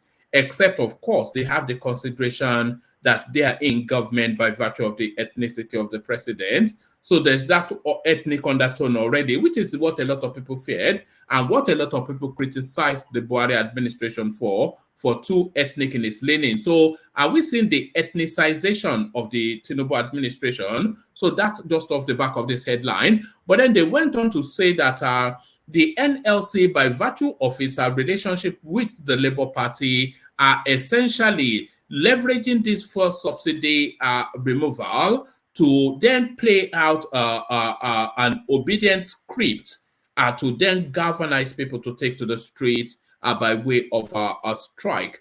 So what are you then making then of what's being put forward by the Yoruba Council and also the ethnic undertone of it? Okay, the way I will see it this time around, because of the nature of it, I won't see it as Yoruba Council now. I will just see it as some group from Nigeria, from a particular section of Nigeria, frowning at what NNC guys are trying to do. Because when you want to look at it critically now, NNC now look like they are beginning to lose their relevance. Now, how do we distinguish between this NNC and IPOP or the bandits that take arm or against the country? Because what they are going to do now is that there's no law, there's no legal basis for it. It's just like economic saboteur. You want to sabotage the economy just because you cannot have your way. So whatever they are doing now, I just wish they have a better way of dealing with them. This is criminal. Because if they can make some example out of these guys, because clearly Tinubu might have talked the way he liked, but clearly the act of their parliament tactically remove the subsidy. We have lawyers there. We have a lawyer here. If I'm wrong, can correct me. So now, if the law of the land is removing the subsidy, and you are now saying, okay, the president of the Federal Republic of Nigeria, even though you've sworn to uphold the Constitution of Nigeria and the law of the country, we want you now to go against that law. That is exactly what they are doing. If this guy now want to be brutal with them now, people will say, we have a tyrant in power. Because these guys now, they are just being illegal in whatever they want to do. They are being criminal in the way they are going by this thing. What exactly do they want? You want the president not to obey the law. If you don't want subsidy, the best way to go by it is the next National Assembly. You push and push for them to repeat the law or to give amendments. So we should look at that. Now, look at this NSC now. It's been long. One man, we experienced this thing. Patrick is not here today. Will have backed me up. We used to have such in the banking industry that when we willingly resigned and left that place, they could not do anything. This guy, our opinion, our perception about them is, if there's no cash, if nothing like, because the one I'm talking about is SASB fuel. Now, if there's no cash, you don't see NSC talk anything they can negotiate and give them some tip. Now, when Emefiele was putting hardship on people, Where were they? Nowhere to be found. This guy just kept quiet. Now, it even make it worse now that you are already partisan already. You were supporting Obi, and in the manifesto of Obi, you read it that, okay, we are going to remove subsidy. Like Prince Adewale said, Obi said they are going to remove subsidy. Atiku said they are going to remove subsidy. APC said they are going to remove subsidy. You went and you supported the person that said they were going to remove subsidy. You didn't counter at any point in time. Suddenly, because your candidate is still fighting to come back, and this thing didn't go your way, and you now see someone that is trying to obey the law of the land, and all of a sudden you want to strike. It doesn't make sense. So I will see Yoruba Council as just, I won't call it Yoruba Council, I will just say some Nigerians from a particular region. And we already have NNC, if it is true, I don't know, from the southern part, that they said, okay, we are not going to join you. Those people from the northern part too, they said they are not going to join you. If assuming those things are true, those two statements are true, then I don't see how they want to succeed in this. Because if there's a way, I think they should find a way to make scapegoats. Because I don't see the difference between what Boko Haram, IPOB, bandits, and this guy are trying to do now. Because all of them, they are criminals, right? They are trying to sabotage to sabotage the economic activity in the state. So to me, I don't know who their lawyers are. Because if I happen to be one of the lawyers, I will be telling them that, please, if you're in trouble, I'm not going to come for you. I'm not going to support you. To me, it is unfortunate that these people, they think, okay, you call yourself NSC. This subsidy you are talking about, we've talked about this in the lengthy period of it. We don't even see what we are benefiting from there. Everyone was there when I presented a graph about 3 or 4 days ago. Nigeria was consuming. Sir? Can I interject you 1 minute? Okay, sir. You have said a lot about, against NSC. And what you are saying that, what you are claiming rather that they didn't do, they actually did it. They spoke against subsidy removal. They never supported Obi on that subsidy removal. So you people should say it clearly. But NSC executive from the south said they supported. Now, okay. It's within the hierarchy that said they supported. It's within the hierarchy. Let me say something. NSC as an organization stands against subsidy removal. You could find some of them that are pro-OB that did not say, but as a labor union, they stand against the removal of of subsidy. And they have clamored for, repair of our, refinery. They have clamored for our refinery to work so that Nigerians can refine their petroleum product here at home. They are not in support of importation of of petrol. PMS. They're never in support of it. And they have called on the government to repair so that we can start producing so that Nigerian people can enjoy their commonwealth. So removal of petrol, of subsidy, they are not in support of it. Their position is very, very clear. They did not support Obi for the removal of petroleum subsidy. Yes, of petroleum subsidy. So let us get the facts straight. Anyway, that's your opinion. Even if they didn't even make any pronouncements, the fact that they supported the campaign for Obi, they prefer Obi. I said it all because At least that's why we all did communication in English and we did logic. So even as you have kinetic, you have kinetic body language, then you have verbal too. So even if you are not saying something clearly with your mouth, sometimes your body language is saying something. So the body language of NSC supported Obi. So if you were supporting Obi during the campaign, then it's simply infer that you are supporting everything that Obi is bringing. You believe in his dream, and that is why you supported him. Otherwise, can I interject real quick? Oh, let Ola land, and then you have the interjection, and then from that interjection, I'll go on to Babati. So Ola land it, and then and let Prince Daddy. So if NSC really means good for the country, they were there when they removed subsidy on kerosene, on diesel, and we proved it or 3 days ago that even you won't believe that the diesel we are consuming as far back as 1980 were like almost triple what we are consuming in the year 2014 to 2020. Is that not a surprise to you? That means that the fraud within this industry, in the industry, has been there for a very long time. Now, the question now is this: what's the correlation between the regulation of diesel in Nigeria and Republic of Benin and the neighboring country? All of a sudden, when we deregulated, the cost of diesel just soared in the other country. Now, we've repeated the same thing now in petroleum, in gasoline.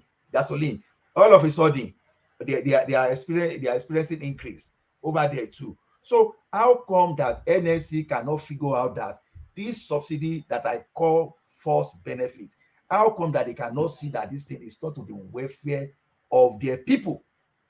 Right. This is what they should be thinking. Or does that mean that they can't understand basic economy, or they don't understand the difference between subsidy and poverty, and how subsidy is bringing poverty to the workers? What exactly are they doing for that worker? So to me, I think they are testing their relevance. I think they are now overrating themselves. And this kind of kangaroo executive they have now, they might just be the reason that will lead to the collapse of NSC as an organization that someone will take seriously for any future demonstration. That's my opinion on that. Thank you. All right, brilliant. Well put, Lola. Brilliant. Well put. So, sorry, Prince Daddy, you wanted to come in. So come in, Prince Daddy, and then we go on to the other prince from you. Prince Daddy, the daddy and the prince. Look at that.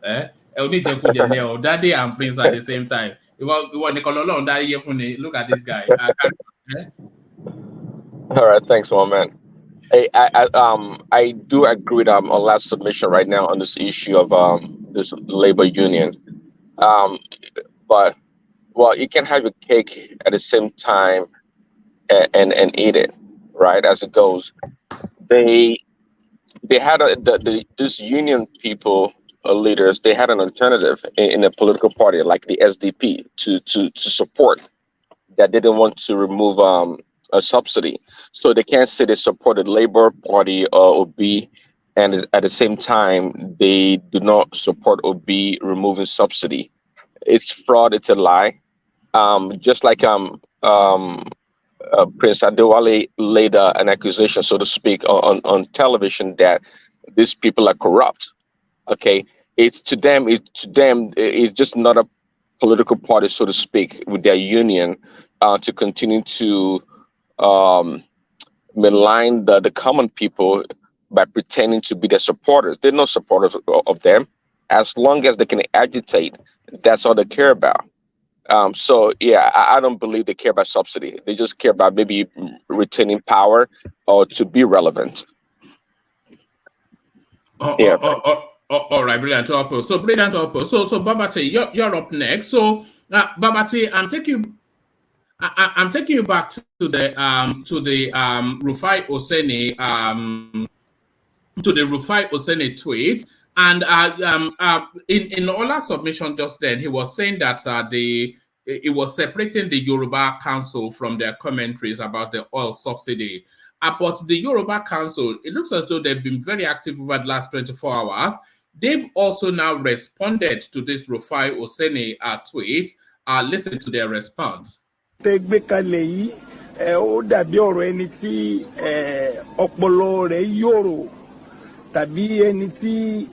Ọlọ́run fi síbi aláṣà àwọn ọpọlọ rẹ̀. Bí ọpọlọ ikú. Ó jọ mọ́ bẹ́ẹ̀ tọpọlọ rẹ̀ ò tó nǹkan rárá tàbí ètò wà ń bẹ kó má tiẹ̀ wúlò mọ́ rárá. Ṣé Ọlọ́run mọ̀ lágbára o? Tún dàrú yín pọ̀ má kó so àwọn èèyàn gidi. Ìbáṣepọ̀ Ọlọ́run dàrú yín pọ̀ má kó so àwọn èèyàn gidi. Ọpọlọ tẹ́ fi bá mi sọ̀rọ̀ yìí kò yàtọ̀ sí ọpọlọ ọ̀dọ́ àgùntàn. So that was the Yoruba Council's response to Rufai Oseni's tweet. What says you, Babatoyi? Well, you know, Rufai, I think a few years ago, when I first saw him on Arise, I was kind of captivated, like the way his presentation. It was a breath of fresh air, different from your typical Nigerian presenter. Him and Ruben Abatiag.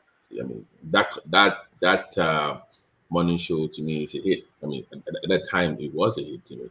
And I once in a while, when I was going to, when I was looking for anything related to Nigerian story, I would just tune into the YouTube to see what they have to say. And over time, I think, especially with this obedient movement that came into play during this election, I think there's been a pivot to this shock value, gotcha, like clickbaiting, and I think they kind of pivoted towards getting more subscribers, and they moved away from objective reporting. That was the reason why I asked Ben earlier that if Oseni is a trained journalist, because you will see the dynamics between him and Ruben. Sometimes it goes too far, and Ruben has to pull him back. He will say something outlandish, and Ruben has to maybe not, and he finds a way to his own. You can tell who's trained and who's not. You can tell between that. But this guy, at this point now, is now becoming ridiculous.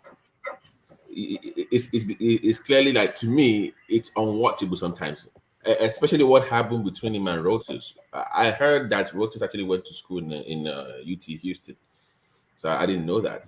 But I watched that interaction between both. I mean, that man literally schooled him, and it was an embarrassment.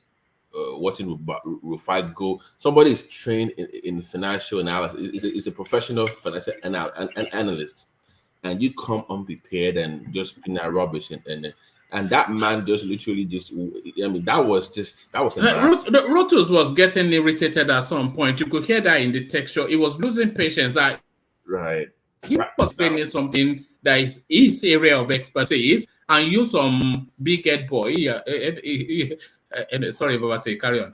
No, it was embarrassing to watch that. And now I don't know what I mean, obviously it brings Arise TV good ratings, but the credibility that they've built for 2-3 years will start to crumble if they keep this guy on. You say they call him into office and rein him back in. I mean, you can be tough, you can be objective, you can be critical. But when you make it obvious that you are leaning towards a political side of the divide, then you're not a journalist that is worth listening to anymore. At least masquerade, pretend that you are. I mean, at least that more dear that you're objective. Pretend to be objective. At this point, it's like it doesn't really care anymore. He's just open, like, this is who I am, and I don't care. That's what he's doing, but it's making that show difficult to watch. I mean, when I have time, I don't have that much time. But oh my God, this guy. How did this guy win the seat to the House of Rep? You mean this guy? Before we get there, I want to know if you concur with this assertion. President Tinubu's asseveration on the subsidy in Daba was supercalifragilisticexpialidocious. So do you agree with that, Babati? You're a man of letters, so you can tell us what that means. Option E, one man. Unbelievable.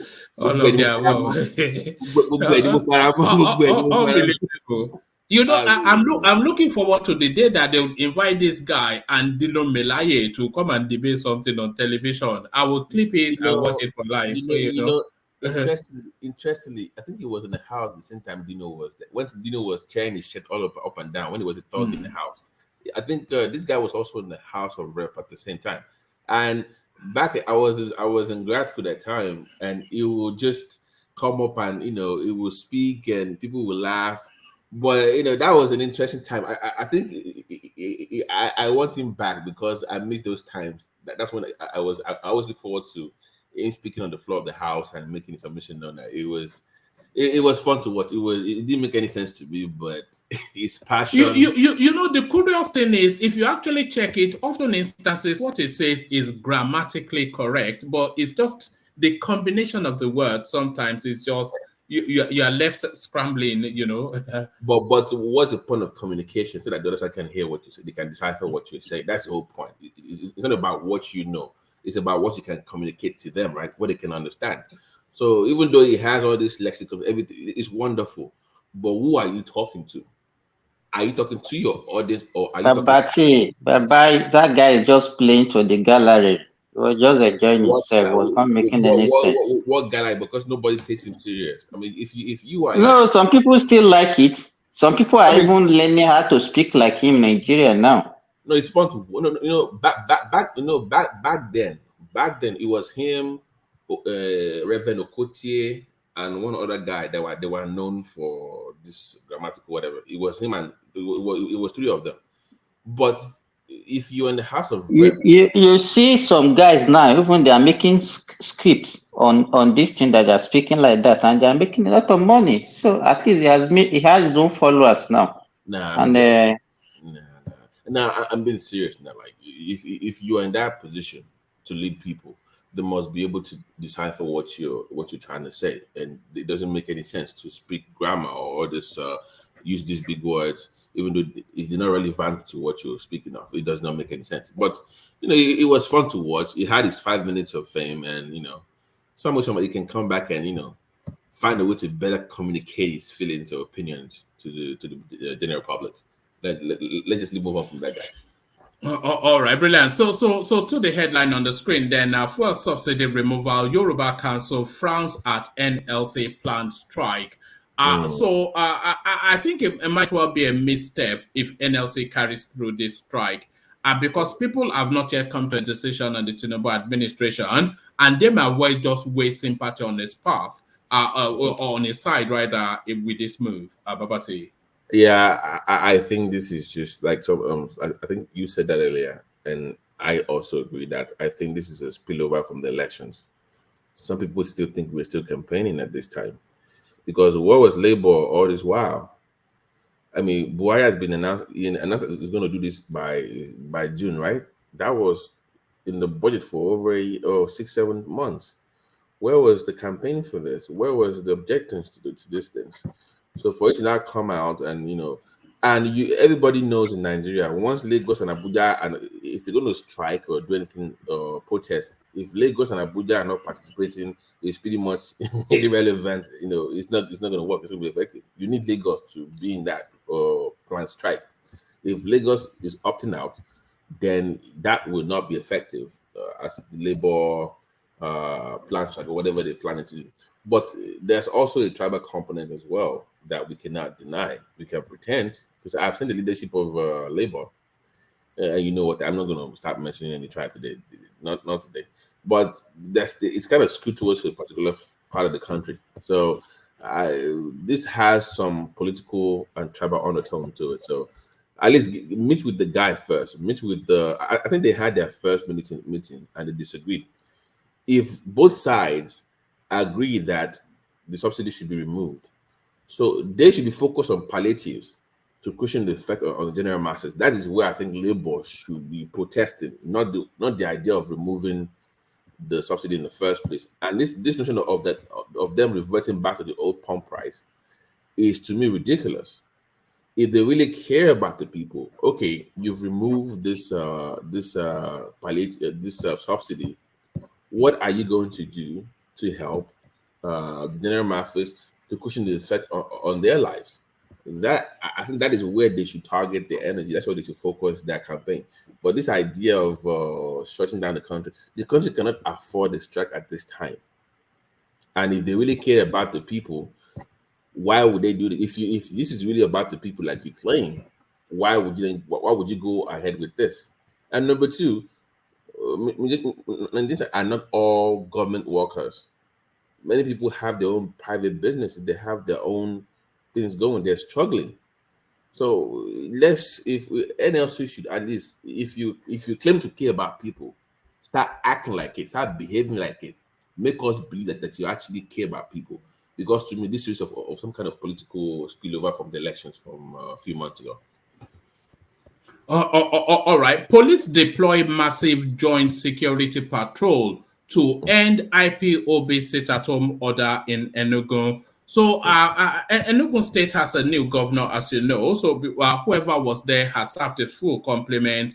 Peter Mba, now their new governor, and he's looking to assert his authority, then going frontally against that sit-at-home space. So he has deployed the full accoutrements of the security apparatus veiled him by the state. But the lady is not for turning, as Margaret Thatcher said the last time. And those words now re-echoed by our guy from Finland. What this? And this coming Monday, the sit-at-home in Biafra land will enter Sikisis. So disregard anything that is coming from anybody parading himself as a governor in Enugu State. We don't have any governor. There is no recognition from the Biafra people to such person. It doesn't exist. And if you think that is going to be the one to stop it, please challenge him to come out and start at Ogbete Market on Monday and start selling something to demonstrate to Biafra people that he's ready to stop this. Wow. So the movable object versus the resistible something or the other. So something has to give, but what gives, Babati? Right. Interesting. I spoke to a friend of mine. It's been a while I talked to him, but we've been friends for like 20 years. He's from the Southeast. And this issue came up, but we were discussing the elections, and it was an obedience. He was invested in, it was down. So I had to encourage him to. I mean, I'm telling you what, man, some people are really down. You went to mock him, you mean? Look No, at no, this no, guy. no, no. No, at all. It's a friend of mine. It's a good friend of mine. So, all right. I've known him for 20 years. You suddenly remembered him after he lost an election. You said, No, because he was posting something on our Facebook page about, it was rigged and they're going to win the case in court. They've been reassured by their lawyers. So I had to call him like, oh, Benny, it's been years. What's going on? But that's besides the point. But well, we also talked about this IPOB thing. One man, for this police deployment to be very effective, it has to be a collective effort by all the governors of that region. You cannot have one state doing this. So if they want this to be effective and if they care about their region and their people, why they will not sit down together as 5 governors that care about their people and encourage this police deployment every Monday to get rid of this IPOB and involve the federal government? You have a new government in office. This is not Buhari. See, Buhari does not care if you are losing, because Monday to an Igbo man, I'm sorry, isn't that the day they deliver containers? Isn't it Monday? So why are you are pretty much bleeding your economy dry? So if you have a new government, and boys like, well, that's your people. You have a new government president now, come together as 5 governors, sit down to solve this problem. And I don't understand why. It's good for Enugu to for this. Don't get me wrong, but I don't think it will be very effective, because your neighboring, your brothers or your cousins from other part of the Southeast are not buying into what you're doing. It has to be a joint effort. Involve the federal government. In fact, if you have to bring the army in, do that every Monday until this thing goes away.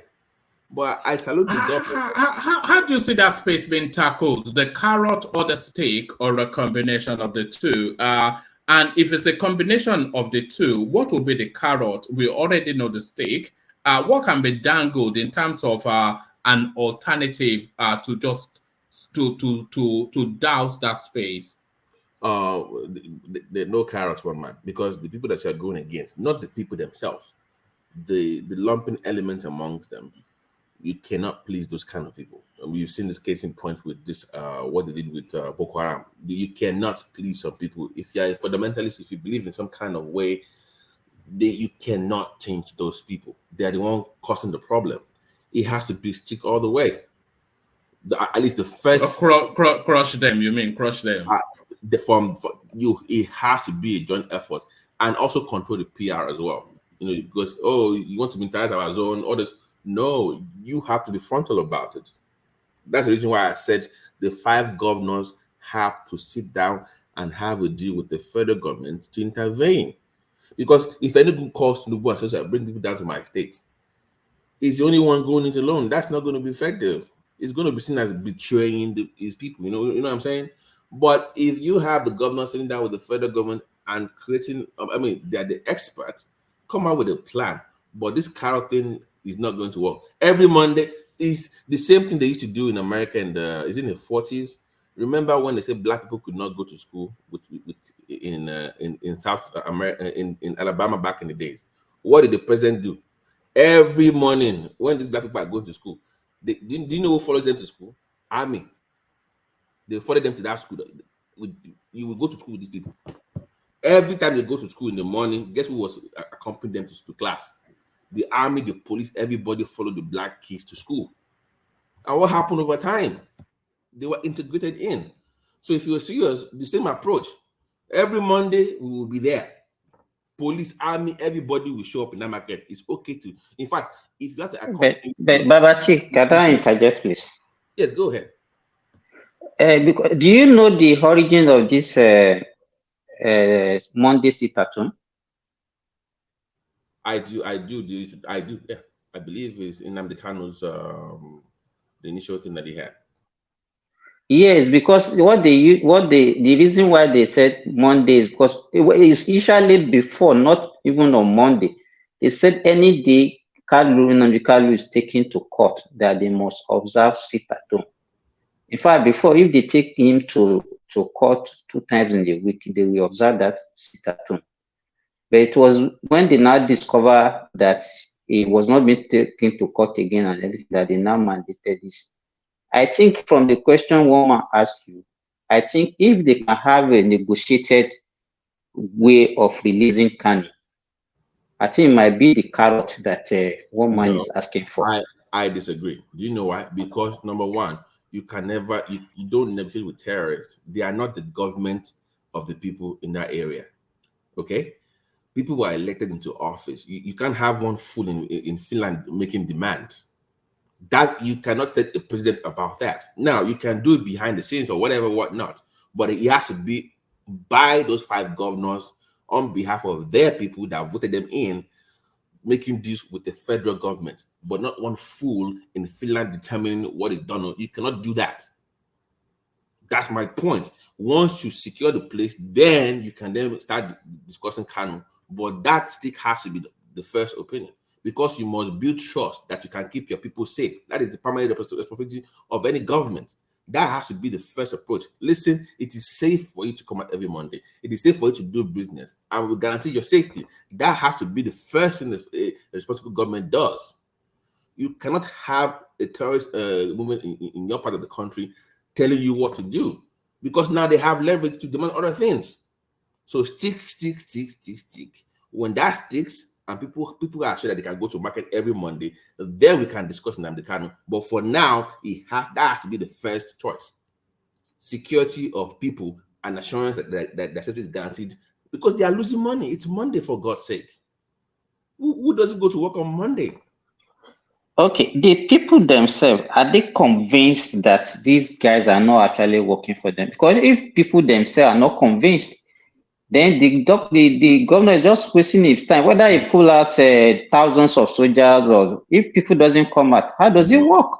That's what I'm saying. Now, listen to what I just said earlier. I said you have to guarantee their safety. The reason why they are forced to take the other side is because they are scared that if they do, so sometimes. Are you sure they are scared, or they believe in the cause? Let me finish. I can believe in a cause doesn't mean I want to lose my business revenue. If I'm operating 4 or 5 days a week, I might believe in Biafra, doesn't mean that I want to close down my shop every Monday. So it's not about what you believe in necessarily, but if it's affecting the economy of that area, does it really do any good to us in the short term? No, we are hurting here. We can believe that it should release Nnamdi Kanu. We can believe in Biafra or New Nation or getting things from the government or anything about we've been abandoned. We can have all those beliefs, but at the same time, we can also believe that, listen, I'm losing money here. That's what I'm saying. What the government has to do is guarantee their safety. That is the primary responsibility of any government. Once you guarantee that safety, then we can have all these other discussions. So I am pushing back at you that the reason that they do is because they don't feel secured. They don't feel safe. That if I violate these hypobians, I'm going to be killed. Once the government can assure them that they are safe, I can assure you they will come out, and then we can discuss Nnamdi Kanu. But the first thing has to be stick, not carrot. Go ahead, Mama. Sorry. Sorry, I said I was speaking, even though I admitted myself. So finally to the space, and then I've gone from you to Janle Koko. What I will do if Tinubu calls me for any appointment. So this is a guy that knows his way around a bottle of Remy Martins, Nyesom Wike, former governor of now River State. Actually, let me play you. It was on BBC, so let me play you it. It's a minute. What's next for you? I go rest. I don't try. That's what we work for 8 years. The answer move again. Where they move? I don't go rest. Anything I go do, now I got to go direct. How it go be? Now so me I see him. When I go to election tomorrow, any election day tomorrow again. So my go rest What now. about appointments? Of what? Which appointment? For the federal level. Now the man never tell me say one give me appointment. Never tell me. Okay, now I follow the real social media. Listen, what they say, they talk this, they talk this, they talk that. That's all. I don't. You see, you don't talk say they're too big to serve your country, but the man never tell me one day. Say, look, oh, you want to give me an appointment. If he ask me, I will ask my wife. I will ask my friends what do they think about him. I don't go just go say, give me. I just want no. I go ask people. Then I go also see what I mean. Are they prepared? You don't say anything I don't want to do. I don't go do. If I want things to say, I go do. Those I go do. So that's why I go keep an eye on that. All right. So, Babati, you've heard about humble bragging. So that was humble begging. So everybody now, but the judge we treated just a couple of days ago, Nyesom Wike now a more obvious space. He now requesting now for the payback. So how is Nyesom Wike paid back then for his contributions to Tinubu's presidency? He's asking for a job. Is he deserving of one? And if so, what would you give him? Well, one man, thank you for that. It's in a conundrum right now because the last time somebody from an opposition party joined the federal government and they were allowed to still stay in their party was he the man that was killed in murdered in his home, the former minister of power. Is he from Ibadan or your state? What's his name? That came from Afenifere that was murdered in his home. Bolage, yes. He was still in he never really joined the PDP, but he was allowed to serve as a minister, right, of power at the time. So I think the issue that I'm just guessing, I'm not saying that. I think the issue is that for him they want to give him something, obviously, to reward him for something. But I think the terms is not what, I think they're having issues with the terms of agreement for that deal. He has to really leave the PDP to serve an APC government as a PDP member. But I don't think the Tinubu government wants somebody with a tag of PDP in their government. So I think the agreement is that we'll give you something, but you have to decamp to APC, because I think we can all speculate. I think because Seyi Makinde, in my mind, will soon defect to the APC. I think that will happen shortly. So can he pull Wike in? Because Wike is also very ambitious. I think he still believes he can become president. So he's very ambitious. So if that ambition overrides his need for a job right now, I think he stays in the PDP and he might get a few contracts here or there, and he forfeits the opportunity to get a ministerial appointment. So the conundrum is, listen, I want this thing for what I did for you guys, but I know I have to decamp. On the other hand, I still have this ambition to become president, and I'm better suited for that under the PDP banner. So it's in a rugged and a hard place now. So that is what I think is really going on. For that he has to join the APC if he wants anything. Unless if he does not take the offer, he goes back to the PDP and fights for his political future there. Now, do you think there's a sense, do you think he will feel a sense of suddenly being stripped naked? So this is a guy that for 8 solid years, he has been used to the accoutrements of power. He cannot even put his shoes on without somebody holding the shoe on, shoving his. Now he has to go to the supermarket and buy his own orange juice. Do you feel that him being the example and people of his ilk, suddenly out of power, do you feel a sense of nakedness, and that might well be something what is propelling now this plea for a job? Yeah, once you're hooked, it's like cocaine. Once you're hooked to it, it's very hard to let go. One more, by the way, just to on the side, just to protest what you just said. If you notice lately, people that have been swarming around Tinubu, they've been it's like the class of Naira is back. All those governors from the first era, they are all coming from all this Ibori or Shoba. I'm like, these are from 1999 to 07. So, like you said, rightly said, once you take that power, it's very hard to let go. You will always want to be around the corridors of power at least. So that is what, like the conundrum, like I said again, is he has to choose. You want this, and also, by the way, if this is the thing, it depends on how he plays his cards, because you also have the EFCC looming on the side. So if he misbehaves, they have that attack dog also ready for him. So he has to play. He has to play safe and he has to play smart. If he does not get anything from the APC, don't bombard the government. Shut your pie hole. You won't have EFCC come after you. So, hey, Babati, quick question though. Yeah.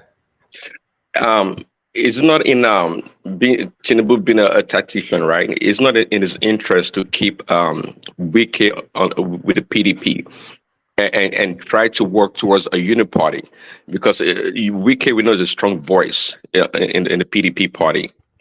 Him being there and trying to know the in and outs, what is going on, it's a benefit to APC and Tinubu. I mean, I don't think he has to come join APC to get a ministerial position or not. I don't think that's necessary.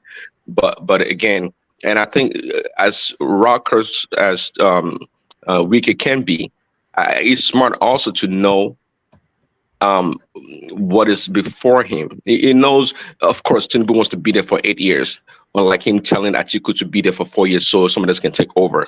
And he knows any opportunities won't be around to the next 16 years. So I'm not confident that he is going to be having that political asset and capital to want to come back and compete against Tinubu in the next 4 years. Okay. But him being with the PDP, what do you think? Him being in the PDP to work towards a uniparty would be an advantage to Tinubu.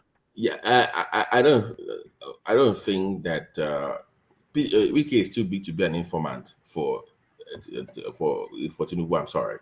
If he goes back to the PDP as a full-time member, that means I was right about my earlier submission that he has presidential ambitions right now, because it's going to be very difficult for Atiku will still run, in my opinion. But at this time, if anybody, give me a name in PDP that if you said, okay, we want to run, let's speed it up in the next 4 years, right? And it's PDP, Labour, and APC. Everybody in the PDP, they've learned their lesson from what happened the last time. I don't think they're going to put down somebody from the north again. So anybody going against Tinubu in the next 4 years in the PDP is going to be from the south. Unless, Atiku against use that birthright again, like he always does, somehow. Now, it sounds like you're going back to Peter Obi then. No, that is if Peter Obi leaves Labour. But I'm saying that if Peter Obi stays in Labour, that is Wike's calculation. Listen, this guy is not going to come back. I have put so much in this party. If anybody's going to go against a Tinubu in the next 4 years, it's going to be the South. So look, and then let's not break it down. In the PDP South, who do they have to run for office? Seyi Makinde or Wike? That's what I'm saying, that that's a room for Peter Obi to go back to PDP, because I think you and I know, maybe that he can't stay in Labour. He's going to be leaving. I don't think it's an option for his presidential ambition. So PDP is really the viable vehicle for him to continue on that path. Yeah, but if he goes back to the PDP, as of now, there's this Wike faction in the PDP that once Atiku lost, Wike is kind of in charge for now. It has a leg of above every other faction in the PDP for now. Now, if Obi comes into PDP, unlike the labor movement, it cannot just come in and Armstrong everybody. Remember, Labour was a very weak party, so they could override whatever they were doing there. They were pretty much not that relevant. And they came in and they made it something. But conversely, PDP is not Labour. If you come into PDP space, you cannot just come and just override and say, I have these numbers, I'm taking over. No, it's a different party. They've been around for a long time. Wike, I think, believes that he can win that battle. If Obi comes back, I think I have a chance. I can beat this guy. I agree with you. I agree with you. But my calculation is this. My calculation is that Tinubu is going to pacify Wike as much as possible, that he wouldn't want to run against him in the next 4 years. That opens the door for Obi to come in, and of course, Obi coming in, even winning the ticket, doesn't guarantee him, because by then Tinubu would have tried to secure as much as possible the power brokers in the PDP. That's my just calculation. Do you know if that is right, that maybe it's an informant in the PDP? I don't think Tinubu wants Obi to get that PDP ticket. That would be because if it's a Peter Obi versus Tinubu, and Peter Obi has the PDP ticket, now he has access to many things that he didn't have prior before. That's a very dangerous position to be as an APC. You don't want Obi. That's a wrong. No, yeah. No, so I don't think what Prince Daddy is saying is you are talking about two people with a totally different political ideology. Obi can never go back to PDP and get the presidential ticket in PDP. There's no way Obi and Wike can work together. They are two different personalities. It cannot work. No. One is a you actually agreeing with me. That's what I'm saying. That yes, I'm agreeing with that. What I'm saying, I'm just trying to say what Prince Daddy is saying is not going to work like that. Because it can have all the 10 million obedience. When they come into the PDP, they're a bigger animal. You cannot override them. They're not Labour. You must play their own game. So now the question is, if Obi leaves the Labour to go to PDP, I think he loses half of his supporters. Because remember, people always make this mistake. They think Obi's support is because they love him. No, I've always said this, and I'm going to say it again. Half of Obi's supporters are just anti-establishment Nigerians. They don't care about Obi. They just hate PDP and APC. That's the reason that he got all those votes. If he then goes to the PDP, he's going to lose all those people. So he has to stay in Labour. That is his only chance. But to the PDP question, I think Wike has future ambition to become president, and I think that's the only. He does not even have a Babati. If by the time he moved back to PDP, he has nothing to sell again. Nothing to sell. You can't say you are anti-establishment when you just came back to the same PDP you left because you said they were corrupt. You lose all the momentum. So I don't see that logic working at all. But I'm looking at PDP as a dying party, quite frankly. That's what I'm saying. Well, I'll be really taken aback if Atiku comes back and run the next 4 years.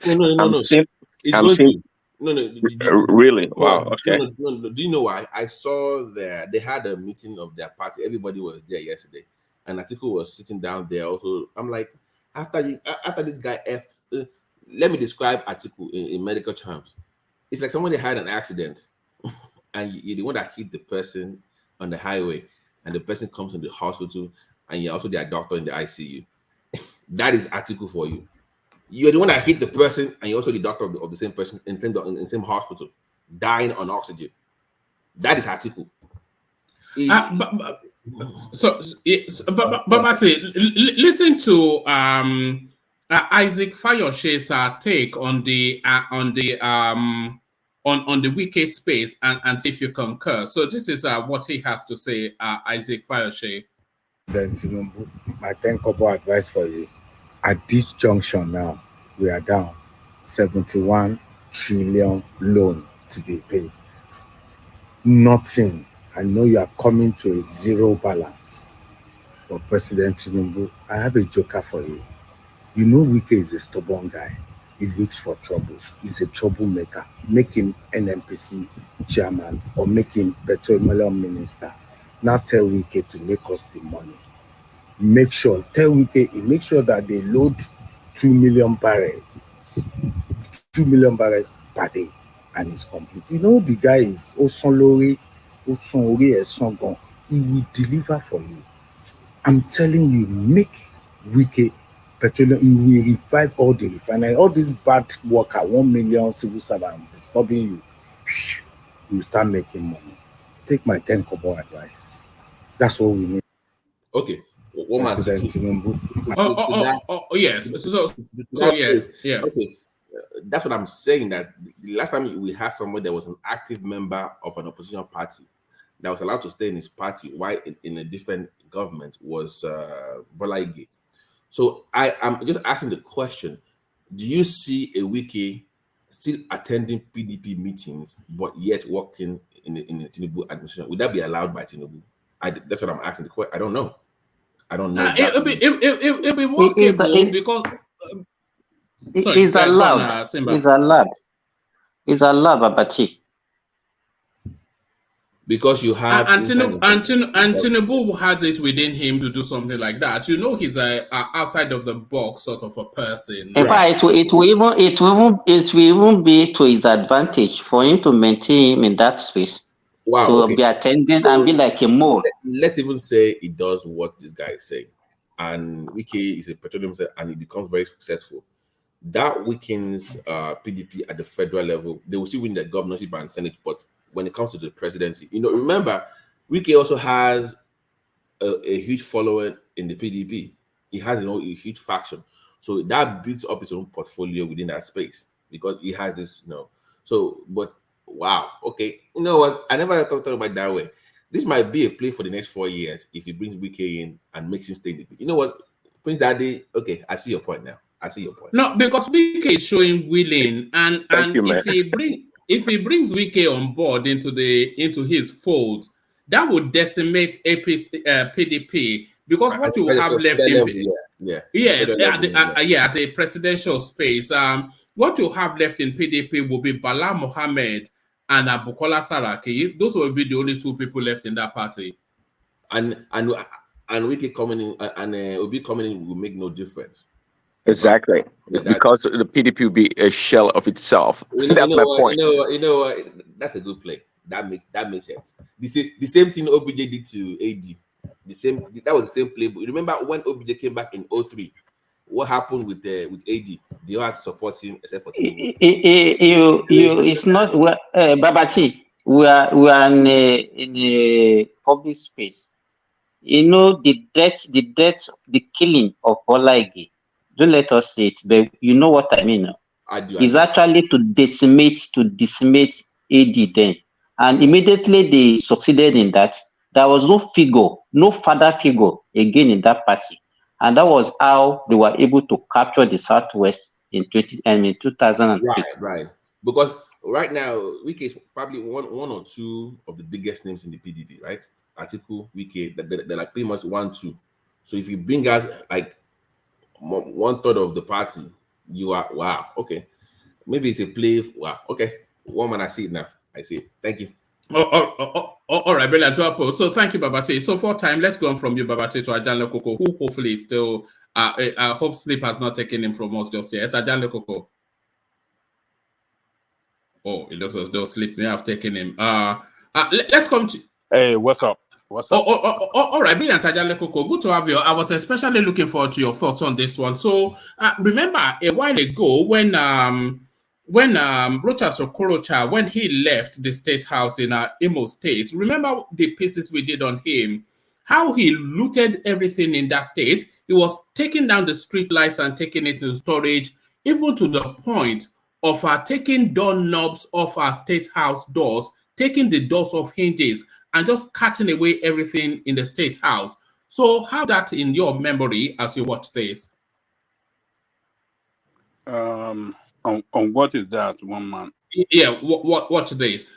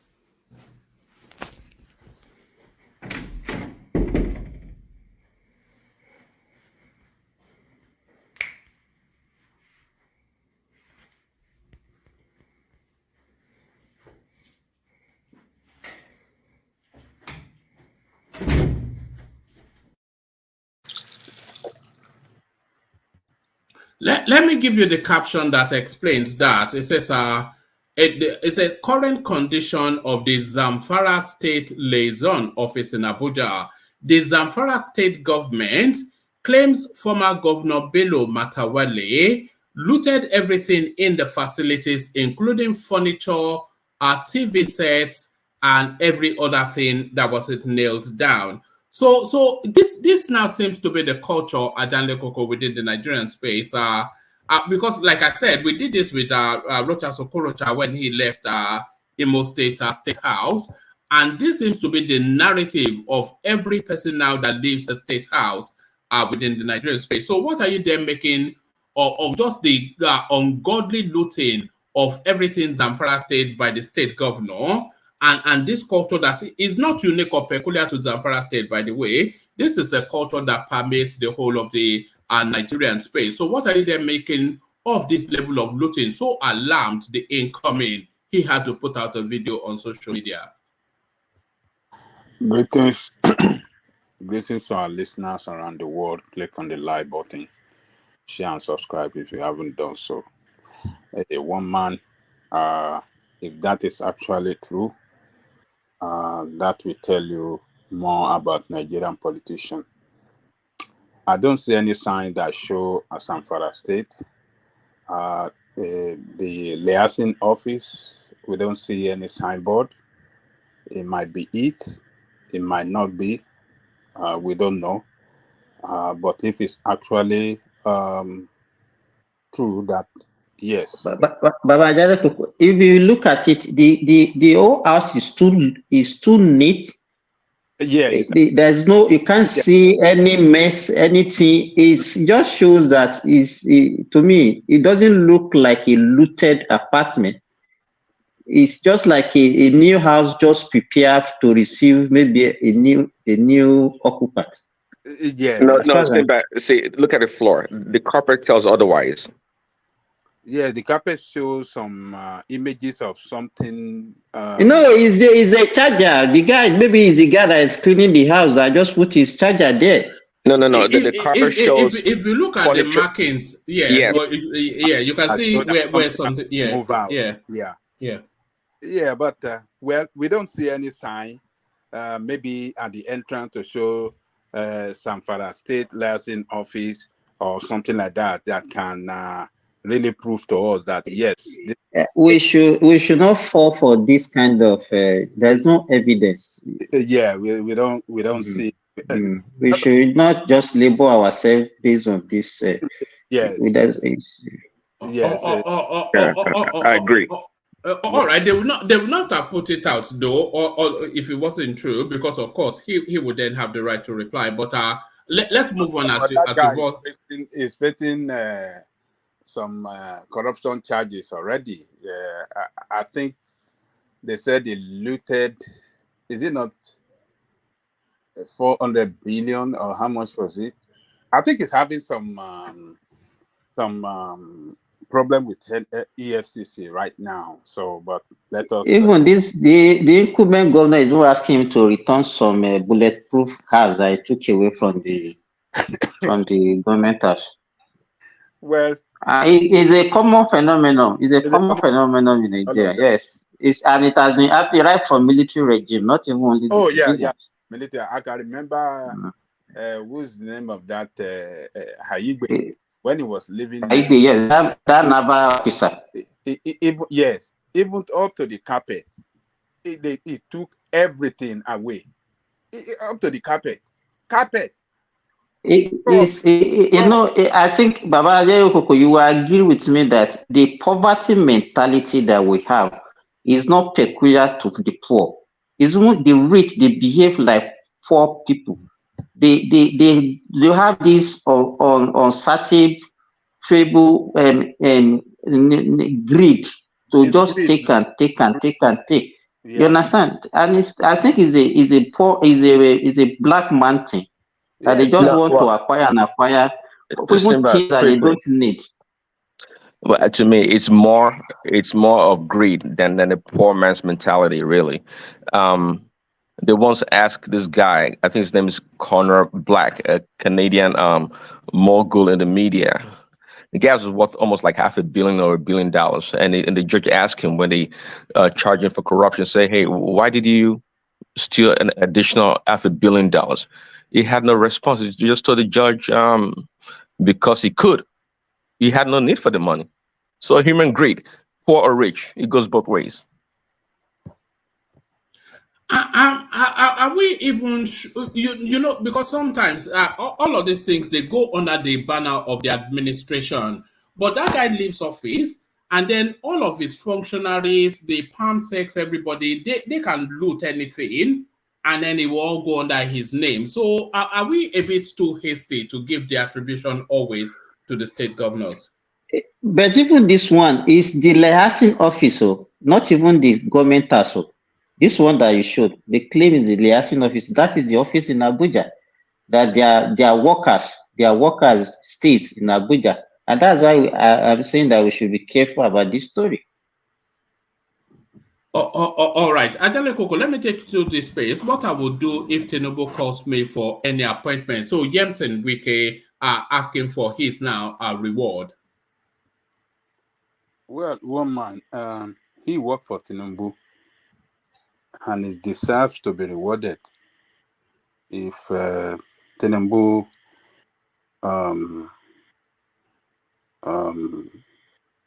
really convinced that he deserves to be rewarded, I think he will reward him. And I think Tinubu should compensate him by offering him appointment, maybe for the position of petroleum minister, or NDCC or something like that. Petroleum minister will be better. And if Tinubu will give him that position, Tinubu will be further a step above all his political opponents in Nigeria. What that will signal to others in Wike's camp is that Tinubu is a politician that appreciates every good, every effort that you put into his election victory, or, supporting him, partner with him, or anything whatsoever that you have in a relationship with him politically. That is a good man.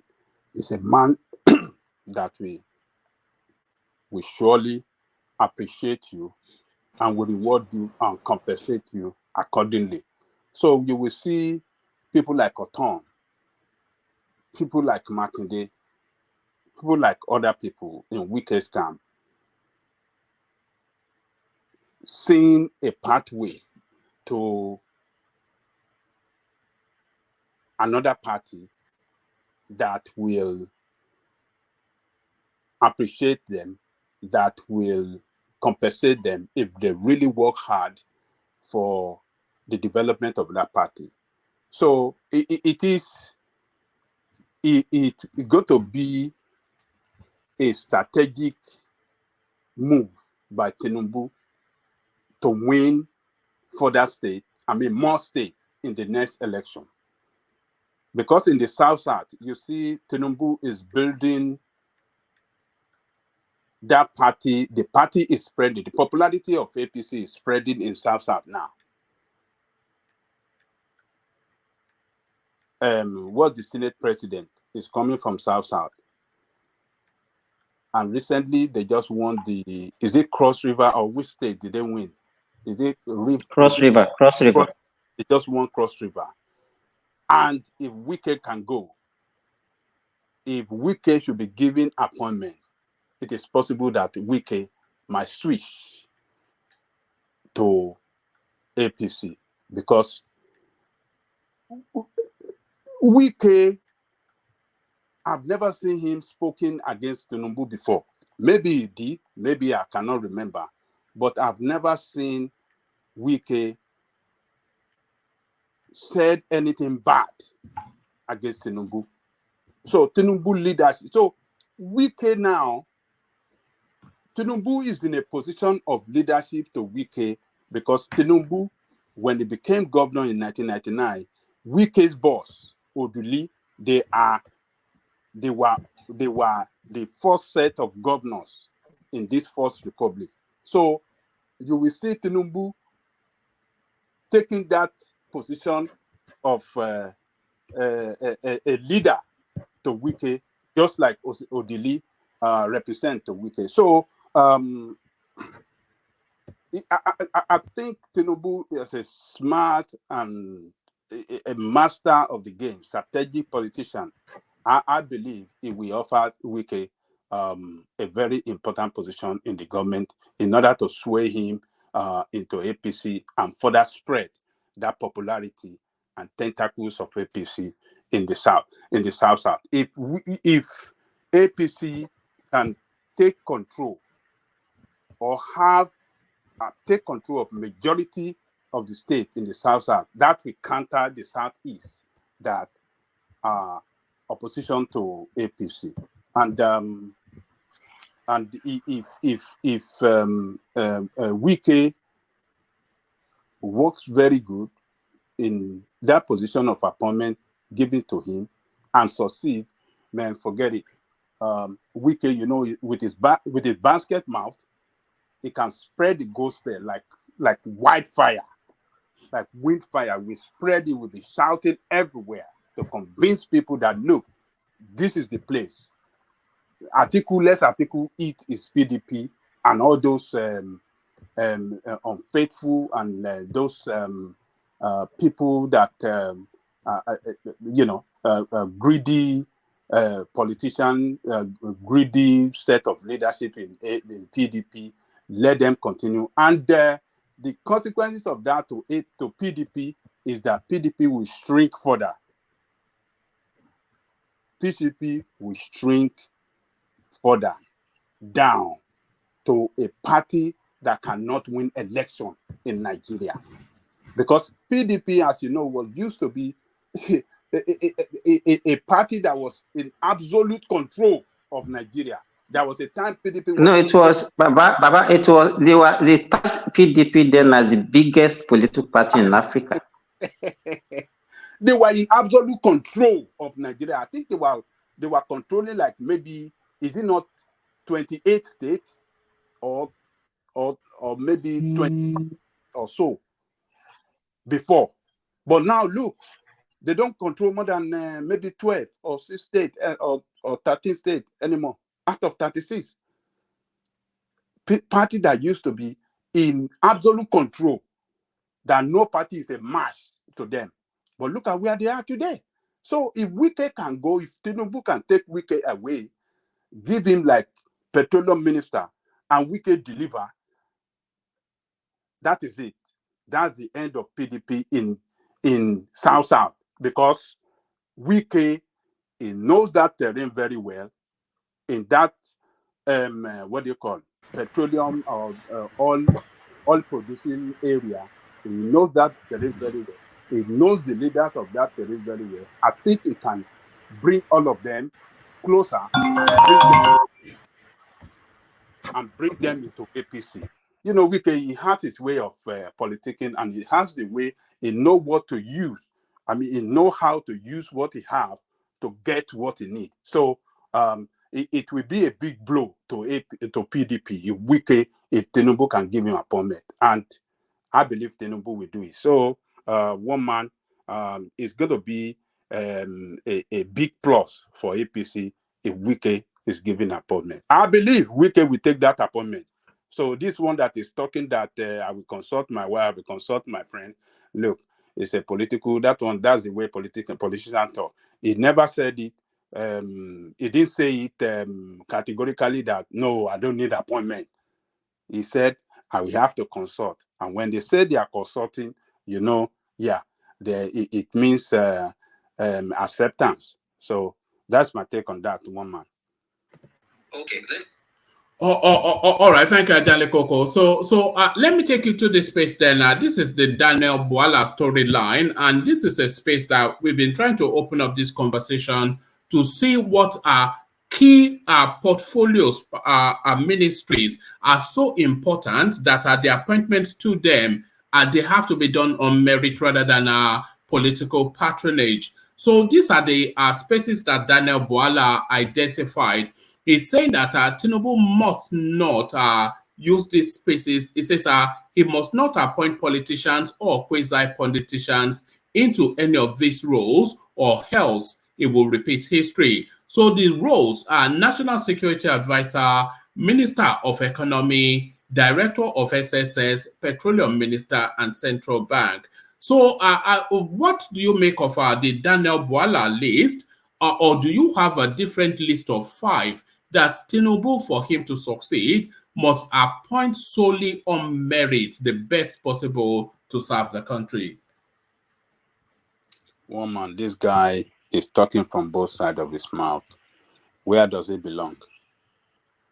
No, leave him aside for a moment, but what he's saying, more to that.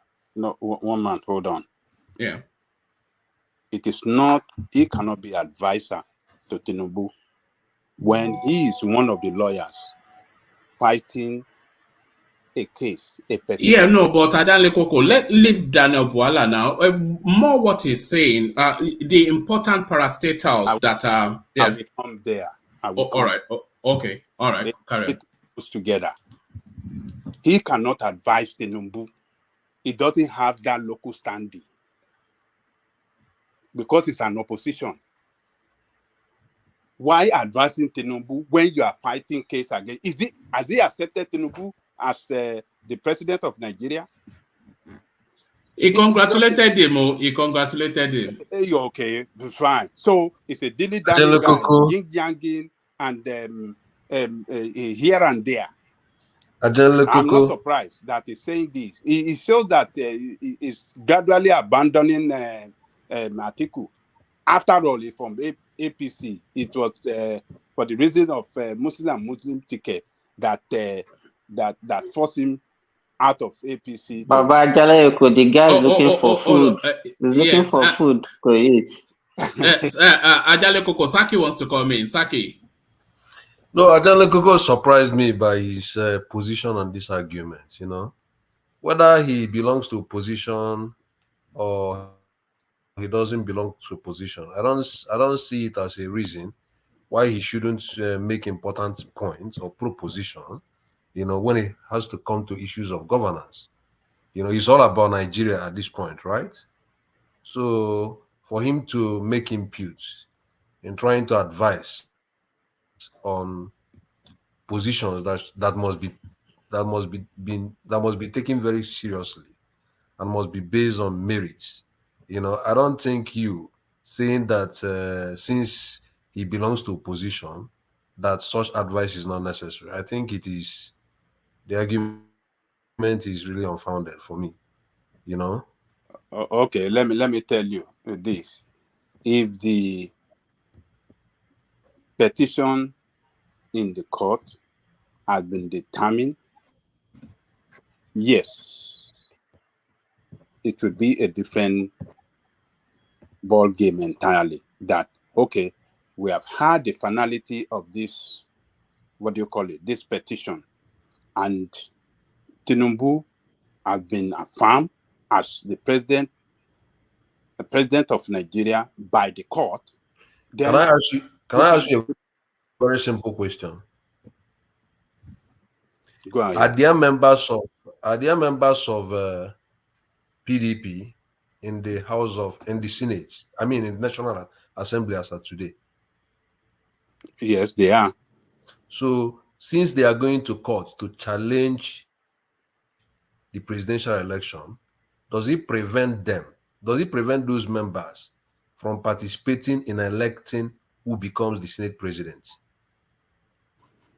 It doesn't prevent them. That's a different. Will you advise those people to hold on, not to participate in the No. Hold on. The legislative arms of government have settled.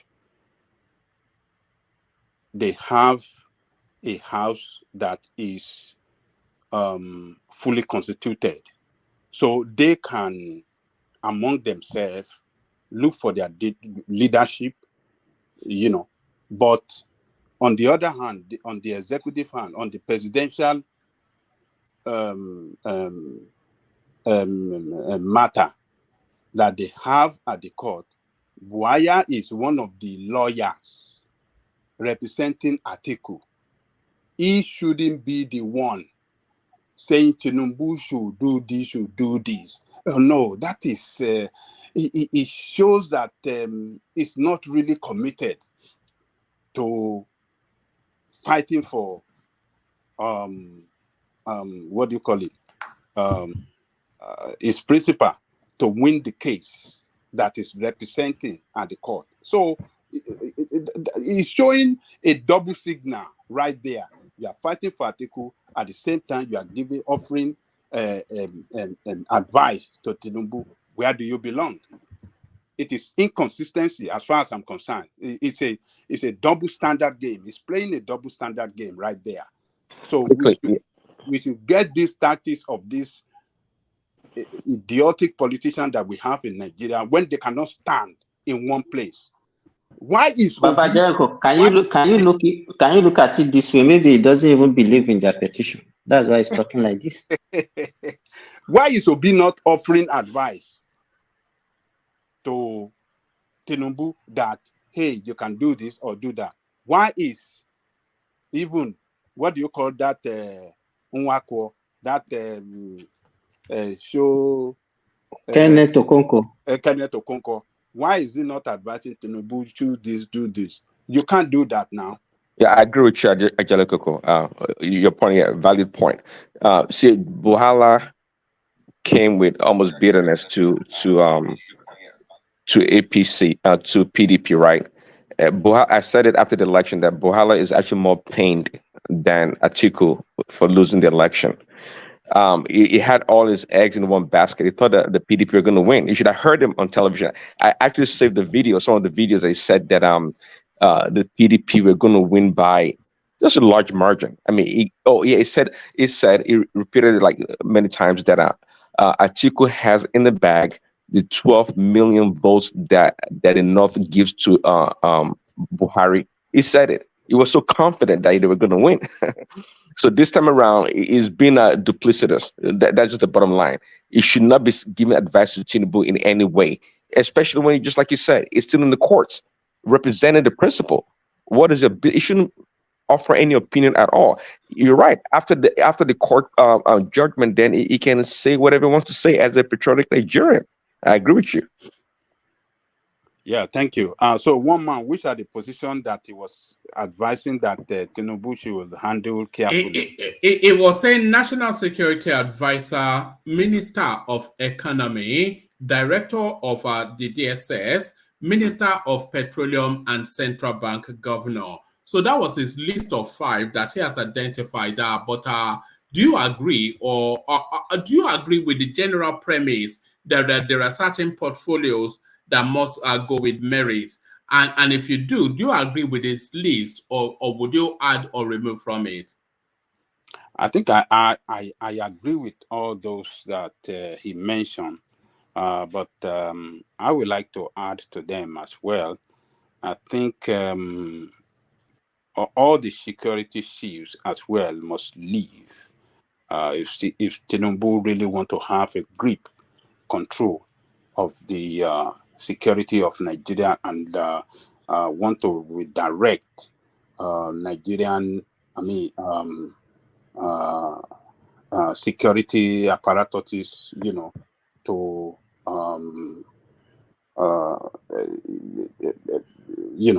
to have a new direction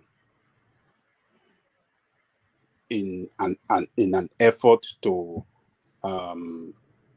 achieve a better security for Nigerian people, for Nigerian state, because Buhari and his men have done their own, bringing new people, new service chiefs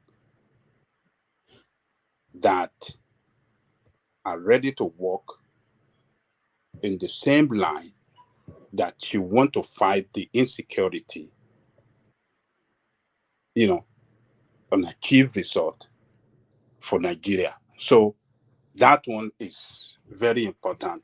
Security chiefs, including another head of police, and that's number one. Then all the security, including the police chief, all of them must go. Bring a new team that will be loyal to him and work with him on a new way to achieve result for the country. So that is one. Then another area is foreign. How do I say it? The foreign minister too. It's very important this time around that Nigeria is not playing a leading role among others in international affairs. Nigeria must be well represented in the international community because we are the largest black nation in the world. And under Buhari is so lucky that he have Nigerians holding international position at some international institution like Okoje Iweala at the WTO, what do you call it? Adewumi at African Development Bank. That woman as the deputy secretary general at the UN. So Buhari is so lucky to have some Nigerians holding international strategic position, but how well has he used them for the advantage of Nigeria? That we must know. I don't know how well he has used them for the advantage of the country. Because for all those strategic positions that we are holding at the international community, WTO and United Nations Secretary General Deputy and African Development Bank, how well have we used them to develop our economy and to push our agenda to the international community? I don't know how well we've been able to use those international positions well to our advantage. So we need a foreign minister that really know how the world operates and can easily tap into, have us and propel us into that international space and make us relevant. And doing so, he can make us politically relevant in international affairs and economic important as well to international community in such a way that we can, bring in investors to help our economy, and then we can, market Nigeria in such a positive way that we can attract a lot of good things to that country, Nigeria. So that international plan. Look at Nigerians everywhere. Where are we not? We should be playing important role in international affairs, but we are nowhere to be found. Nigerians are all over the place in the United States. Nigerians are holding so many elective positions across the United States. How can we use our people in order? Nigeria is the deputy to Treasury, what do you call it? Treasury Department. The United Nigeria is this Yoruba guy that is the deputy. What impact? How can we bring in these people? How can we tap into them for the development of our country? These are the things that an administration that know how international affairs works now. We should have a foreign minister that can really package a very good policy for the country that will bring benefit to that country from the international community, that will make impact in the life of our people and our nation as well. So that one is very important. One man, international affairs minister must be a person that really know the job very well, that is really savvy in international, a professional to the core, a man that can develop a very good policy for us and can use it to the advantage of the country. We are so blessed under Buhari to have those key positions in the international world. A lot of countries are not happy. I mean, they are not lucky to have them. But look at us, the biggest black race, and we have our people in those international positions. We should use them to the advantage of our country now that we are in a dire need of investors in our country and other things to help our country to get back on track. So that is very important as well. And economic planning is very important. Central bank. So Tinubu, we just pray that God should help him with that wisdom to have the right people in the right position that can really work for that country. Everybody must work for that country now. It's not.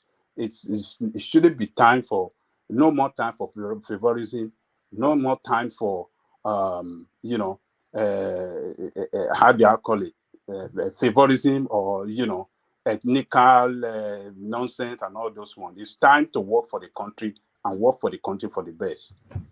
That's my take, Mama. All right, brilliant, well put, excellently put. So thank you, like Ajale Koko. So Ajale Koko, let me take you to the space then of the Rufai Oseni, his tweet.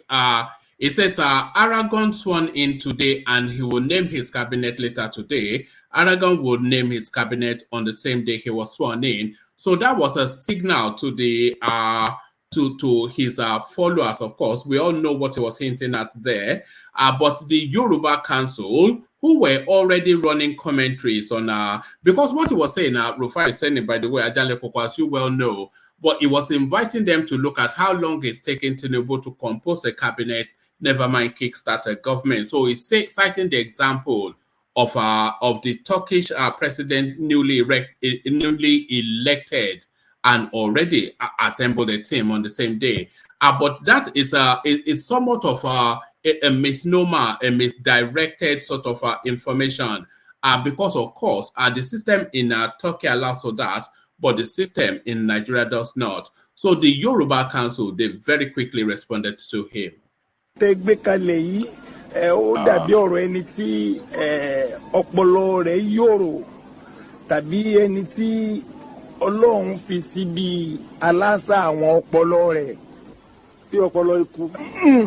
Ó jọ má bẹ́ẹ̀ tọpọlọ rẹ̀ ò tó nǹkan rárá tàbí ètò wà ń bẹ kó má tiẹ̀ wúlò má rárá.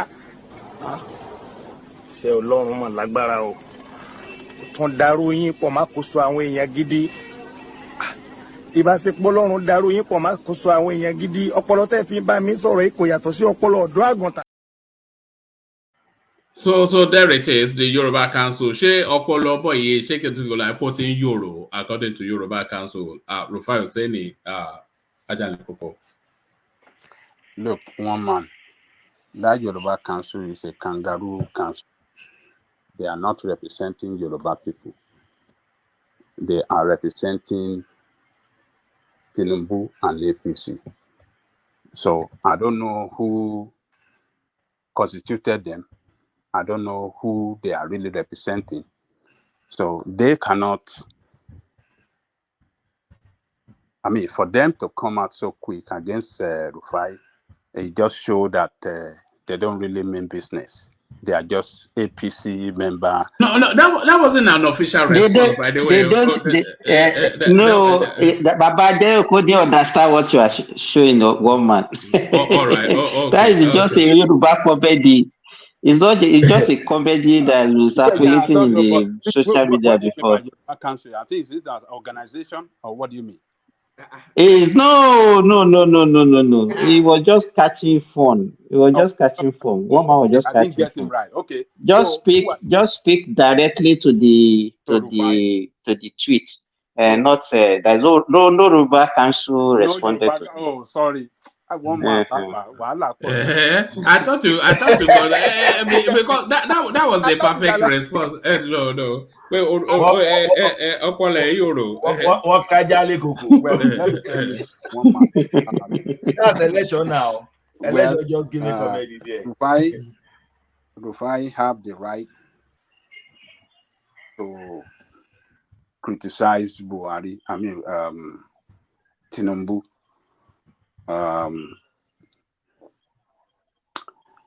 Before the election, Tinubu was portrayed as the best, as the man that will get everything ready. And he said it, that I will hit the ground running from day one. So what has he got running from day one now? We have not seen his list of ministers, even though that the assembly is not, they have not constituted their leadership yet. But where are your lists? He said, I will hit the ground running from day one. But on day one, it was disaster that he inflicted on Nigerian people with this, what do you call it? So he has not hit the ground running from day one. We have not seen any list of those people. Teamship that he has been talking about. Teamship. Where are the team? So if Rufai is, criticizing him for not hitting the ground running as he promised, I don't think Rufai is doing anything wrong. I don't think he's doing anything wrong. So this is the time to hold politicians accountable by their word. Everything they promise us before election, we have to hold them accountable to it. So Rufai have not done anything wrong to me. You guys can say that, well, he is supporting another candidate. It's nothing wrong in that. We live in America. We know what false news represents. False news. Who is that? I don't know who that was. But that was no. That was no. The tweet itself was misleading. Is the point, because it was not. It didn't take into consideration the constitution of Turkey as opposed to the one of Nigeria. So the tweet itself is misleading. Is the point, not who is supporting.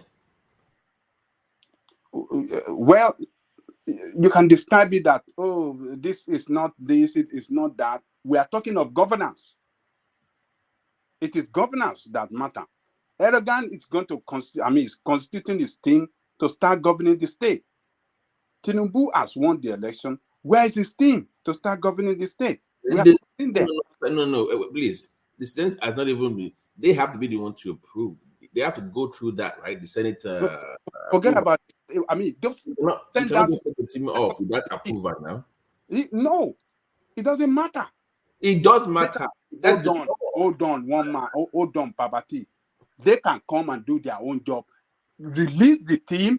Let us know them. This is my ministers list. That you even kick them, the assembly, to assemble their leadership as quick as possible, so that they can't hold us to ransom. If the president is trying to take a lead, they have to stand up and do the job. We elected them to go and work. What are they doing for all this while they are mingling and doing all this nonsense, looking for leadership? Sometimes they need to do background check on some of those guys before they announce them. Hope you know. Yeah, they have to bring them up for questioning. They go through many things before they even bring them up for that. You cannot just put somebody excuse.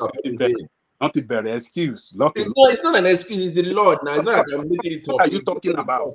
Oh my God! Look, they've already said they have to do the background. Which background check are they checking that they have not checked before they run the election? Are you telling me that their names were not sent to DSS when they are running the election? Okay. Let me ask you a question. Hold on. Let me ask you a question. Who is the Senate president right now? Hold on. Do you want to listen to me? You guys say, oh, they have to run the background. The moment you are a nominee of a party, your name is sent to DSS and all those people. The ministers, they don't necessarily have to be government functionaries. We saw that with Obasanjo now when he went around the world to pluck people. What I'm saying, one man, is that Tinubu said, I will hit the ground running from day one. He has not hit the ground running. With the removal of the fuel subsidy, that's not hitting the ground running. Or he has destroyed the ground. He's trying to put us inside the hole. So what we are saying that that's too much. He's trying to put us down below the earth. That is what he's trying to do. So he has not hit the ground running at all. So Rufai is right on point. Rufai is right on point. This politician, we the people, the media particularly, should stand up against them so that no more shenanigans. We mustn't take any nonsense from them. Forget about whether you are supporting politicians, you support him to power. The moment he's been given that mantle of leadership, you should start holding him responsible, accountable to every promises he made. We do, but let's be objective why we do it is the point. Let's be objective when we oppose government. Nobody says not oppose government, but let's be objective when we critique any government coming. This one is not even in line with any form publicity at all. This is not it. The laws in Turkey are different from the laws in Nigeria. First of all, the people that are working for this guy in Turkey, they've been working for him for years. So of course, it's easier for him to transition. It's the same people. But Tinubu is coming, and you don't even have a new Senate president yet. So you cannot compare Turkey and Nigeria. Is the point? It's different constitutions entirely. Excuses. Tinubu said. It's not excuses. I'm just going to the tweets. Hold on. I will remind you, and I believe one man will confirm it as well. He said, "This is my lifelong ambition.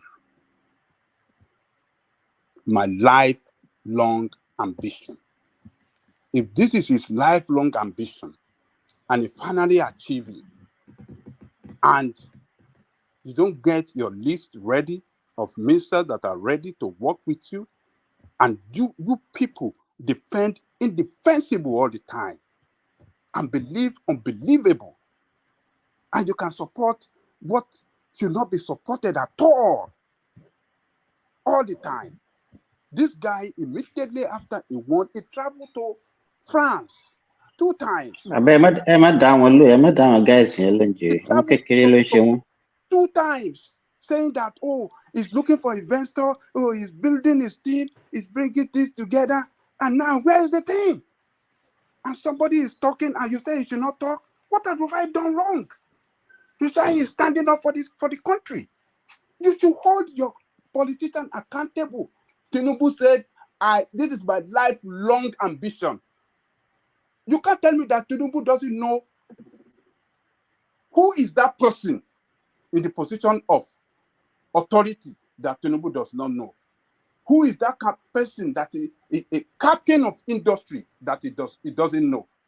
Who is that smart person for a particular position, this and that? Okay, so what should she? Okay, can I ask you? So what should she? Okay, as opposed to what happened right now, what should Tinubu have done instead? Terms of, no, you said he was going to hit the ground running, and he failed in that aspect, according to you. So what should he have done in terms of appointment that you think he's not doing right now? What I'm telling you is that Rufai have not done anything wrong. It's Tinubu that have no, be specific. No, you said that he's the ground running. To what he promised us, he said, I will hit the ground running from day one. And at the Chartered House, he was talking about teamship.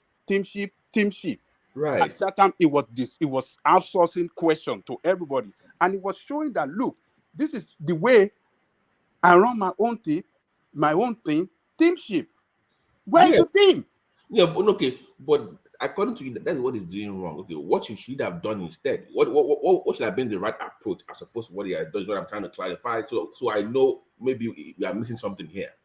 You said he did something wrong, right? That he's not hitting the ground run. Okay, what should he have done within these first couple of weeks that he refused, he chose not to do? So I know where you're coming from. Let me tell you, if Tinubu had rolled out his list of ministers, that is what will take up the news everywhere. And Nigeria will start to extradite them before the assembly will get themselves ready. That might even push the assembly to get themselves ready quick, because the president is showing to them, look, I don't want to wait for nobody. I am ready to hit the ground running and to save Nigeria out of this mess. Nigeria is out of this mess that we found ourselves. But he is laying back. You see, those guys, they don't care too. They are just laying back and doing nonsense. We should not tolerate this. Get your list out and challenge the assembly that, look, I don't have time for wasting of time. They said that he has, by law now, you must do everything between is it 60 or 90 days, right? This has to be done between 90 days. So he has 3 months. That's enough time. I mean, that's what are you talking about? So, why are you people so cheap like this? Why are you people so cheap? Why are you people just accept anything and just defend and I'm not saying that excuse them? No, wait, no. I am not saying that. I get you. Okay, you have those. If he has not said it, we will say, okay, he didn't say it, it's implied, but he said, I will hit the ground running from day one. But instead, he's trying to collapse the ground so that everybody will bury under the ground. Then Baba Jaloko, it depends on your own definition of it the grand running. I can say he has hit the ground running. You might feel he has not. So it's a relative thing. If you ask for my own opinion, I will tell you that he has hit the ground running. The man has even eating too hard. The man has even eating too hard. He's eating the ground too hard. It's even blow the ground. It's even blow the ground. It's not even eating it. It's bombing the ground. It's destroying the ground. Bombing the ground. On a more serious note, this guy has met with your CBN governor. He has a chief of staff that is appointed. He's met with the service chiefs. This is the first week, for God's sake. We're entering the second week of his government. It's just barely breaking news. The man took over government a week ago. Okay, the 1 week. Okay, for God's sake, it's barely 1 week. Oh yeah, just give me give me 1 month. We can discuss. Give me 1 month. They are fighting in on subsidy already now. The stock market is rallying, and you say it's not hitting the grand running. People are already saying they want to strike. No. Ola. When Oseni compared the Turkey, I forgot his name, to Nigeria, what is saying that they should have had all the appointments done by now, because that's the same thing the guy did. But in Turkey, the laws are different. That is the point. The tweet itself is and the Turkish guy is also an incumbent, or is not a new entrant. You can't run in now. You can't. Sorry, Simba. Yeah. Babati, you don't need to fight with Baba on this issue. Baba supported, that is why we're on this platform. Everybody cannot be on the same trajectory. That is Baba. When you have no go there. Baba, let Baba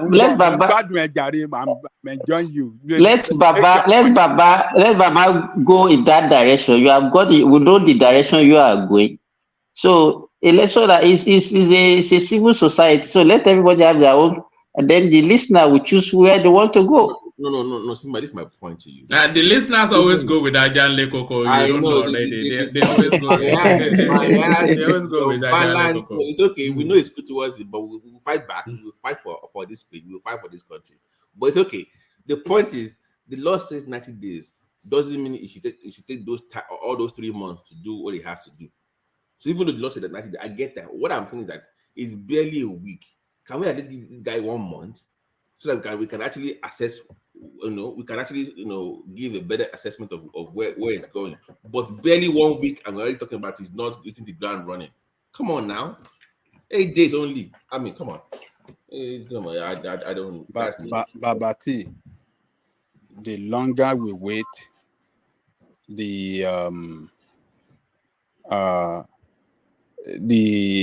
mess that we have in that country, we don't need any more mess. Tinubu should have got his list out for us to start investigating them. We, the People's Court, on this platform, if I had rolled out his list, we would have analyzed each of them one after the other. The news that will have dominated the news space, and that will have shown to every politician, everybody in that country, that look, this man is not playing, this man is ready, and that will attract a lot of people to give him that support. That's what it's trying to avoid, the controversies like that will have engineered Rufai. No, it's going to cause a lot of confusion because him. Because it will send signal to Nigeria, I'm ready, I need your support. And Nigerians will see that, look, this is not Buhari era that wasted 6 months. This is Tinubu. See, most people, real quickly, see, this guy, Rufai Oseni, is not you don't need go slow, father. No, it's not go slow. Just like Babati said, it's barely a week. It's come on, you'd be unfair right now. It's barely a week. Time is running out. We understand, but at the same time, out. This go slow, and we must not follow go slow. It's not good. It's barely a week, just like Babaji said. It's barely a week, and I guarantee it probably has over 50, even maybe 90% of this ministerial position and all the position ready to go. But him divulging his names at this point in time, I myself don't even advise him to do so. But when the Senate is ready to go to confirm these people, then it can start to release the names. But right now, you're just going to create a bunch of stories and nonsensical, like this Rufai guy talking about Erdogan being ready to go. No more. When was the election held? February. This is February, right? We had the election in February, right? Isn't it 1 month? When was the election? 25th of February. 25th of February. We're in June, for God's sake. What are you guys talking about? No. That's not a fair timeline. No, but that's not a fair timeline. No, after inauguration, you can start counting. You can't count from June 25th. No. You see how it's moving the goalposts. You see exactly. They elected this man in February, March, April, May, June. This is the 4th month, and he hasn't got his list ready. That guy is not serious. That is it's not serious, man. Let's call spade a spade. We have a country that is failing every day, seriously going down, fastly going down. No, see, he has to do his due diligence. He has to interview these people. You got to get record. A lot of things has to be done. You and I just talking right now because we don't know better. But Prince Daddy, you cannot win this argument. How? I mean, you can just let it go. Okay. Prince, let me be honest with you. It's going to 4 months. Let me be honest with you. Oh, let's continue. Let me be honest with you. Let me be honest with you. You see, this is a real bone of contention. He is scared that Tinubu is going to privatize most things in Nigeria, and those socialist tendencies will go away. That is really what I think Ajan Lekoko is trolling you. That's what I really think he's doing. He's okay. No, 1 month. No. I'm serious. Look, this is the 4th month. It's 1 week in government. No, not even 1 week or 5 days. 5 days. 1 month. You can't count it from inauguration day. You have to count it since after you won the election. It's 4 months. It's 3 months, Baba. It's 3 months, not 4 months. It's 3 months. Okay, 3 months. Kilonche, what has he been doing for 3 months? Where is the thing? All of France. Simba, please don't kill me. Look. On this one, gentlemen, let's be serious now. We mustn't take it as a joke. It is not a joke. Rufai is right. Tinubu should have got his list ready. Since whether it is radio is still keeping them for the assembly to got themselves ready. Now you are talking. Is them. But if I were his advisor, I will say, Baba, release those names. You don't need to wait for anybody. Let Nigerians start to debate these people. Let Nigerians know that you are not like others that wait for 6 months. You are ready, as you promised Nigeria, that you will hit the ground running from day one. Start to show that a lifelong ambition, as you told Nigeria, you have achieved it, and then you want to deliver for Nigerian people. That is what I will advise him. And that will send a signal to the whole world, to Nigerians all over the world, that, look, this man is not playing. This man is not playing. He's ready for the job. And that will galvanize support for him all over the world. 1 man will have been blown the space up that, look at this man. This is what he said. 1 man will have been referring to everything he said in the past to justify his action. That, look, he said it, look at what he's doing. And all of us will have joined in that in that effort as well. But where is this man? He just sitting down and he said that we have to wait. We have to wait. No, we shouldn't wait. Rufai has not done anything wrong. Rufai is doing the right. Other journalists. Let me ask you. To start asking for his list. We must ask for his list. Let me ask you. Do you think Rufai is an objective critic? Look, let me tell you. You cannot say Rufai is not a smart journalist. No. Forget that one. On politics, hold on. Is he objective? Is political. Is he objective? Look, is political analysis sometimes might not rhyme with your own politics. You cannot categorically say it's not objective because his politics don't rhyme with yours. But a lot of people that his politics rhymes with, they will say, oh, it's objective. So we just have to leave that with Rufai and audience around the world. But I must tell you, Rufai audience are growing every day. They are not.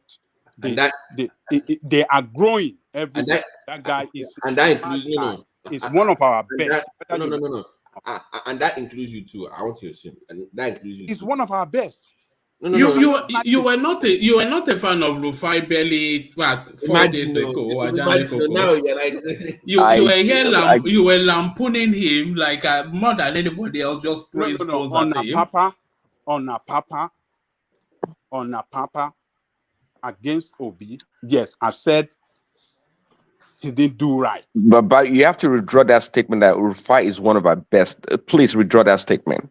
No, actually, it's one of our best. Oh, come on now.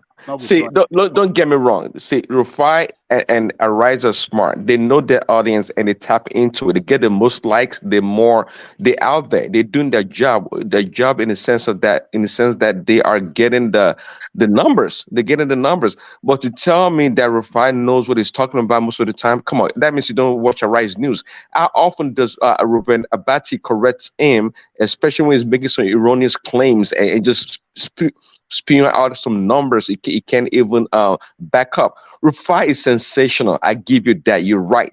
A lot of people they think he's super smart actually, and I put him on a pedestal just like on a scale, just like I did Peter B. Rufai, sorry to break the news to you, is not that smart. It's not. It is not, and I agree with you on that, Prince Daddy. He's not actually smart at all. You know, it's not, because if you are easily predicted, then you cannot claim to be smart, because if people can predict you, then they can manipulate you. So he's not a smart guy. Hey, look, one man. You see, I don't agree with him sometimes, but most of the time, I think he has done some good job by putting politicians on their toes. And that is what we should be doing to Nigerian politicians. They should see us as their master. They should see the journalists as, people that will expose their shenanigans. But you know, how come we don't give this guy Seun Okinbaloye a lot of credit then? If you talk about putting a politician on the fire line, what about Seun Okinbaloye? He's a smart guy.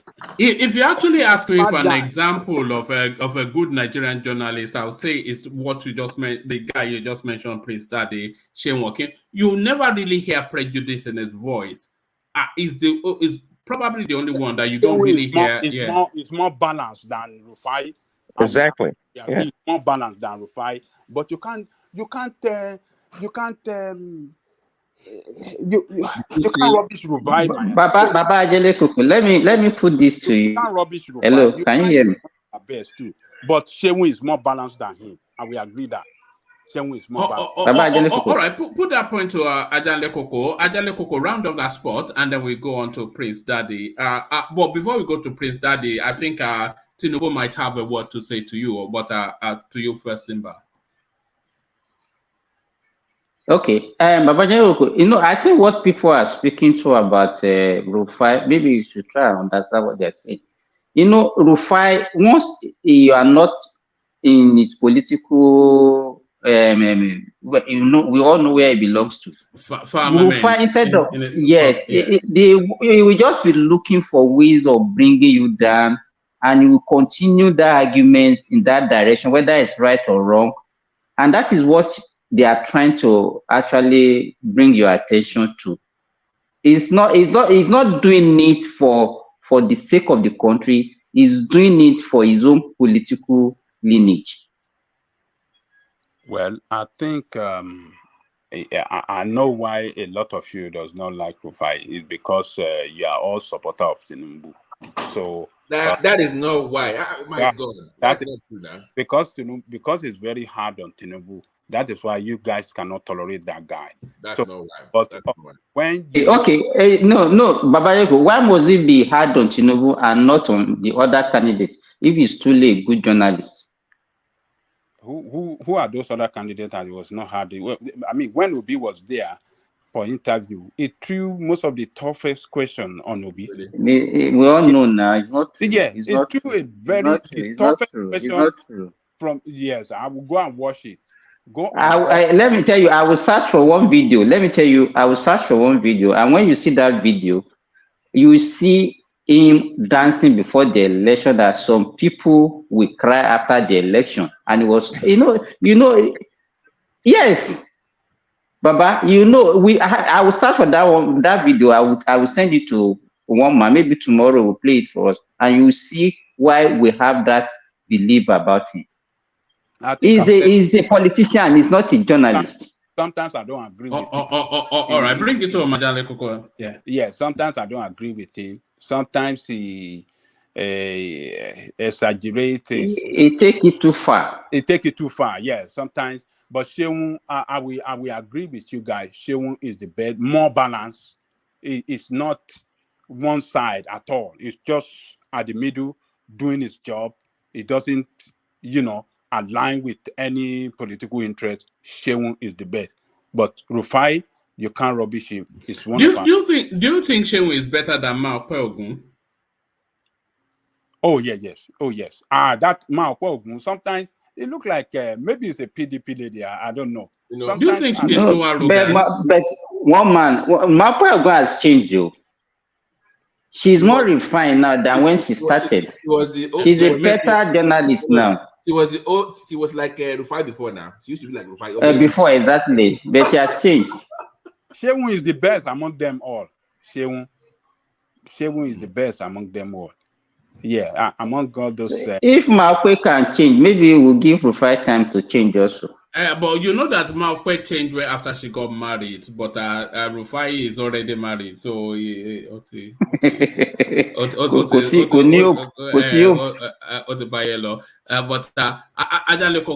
so yeah, round it up and then I'll go to Prince Daddy. But then I'll give the final word to Tinubu and then we go to Prince Daddy. Okay, so Sheung is the best among them, more balanced. Rufai, guys, just open your mind. Be very objective when you listen to him. Don't listen to Rufai with your microscopic eye. With your APC with binocular. With your APC mind, then you will never hear anything good in him. So anything good from him. So he's one of our best. I think we should encourage him. He can do better. He can change. He can try to be balanced like Sheung Okunbaleye. So guys, don't rubbish him. Just let us take it easy with him. He's one of our best. Thank you, Mama. All right, brilliant, Ajale Koko. So Ajale Koko, you said Tinubu should have come better prepared, but Tinubu insists that he was fully prepared and still is. Listen. Mo dúpẹ́ o, ẹ̀mí yín á gùn o. Tó bá jẹ́ tí ìwé ni, mo kàwé o.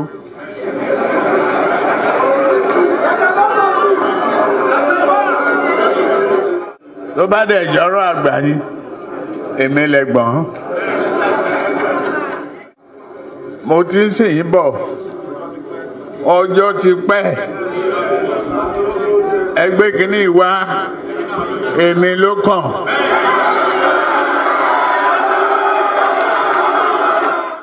Tí ò bá sí àwa èmi tí ń dúró wájú yìí tí ń lérí ogun kò lè di president. Ó ṣe kìíní olùlẹ̀, ó ṣe kejì olùlẹ̀, ó ṣe kẹta olùlẹ̀. Ó tiẹ̀ sunkún lórí tẹlifíṣàn. Ó ti lé lọ́dún mẹ́ẹ̀ẹ́dọ́gbọ̀n sí tí mo ti ń sìn wọ́n bọ̀. Eléyìí tó jókòó lẹ́yìn mi. Ṣé wàá lè sọ pé òun lè di ìdádì gómìnà tí ó bá ṣe mí? Ọ̀gá rẹ̀ ó ṣe. Àtijọ́ tó rẹ̀ ti débẹ̀, mi ò gba mínísítà, mi ò gba contract, mi ì tọrọ ọbẹ̀, mi ì tọrọ gàrí, mi ì tọrọ fúra lọ́wọ́ ẹ̀, mi ì dẹ̀ ìyàwó ń bẹ̀. Mo wá ní lọ́tẹ̀ yìí o. Yorùbá ló kàn.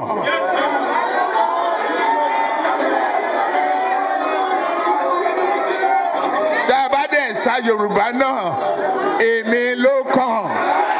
Eléyìí tí mo protect àwọn ọmọ tí mo gbé dání tó, èmi náà fẹ́ ṣe present. Mi ò fẹ́ kán pa mí mọ́tàn. Ǹdí wọ́n á bẹ̀yìn fún. Kò ju pé etí yín ò ní gbọ́yìn kùn. Inú yín ò ní bàjẹ́. Ẹ̀mí ni kẹ́ ẹ dúró tì. Ẹ̀yin delegate tó wà ń bí Ọlọ́run ò ní sọ̀rọ̀ yín delegate o. Ọlọ́run á gbọ́ ti yín o. Á gbọ́ tàwọn ọmọ yín o. Àwọn ọmọ yín náà wá jù wá lọ. Ẹ má fẹ́ gbò ìṣègbò lé o. Gbogbo wa lọmọ lé ẹ ṣé mo dúpẹ́ o. Ìdọ̀bálẹ̀ nìyí o. Mo dọ̀bálẹ̀ fún yín o. Ẹ ṣé o. Yes, so that's Tinubu then Prince Daddy. So he tells you then that he's prepared and is long served you. Now you serve him. That speech was made in the bow, by the way. You know, that speech was made in the land, just to let you know. But see, do you understand the last statement? The last statement that he made. I know. Pé àwọn delegate Ògùn èmi ni ẹ má fòtù fún Ọ̀ṣínbàjò gbogbo wa lọmọ ilé o gbogbo wa lọmọ ilé o èmi náà ní kẹ́ dìbò fún o. Ọmọ ọ̀tá ni bàbá yẹn ọ̀tá burúkú ó jà burúkú àfìgbà tí nǹkan yẹn tó bọ́ sí lọ́wọ́ ó gbìyànjú o ó try.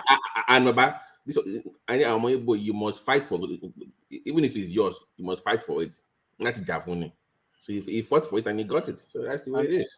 Yeah. So no, carry on. Land that point. Prince Daddy, Prince Daddy understand this? He's a Yoruba now. Never mind the American heavy. Maybe we should ask him to give his own interpretation. Of course, I heard that. Maybe it's Diet Coke Yoruba. It's Diet Coke Yoruba, Diet Coke. Are you full fat Yoruba or Diet Coke, or even Yoruba at all? Is Baba's question. Well, my ancestors from actually Egba people from Abeokuta actually. Hey. You see, we are here. It's getting more suspicious. You sound like you are both princes and from Egba land. We are starting to get a bit suspicious.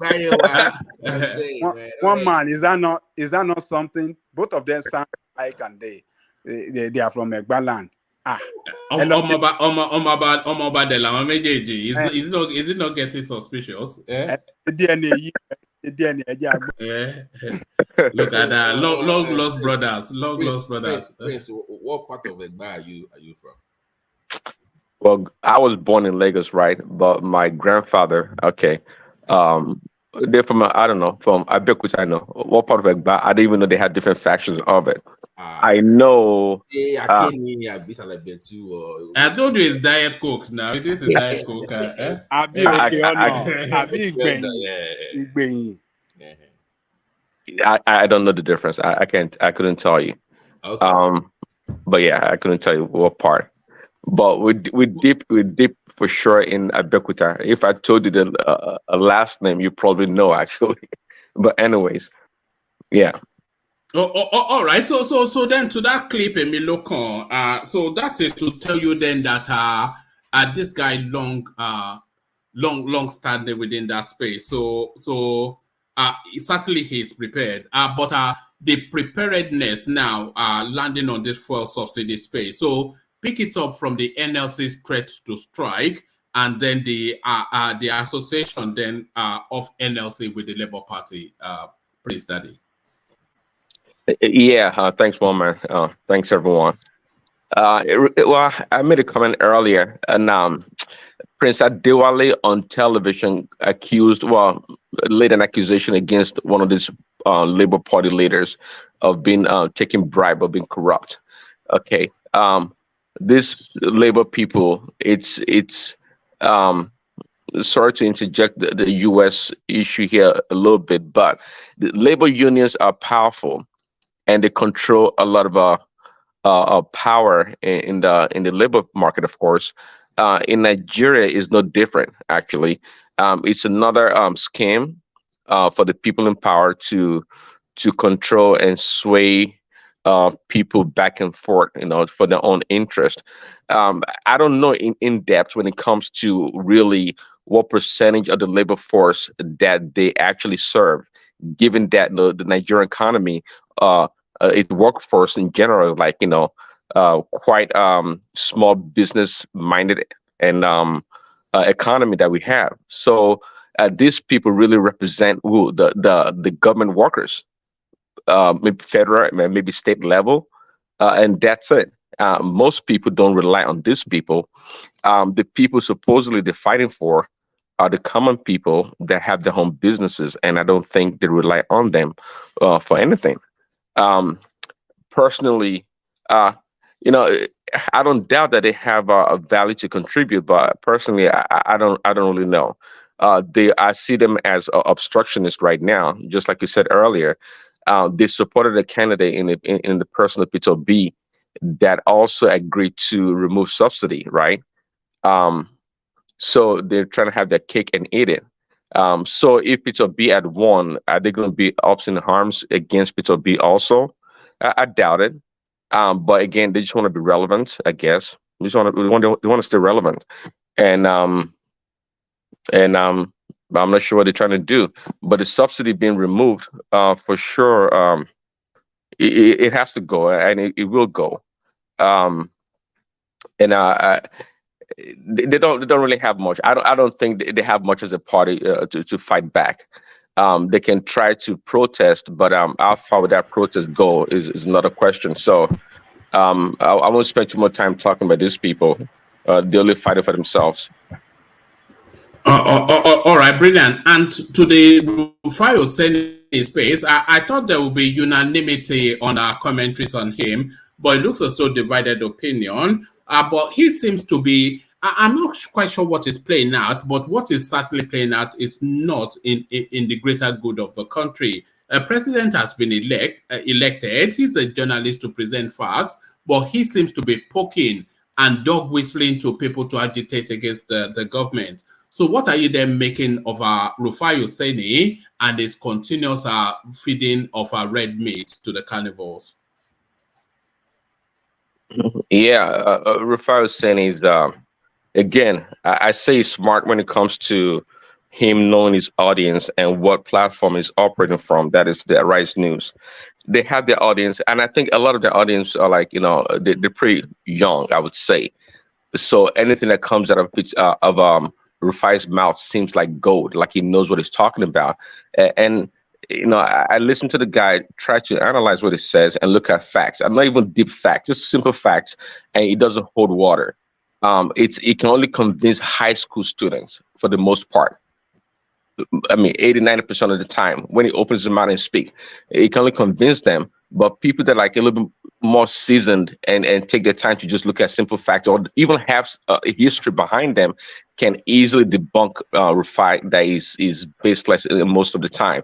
It can use sensational words like econometrics and all this garbage, like he was trying to argue with that guy that's actually and I don't know if he's an economist, but he's into the market, that he was debating on his program. The guy knew more about what he was talking about than Rufai, but Rufai is throwing nice grammar or words around, and one would think that he knows what he's talking about. He's not an economist. He doesn't know what he's talking about.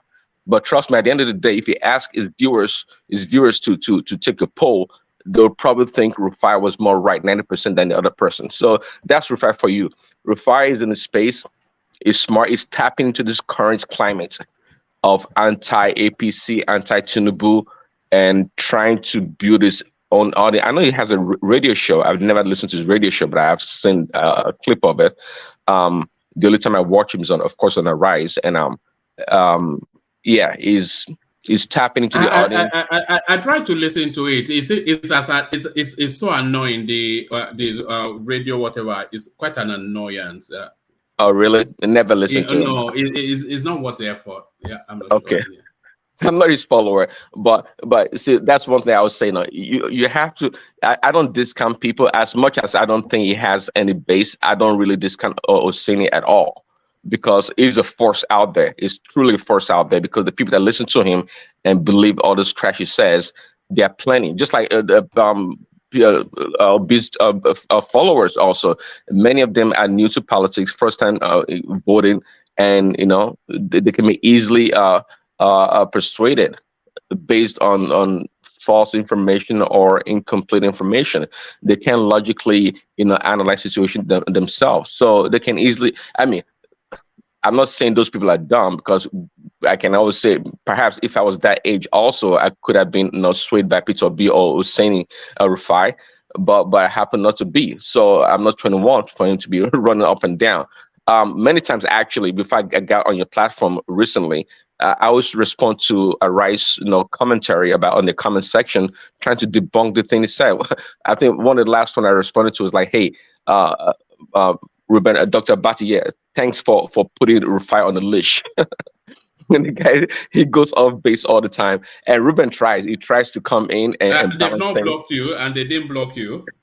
Maybe they did, actually. I never went back there to respond, but that's the kind of thing you get on there. It just feels. And one thing, I call him Mr. One of the comments I mentioned, called him Mr. Americana or something. He's quick to reference America, past history and things like he truly knows, but he doesn't. I mean, actually, I know that he's read the book, perhaps, and he knows the story, but his interpretation of it, the wisdom behind it, is not true. He doesn't know.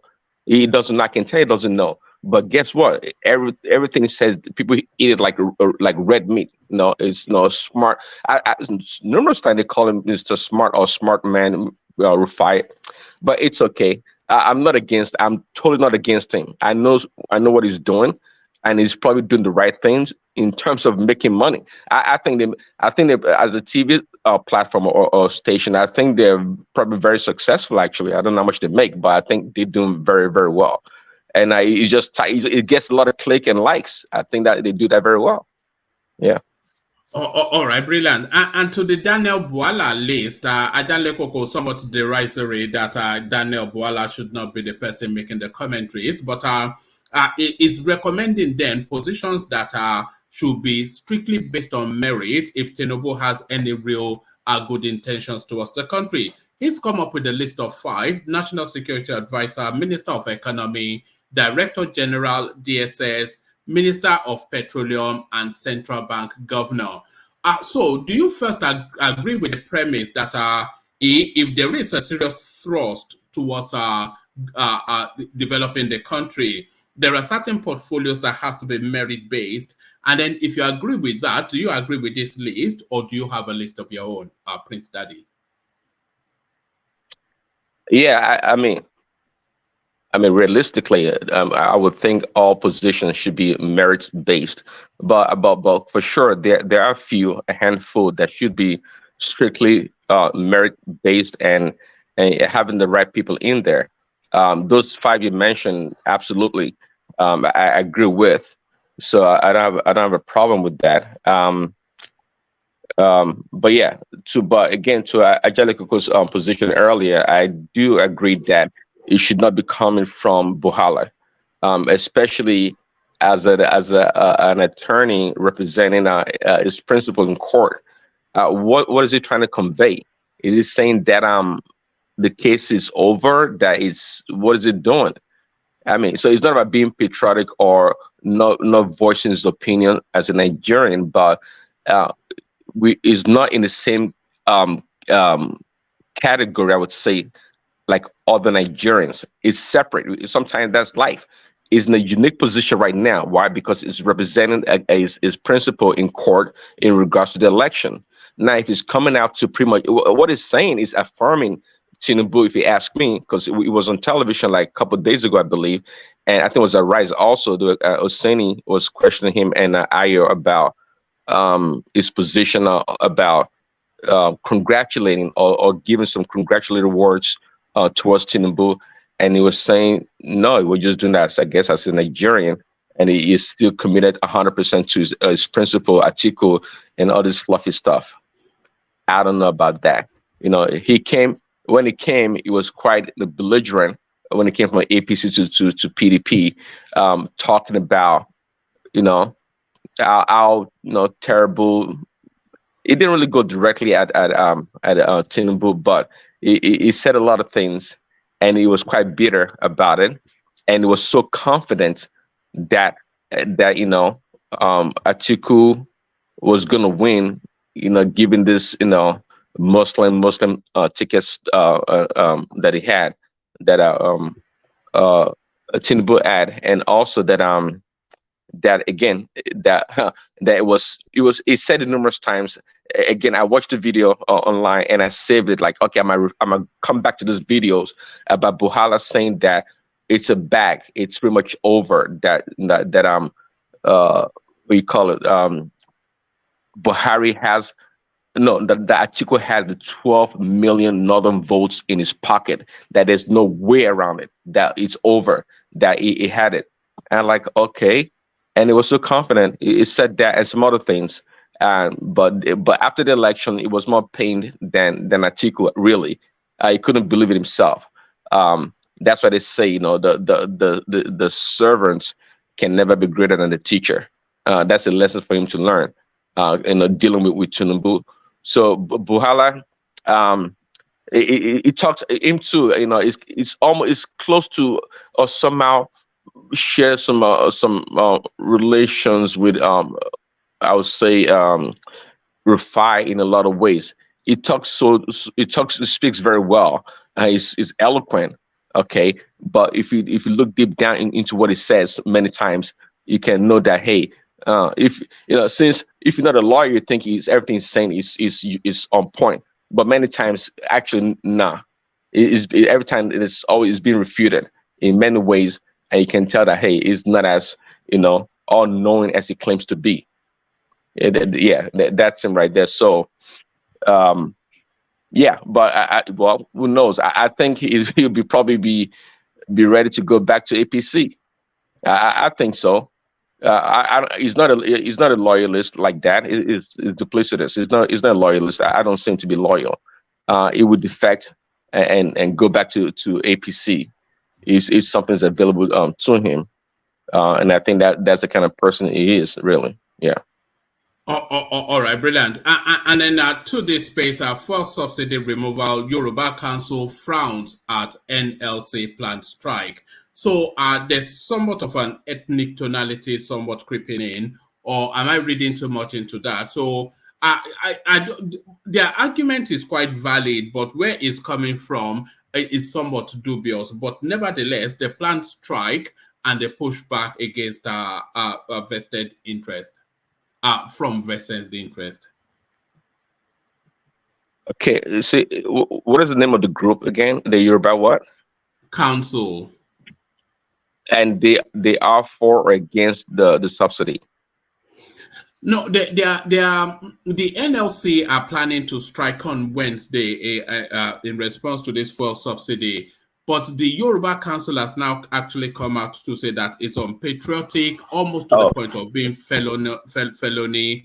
And they are saying then that the NLC, they are actually a satellite arm of the Labour Party, and they're essentially dancing to the tunes of the obedient movement, trying to leverage this fuel subsidy space in order to cause chaos for the Tinubu administration. Yeah, I don't know if it's a felony or treasonous. I mean, they they can choose to strike or protest if they choose to. Again, personally, I'm for the subsidy removal. I mean, if people even though I look at it, I mean, I think that more people some people on this platform that know more about it in details, but trying to wrap my head around it, and there's so many variables to it, so many.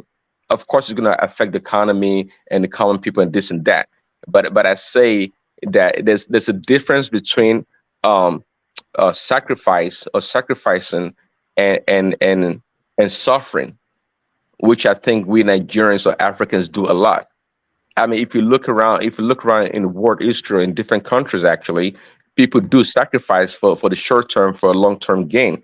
But we Nigerians or Africans, we're not really trained that way. I think we prefer the sustainable lifestyle of suffering than to sacrifice. I don't expect. I mean, see, Tinubu is no God, but that's why I look at leaders in this way. When I choose a leader or go with somebody, I go with a person that I can accept that person's mistakes. Meaning that if the person makes mistakes, is more quick to change course, to make amends, okay, and try to move on. And I think Tinubu is that kind of a person. So yeah, so I do support him on this subsidy removal thing. I think it's short term, but it's in the long term. I think we'd be better off. We'd absolutely be better off as a country, and be able to even save money that we don't even have in the first place, because much of the money for these subsidies are borrowed money. We don't even have them to even subsidize. So the thing is so convoluted and crass in a lot of ways. I don't think even the NNPPCL is a Miliki Harry the other day. Smart man, he knows what he's talking about, but you can tell from his submission that there's more to this stuff that he himself may not know or that can't wrap his head around. It's so convoluted, and that's the goal. The more you make things complicated, it's going to be so hard for the common person to try to figure it out. And it's going to becomes a thing of a handful of people that can benefit and utilize the tool. And that's what we're facing right now. Tinubu getting rid of the subsidy, meaning that is already saving Nigeria a lot of money. Okay. And which is big. I mean, Angelica was saying, is broken the ground, the foundation, destroyed the foundation. Rather, is building a solid ground for a better economy in the future. I think he's doing the right things. He may not do it perfectly as we would like him to. That's if we would know how we should go about it. But nonetheless, it's good. The palliative they're talking about, they should strategize and find a way to ease the pain of the people. They should have planned this ahead. Not him, Tinubu per se, but Buhari's government. And with the state governors, they should have been doing a lot of things. These people are so passive in a lot of ways. It's amazing. The reason why, we suffer a lot in Nigeria, really, as much as we'd like to point the finger to the federal government, it has to do a lot with the states. The state governors that are so powerful themselves. When you have people like, Roches Okorocha back in the days building statues of past leaders, African leaders, as opposed to spending the money or the funds for his own people, the people will suffer. People will suffer. So the states, they need to be held accountable a whole lot. And this devolution of power and Tinubu coming into power also, should divert a lot of resources to the to the grassroots or the state level so they can really help them their people. I mean, so again, regarding the strike, they can strike. I think they'll quickly call it off. I think because I don't think a lot of people are in support of what they're trying to do. All right, brilliant purpose. So brilliant purpose. So please, Daddy, 4 time. Let's go from you to Simba, who has been patiently waiting. So Simba, you're up next. Simba, on mute. Simba Deselo. Simba. Have we lost Simba? All right. We seem to have lost Simba. I think we lost him. Yes, we did lose him, but he's on the screen. On the screen. Yeah, but gentlemen, Thomas is not available for reasons of work, and I may not be available now for reasons of bed. So gentlemen, with your permission, I'm going to seek to start to round it off here. Firstly, then to acknowledge the super chats that have come in. Prince Daddy, as he often does, Kulata when he wants to join conversations via chat. Ayu, as you know, are the official sponsor of the platform. So he reels off a series of super stickers. So thank you for all that. But then when the first super chat first came in, it was actually from Prince. And I thought that was Prince Daddy, but alas, a different Prince. I wonder how many princes we have on the platform. So thank you one and all. So we reconvene tomorrow and we pick it off just from where the conversation stopped off. So we kick it off with Simba tomorrow if it does turn up because of course he's waited a long time and we didn't really get to hear the fullness from him. So I'll leave it there. Carry conversation on within the comment section. Quick question. Before you go, do you have any upcoming guests? Because we're getting used to these special presentations now. So I nearly had watch the space is what I'm saying. I don't want to because sometimes you say something and then you end up jinxing it. But watch the space. I think I may well have watch the space. Watch the space. Okay. Yeah, watch the space. TikTok. But thank you, Babati. So we try our best. And anybody that knows anybody of influence, thank you for opening that thing you said. By the way, I've been intending to say anybody that knows. Yeah. You know what? You know who you can bring on this platform that can open that can tell us better on where they stand. On and make a lot of clarification on what do you call this petroleum subsidy. If you can reach out to the NLC chairman or some of this, NLC official, you can get particularly the chairman. If you can reach out to them to bring them on this platform, that would be very good. We would like to hear from their own side. We heard so much and people are talking bad about them. Let us hear their own position. No, that is perhaps not just a lot of these people. You cannot even access them because there's no. I don't have the reach. I'm no different I'm just some random guy making us online. So I don't have the reach. The effort to make to bring some of these people. Adewale and the rest. So make such effort. Yes, I had to devise imaginative ways to reach to those people. So so also I'll continue to try my best. But to the wider conversation, anybody that knows anybody of influence or interest, not uniquely peculiar to politics, but of course are preferably political. But anybody that you feel will engage the space, you all know my Instagram handle. Just start that conversation, and we provide the platform just to really expand the conversation. So yes, because it'd be good to have somebody that is non-political but engaging and substantial, so that we can just interrogate them. We need to bring Shawari back. We were having issues the last time with the network, so. Yes, I've been trying to reach out to him, but what he's actually saying at the moment is that because this administration is new, he has not taken a position yet, so he doesn't want to to be too public until he forms sufficient enough thoughts. So I think that's how it's positioned at the moment. Showore, that is. Gentlemen, let me wrap up so that we can reconvene tomorrow. Thank you for your company. Always a real joy. So we'll do it again later, and peace. Thank you, everyone. All right, cool. Thanks, man. Thank Appreciate you, it. man, everybody.